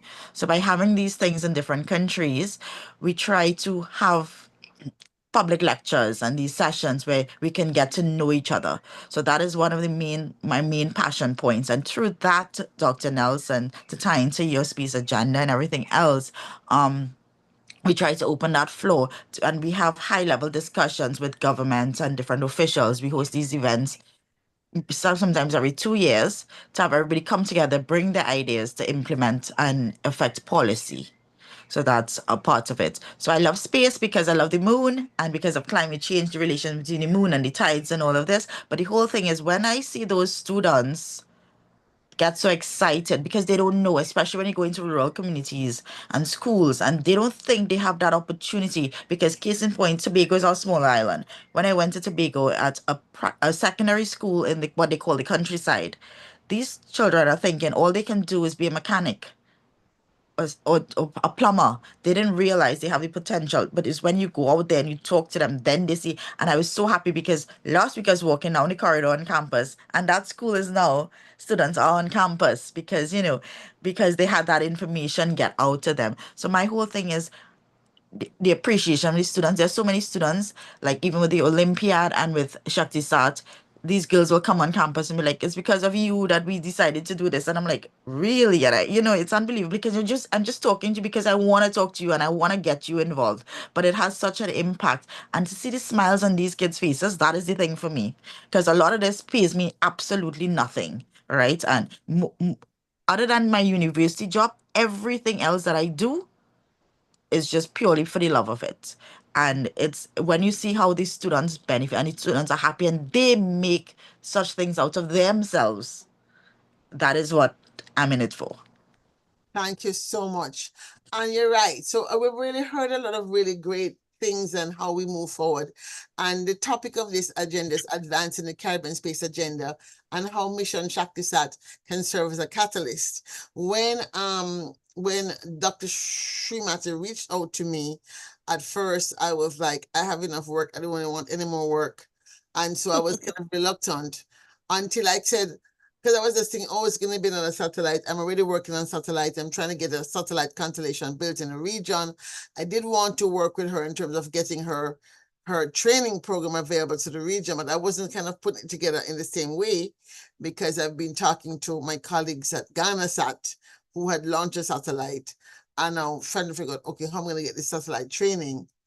And then something you said, and I said, wait a minute, did you say the satellite was to go to the moon? And she said, yes. I said, oh my God, I changed my mind. I didn't even have finished the conversation. I said, I changed my mind. I'm in. I'll be an advisor. She says, I'm so happy because I see all the things you're doing, how good you are at networking, getting people in Africa on board. And I really want someone like you to help me, just have someone to have as a sounding board to kind of think how to make it global. And why I really said yes is because thinking out in the far future, when you think about the age group that's in the demographic of who we're reaching right now. So Alia, I think, is just turning 15. And you look out at the year 2050, which is a major pull year for the world. 2050, we're talking about, are we going to have survived the climate change agenda? Will we have survived it? So we're talking about more or less 35 years or so, right? I think a bit less than that. No, 2050, 25 years or so. I forget, I'm thinking 25. Yeah, that's not that long. She'll only be like 40. That's nothing, right? Nothing. And if we don't get our young people who have the capability of being more than the school systems want to hold them. In other words, a lot of the kids today their brains are operating at a faster pace than our school systems in the Caribbean allow them to operate at. And they're almost dumbed down to fit into the space in which they are. And so those of us who understand that phenomenon have to give these young people who have these capabilities the room not to have to wait till they go to college in America or England. And by the time they're so irritated and frustrated with the Caribbean that they never want to come back, right? They don't even want to be a brain gain person. They're so fed up. They don't even want to support their high school. They're so fed up they are because of what happened to them in high school. That we've got to find a way to give them an entry point while they're still in high school. And so for me, Mission Shaktisat became an important way of bringing the Caribbean Space Explorer concept to potential reality.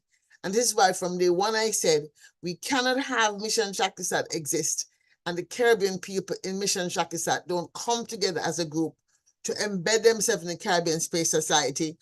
Myself and my one friend, I have been harassing. Poor Dominique has been harassed. Dina K. Johnson, who is on the call, is now our communications coordinator. We have Alana, who is in Trinidad, who has been on the call from the first time I called 2020. I think she joined in 2021 during COVID. But I've talked to so many people who hear me and then think, oh, yeah, she's one of those crazy. Yeah. And so to find that there were people willing enough to volunteer to mentor these girls, I said, okay, these people probably slightly crazy too. They're my tribe. I just have to find them, right? And show them. You don't just have to say you're a mentor. You can also find yourself in space. Because to build an ecosystem, we're going to need the people who are just good at organizing. That's not my strongest suit. We're going to need the people who are good at administering, the people who are good at marketing, the good people who are good at the finance. If we design a project, we have to raise the funds, we have to manage the budget, because people are going to say, who are these little small island people coming to do this? And because we know we do things like with chemistry Olympiads, and we do things like with robotics, right? The Jamaicans always winning robotics, and our law students win the moot courts internationally. We do these things, but we don't find a way to institutionalize them, to make them part of the fabric of the development agenda. And why? Because the status quo people who run those organizations don't get it. And when people like myself come to the table, they either have their eyes glazed over or they literally kick me to the curb as being, I saw an email once that they didn't know was sent to me. Oh, Claire, oh yeah, she's very, what did he say? very assertive, but you could tell the tone that he was looking for. He didn't want to say the other word, so he just said assertive, right? But my point is, if we don't assert ourselves and assert the right to enable the young people to have a seat at the table, then we're not going to win the game in the game of life. And the beauty is that because of the UN Pact for there are three things that have come together, ladies, that give us this platform. And I want the young people to also hear this. In 2024, the UN had a summit in New York called the UN Summit of the Future. And why they had it was because they were getting nervous about the fact we're not going to make the SDGs. That's only 4 years away and we're way below the targets. And what are we going to do after the SDGs? We can't we can extend them another 10 years, but we can't just continue limping along. So they created this summit to talk about how we begin to be more future oriented, to become more futures literate. Well, as a global futurist, I'm like, thank you, Jesus, finally I have an entry point. Because I happen to be a global futurist, I'm very active in the futures community and used to sit on the board of the World Future Studies Federation. So I'm known in that global space as well. And then they did something additional. They created something called a Declaration of Future Generations. Well, that was music to my ears because the UN has now said we must make pathways to find room for the young people to be brought to the table. So nobody can tell any of you that you are trying to be a problem, you are harassing them unneedlessly, you are being over assertive, because all our governments agreed and signed these documents saying that these things exist. And above that, Jamaica was the chair of the committee for the Declaration of Future Generations. So we have to make sure that we implement a project in Jamaica that allows young people to take up a space somewhere officially by creating the space for this thing to exist. And you know how it is. Since a prophet is not known in his own land, we have to create an organization that the Grenadians can say when they're talking to somebody, well, the Jamaicans are doing it. Oh, well, we can't be left behind. The Jamaicans can say, well, you know, the Trinidad is doing that. Oh my God, the Trinidad is doing that. We cannot be left behind. And then the Trinidad can say, well, you know, the Dominican Republic is doing it, so we can't be left behind. So we have to use the platform of intra-regional competition to give us room to move. And I say this as somebody who worked for 30 years in international development at the Inter-American Development Bank and was successful from my position as a low-level staff person to get the bank to do things that they didn't want to do, right? Including organize the first private sector conference in Guyana. They didn't want to do it. I found a way to get it done. I organized the first Caribbean, what the thing is called, consultancy, how to get consultant contracts from the ID, because I was upset that all this money was being spent and our consultants weren't getting any money. They didn't want to do it. I found a way to move the legal of thought, because you look for where the levers are in the system. And if you can't say it because nobody will listen to you, you find the right person who we can whisper in the ears, and you dig and you dig and you dig and you dig and you dig and you dig till that person sees that, believes that they thought of it, and then they say it, right? So you have got to use what you have, which is your passion and your persistence and your purpose, knowing your purpose to move forward. So next question, we have 5 minutes before we wrap up.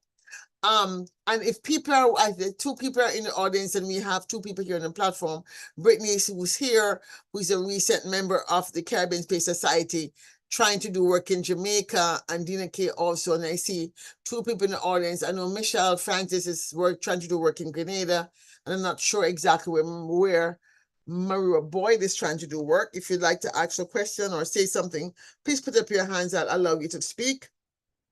Or if you're on the platform, you want to say, just put your hand up and allow you to speak. But as we think through these next 20 days, or what, 5 and 20, we're supposed to be in India in 20 days, right?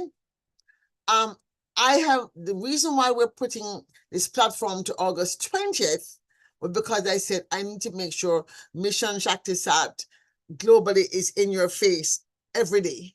And so one of the things I have defined is UN International Youth Day. So apart from Thursday, which is UN International Day of Friendship, which I turned into this global confabulation, I'm turning August 9th, which is UN Indigenous Peoples Day, into a conversation on Indigenous peoples and trying to find those people on the platform, Mission Shaktisat or otherwise, who have interest in ensuring the voice of Indigenous peoples, which is always absent, as well as the issues of our cosmology.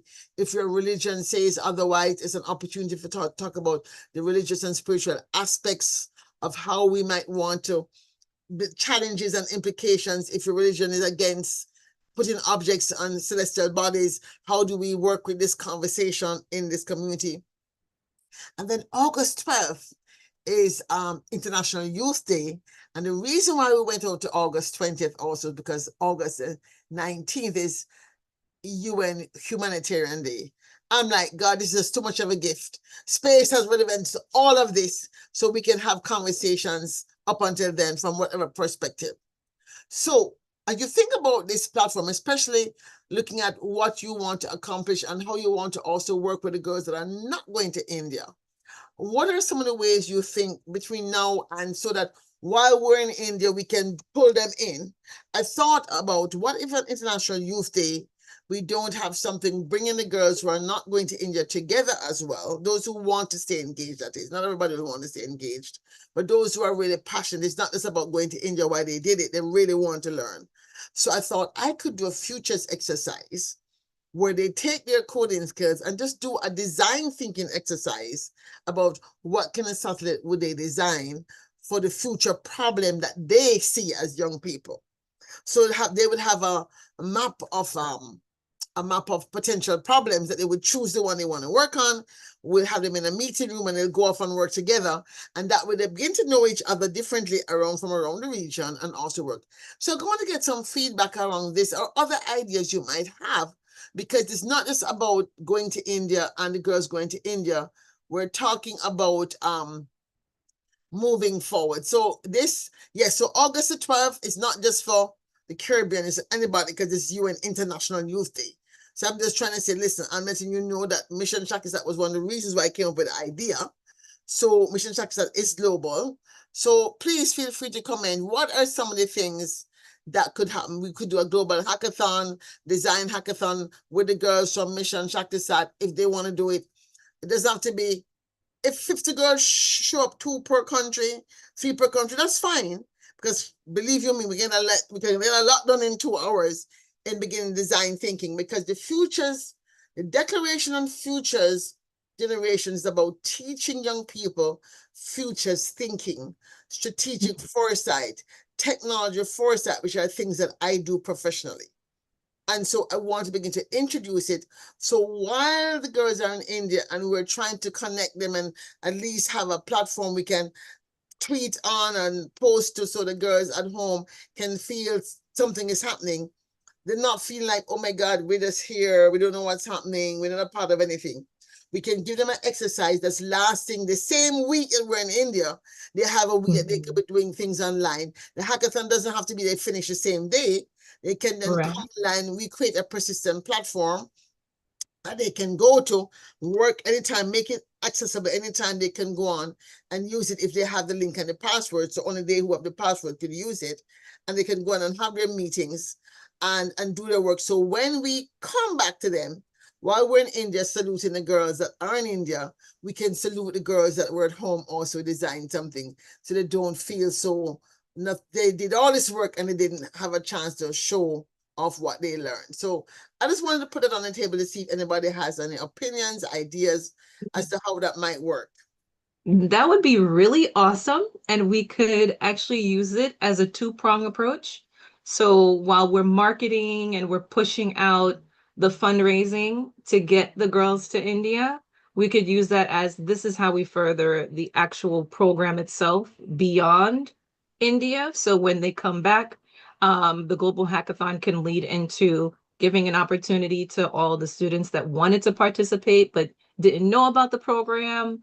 After they see like all the visibility that's going to be happening, I know that they're going to want to raise their hands to either, participate in some capacity, either in the countries that they're in or from wherever they are over the world.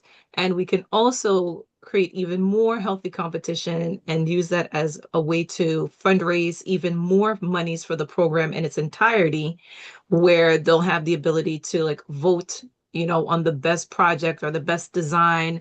And that way we can allow for the countries to kind of like compete amongst each other. So when we do come back from India, we can have the people that are donating that could be like voting as well on like the best work across all the youth and what they've put forward and what they've put together. So it can work twofold so that you can see, hey, this is what your money is going to contribute to actually further a core curriculum for across the Caribbean. Thank you. And our space badge. Correct. Yeah, for high school. I saw your hand up, Alba. Well, I do like the idea too. We could create a platform so the girls can develop even their own CubeSats. There are so many alternatives for materials. You can 3D print so many things. And here in the Dominican Republic, from the start, I've told the girls, this is not about the competition. You girls are getting knowledge that is so hard to get from our country, and that's so valuable. And I don't know if it works the same for other countries, but the certificates that these girls have right now literally could affect the decision if they get a scholarship or not, for example. And I need them to use that knowledge. We cannot let that knowledge get lost in time just because they're not going to India. So we are going to do something like that in Dominican Republic. We could even collaborate because, okay, this is the idea that I have for my girls. I have about 130 girls in the Dominican Republic. 35 try to compete for the representative position, but all of them are so well trained right now. So I thought maybe they should develop this satellite. And I thought of course, we don't have the funds for a rocket, but I thought that we could try this technology. Have you heard of stratospheric balloons? Yes, the how to do balloons, yes. That is a good alternative. So these girls can see their satellites launch and they can use the sensors that they have to get some kind of information. There's so many missions that we could create for these girls to see this project come to fruition for them. Yes. Also, I do encourage you to go to your local authorities.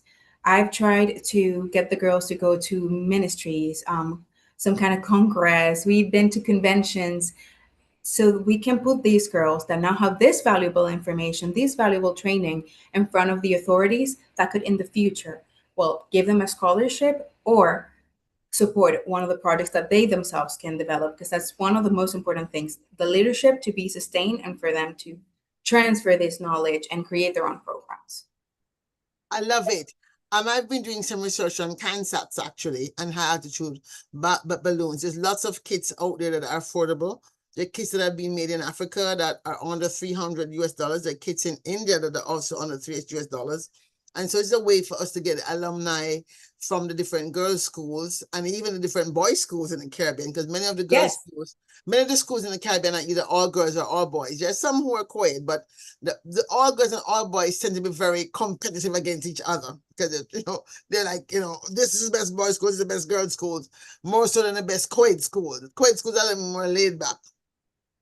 And I think we can use this to advantage in terms of how we go forward, because as I've said to you all, and if I haven't said it in your hearing, last month I pitched the Caribbean satellite project, the constellation of Caribbean satellites. So I'm not going to wait on the governments to say yes. I really want our girls, having learned the coding, to first do a CANSAT this school year. Then they can, as you say, move from the CANSAT into the HAB. So by next summer, we should be doing some kind of high altitude balloon project if we use the school year to do the CANSAT project and find a way to do it collectively. So even if we can't afford to travel them, right, we can do it collectively by saying, let's do it so that we all are doing it consecutively or on the same day, but we can have a situation where it's live streamed what's happening in each country. So it's still regional. There has to be a way for us to make this work. And this is how we're going to get the students who are not scientists, but who are into broadcast journalism involved. And those who are into becoming writers can become involved. They can run a magazine. There's got to be a way to make this a truly transparent experience. And so that when I go to the government and if they tell me no, I don't have to feel depressed, because I'm going to say, you can stay there, I'm going to work with the girls, because guess what? You're going to jump on this next year when you see that we're doing it anyway, whether or not you have approved doing a real CubeSat. We cannot talk about the Caribbean region and the Caribbean Sea in particular. And the reason why I picked the Caribbean Sea as our first regional project was because the Caribbean Sea is what both divides us and unites us. The Caribbean Sea is our lifeblood. We know what's been happening with sargassum. We know what has happened with oil spill that nobody ever wants to talk about. And we know that the sea is at risk in terms of our ability to have food security with the fisheries, our ability to maintain our tourism dollars with what's happening with coastal erosion and other challenges. And so if we can begin to train our girls about using the data from satellites to manage the sea, and not just because it's a fun thing to do, those girls who are interested in the environment will do that. Those girls who are interested in climate will do that. Girls who want to understand how data is used to do healthcare management will do that. And so I feel as if to say, what you said is confirmation, Abba, that we're onto something here, and that what I put out into the universe officially 2 weeks ago in Barbados saying, and Mission Shakti said, we will be doing this, because I'm famous for doing that. Without talking to anybody, I said it, right? Because I know that we have to be the leaders. As the saying goes, we have to recognize that we're the ones that we've been waiting for. So I'm going to allow each of you to say some closing remarks about what you want to say. I don't see any hands up from Dina K or Maria or Michelle. One last opportunity to ask any questions or say anything. If not, I want to hear some closing remarks from our Mission Shakti ambassadors.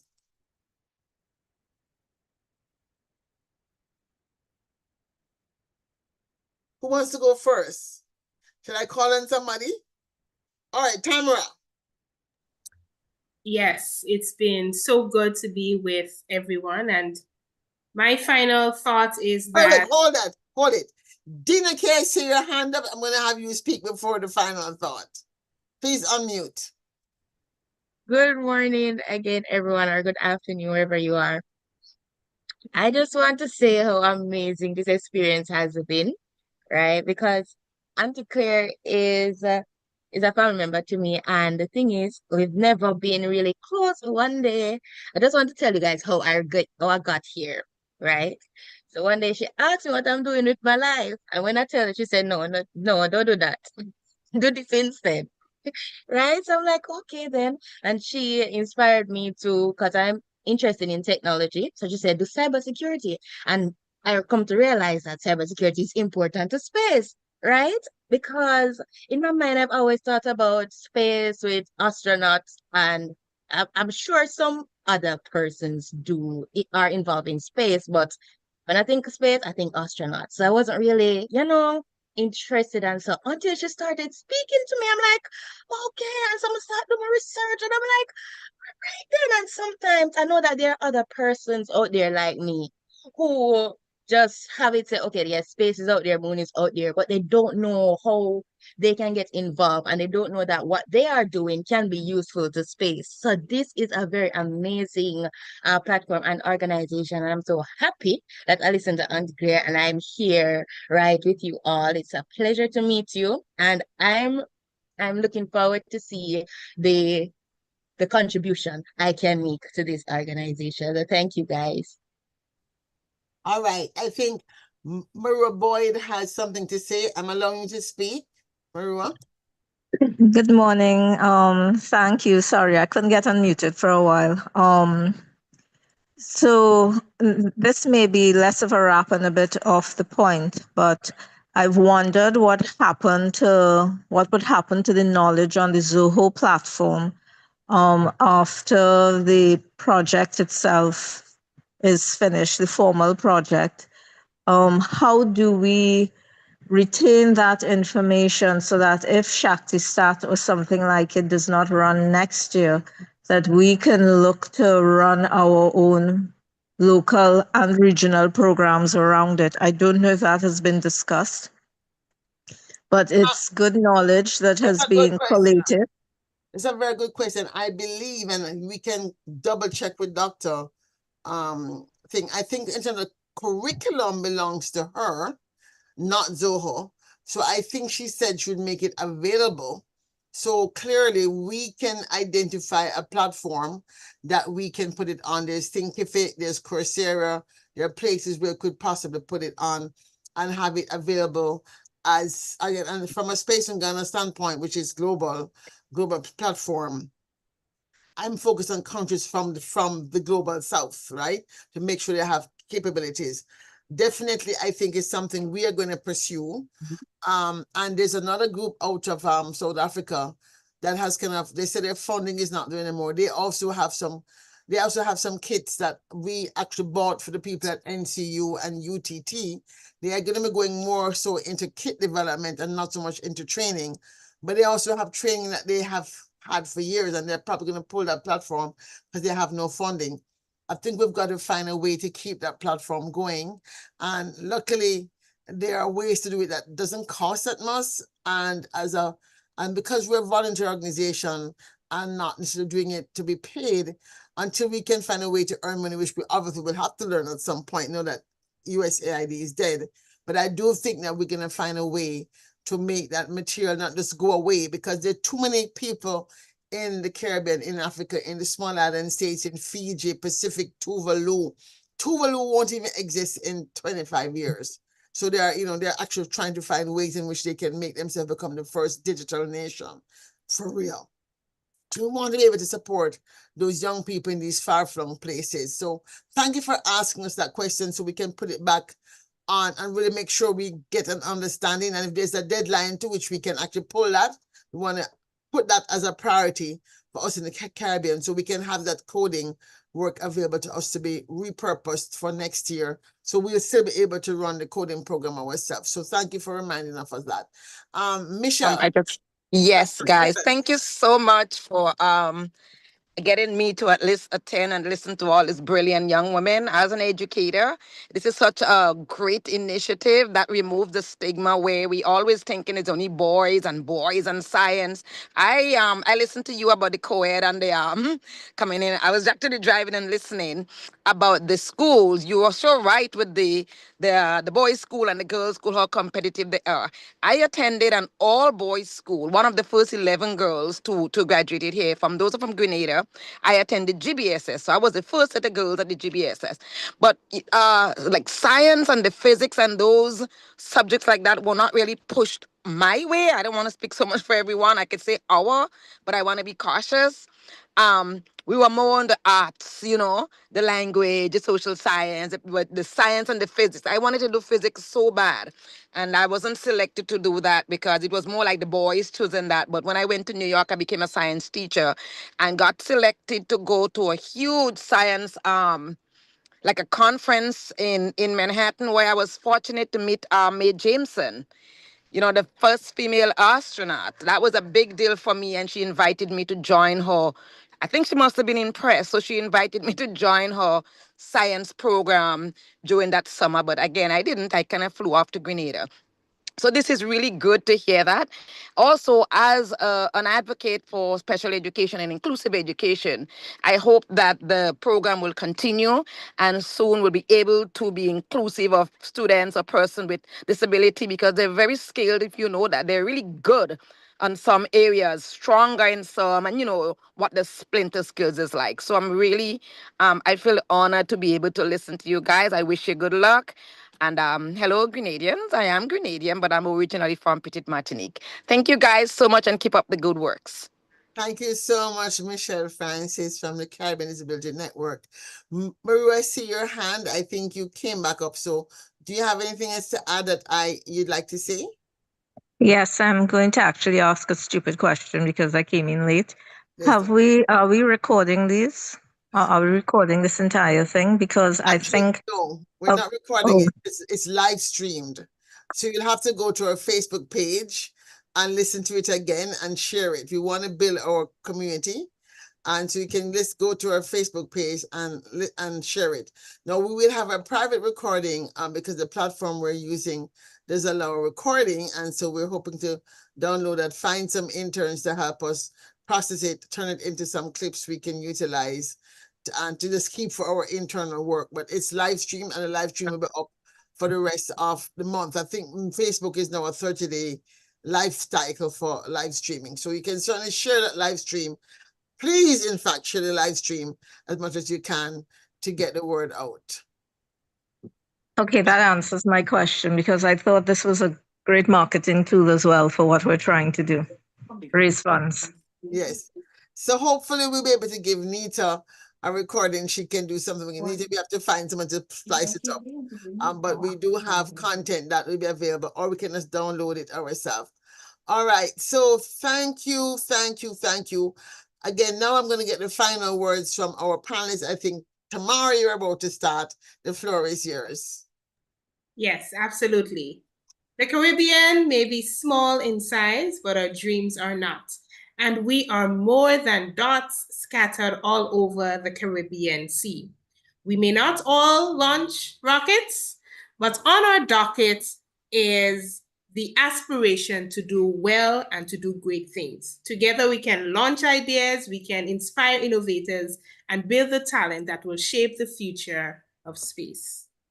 Thank you. Thank you. Who next? Alba?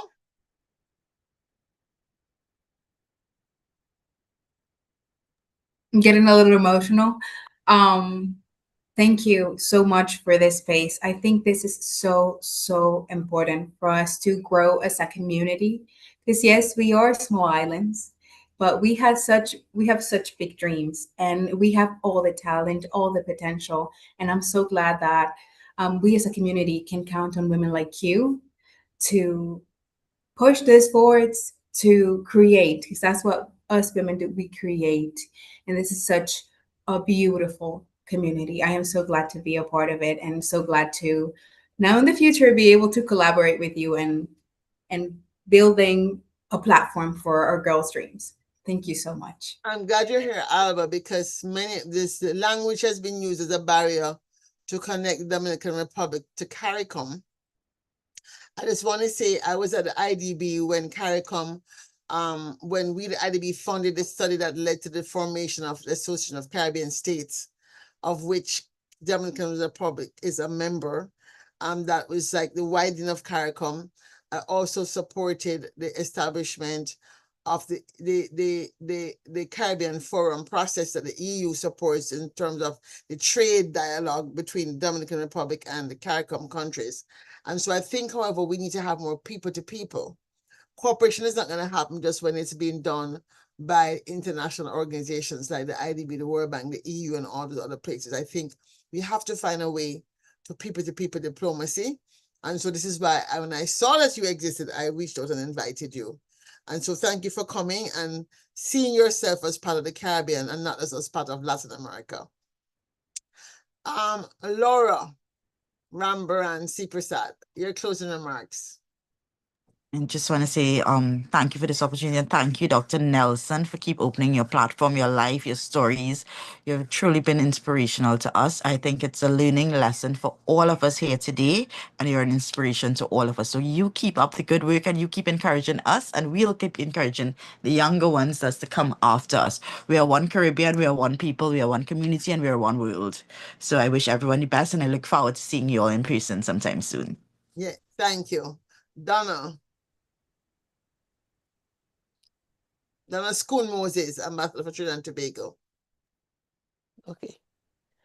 Okay, so what I'm looking forward to really is our continued collaboration. I've already built some relationships with Tamara and Dominique, and I want to continue that into the future so that together we can build this initiative out. I know I can't do it alone, but I think with the community working together. And I intend to try to keep as many of the girls that are willing to stay connected. I want to keep them connected and to keep us growing and sharing in this initiative. That's my vision going forward.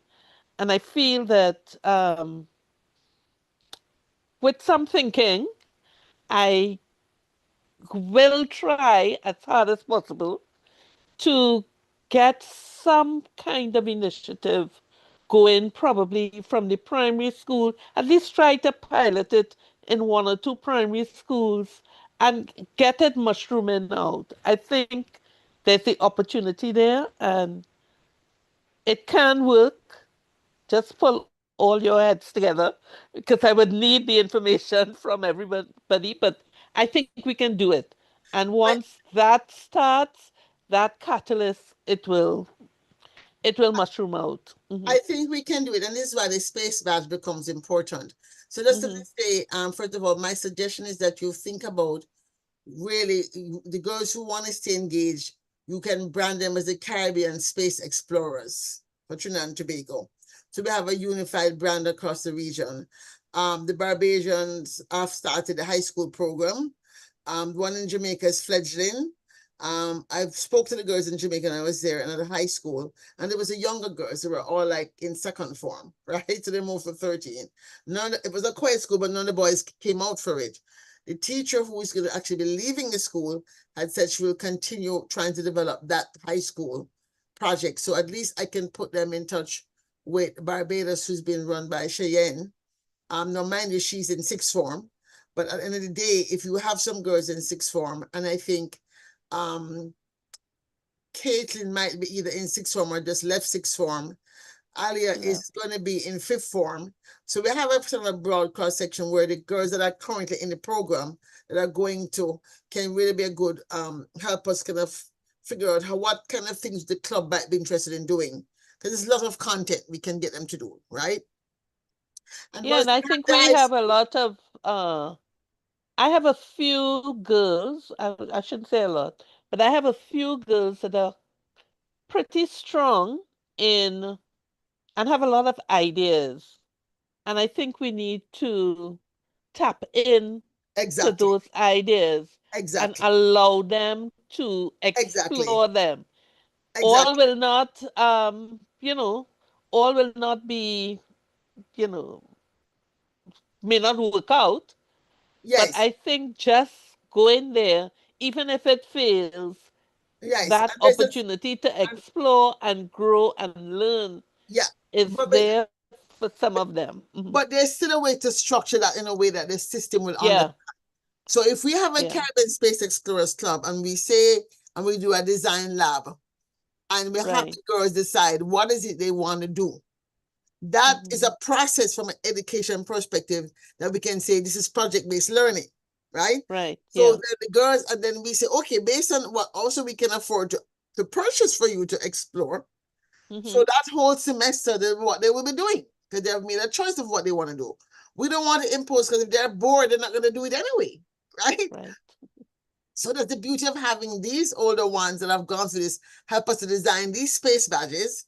Let me say, okay, here's a menu of what's possible. You can do a badge for this, for agriculture, for space health, for space farming, for the SDGs. You can do these badges. They will decide which of their ideas meshes with that. And I'm saying, so we'll put some structure, even though it's going to have them.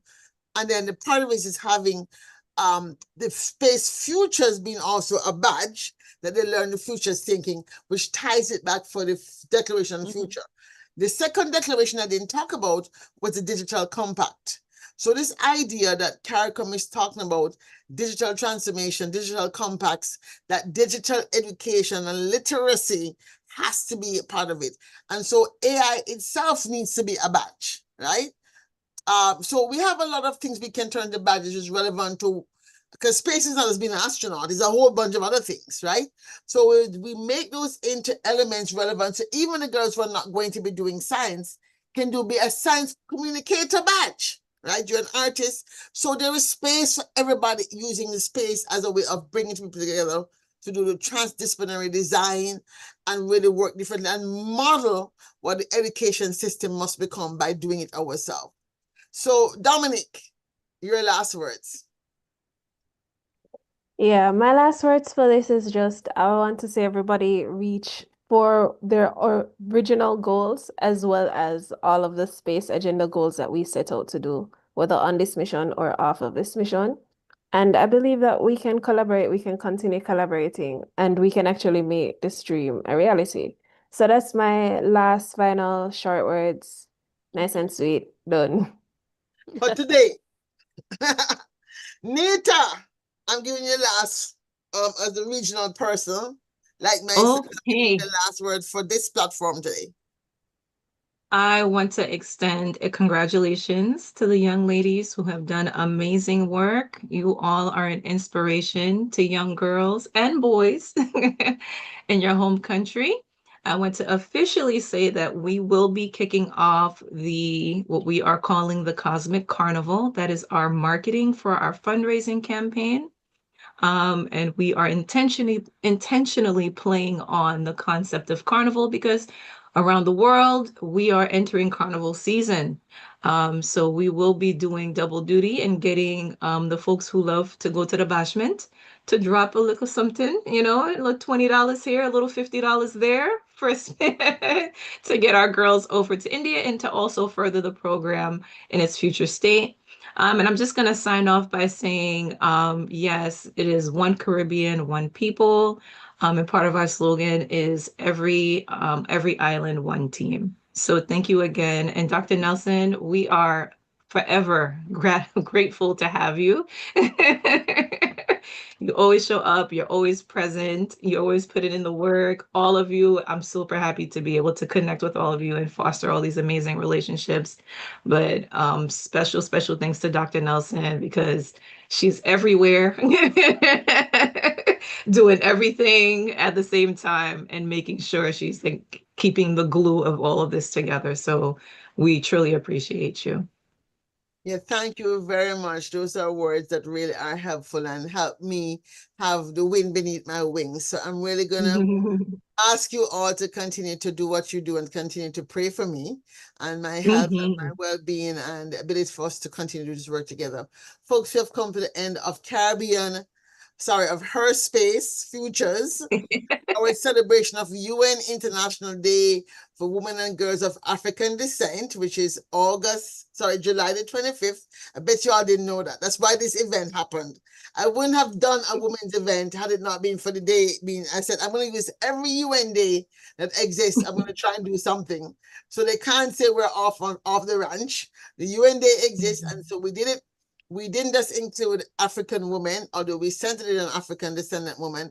We made sure we brought women who are not of African descent to the table because all women have to work together to change the world and make the world be what we want it to be. So, folks, thank you for coming. I urge you to sign up when I send out the email after this about the event on the 30th. If there's something you want to do before that, the masterclass, and or want to help to design the August the 12th design workshop and hackathon, let's be in touch so we can get work cracking on that. And everybody on this platform has work to do. You know what your work is. I want to give special shout out to Dominic and Dina K, who will leave this platform to now get ready for their in-person Moon Day stargazing exercise at the Hope Gardens in Jamaica. Hope Gardens is our national botanical gardens. It's formerly called the Royal Botanical Gardens of Jamaica. And it's there in the Mona area, not too far from the Ministry of Agriculture, University of the West Indies, and University of Technology. Dominic is an experienced astronomer guide.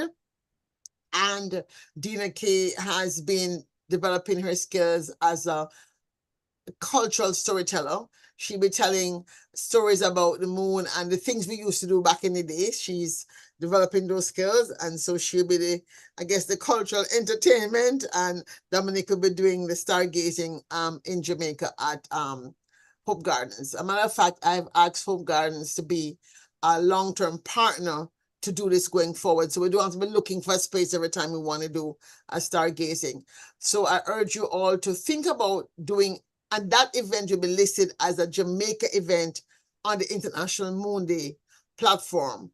So for those of you who have not yet done a national event for International Moon Day, please consider doing something. It can be anything from a panel discussion, can be a moon gazing night, partnering with the Astronomy Association. Cheyenne here in Barbados is working on doing something in Barbados with the Barbados Astronomy Society. I think they're doing something which include a games night at the observatory that they have in Barbados, and that be listed as a Barbados event. So Grenada, I'm pushing you to do something local. I know, I'm not sure you have an astronomy society, but that's okay. You will have a full moon between the 29th of July and I think up to the something of August. So maybe August 1st is a big day for us as Emancipation Day. It could be something as simple as holding a drum circle outside under the moon and talking about that first night of freedom. How might the slaves have felt about that in the Caribbean? And that could be your International Moon Day event. It doesn't have to be a stargazing. It just has to say you recognize the moon. For those of us in the Caribbean who used to live without electric lights for years and years and years, you know what it's like, how when the moonlight is bright, how much we used to romp at nights, right? So take the opportunity to bring back that the community energy. If you have, and Trinidad, Karina is there. Dr. Hack has said that she doesn't see any reason why Karina can't support you in doing something in Trinidad for International Moon Day. And so she was very gracious, a part of our conversation on Wednesday. She's going to be a part of our conversation on the 30th of July. And so I think you can possibly also do something that weekend or the weekend after while the moon is still in sight to support International Moon Day and list that as a Trinidad event, separate and apart from what Space Ungana is doing. So thank you so much for being here and for willing to press yourself and put yourself forward for leadership. Take care, guys. Have a wonderful rest of day, and I'll be talking to you on the phone online. And for those of you who are online still listening, those of you who are going to be partly going forward, you know how to find me, thefuturesforum@gmail.com, as well as on LinkedIn. And this is Space Ungana closing out for her Space Futures on this Saturday, the 25th of July, in celebration of UN International Day for Women and Girls of African Descent.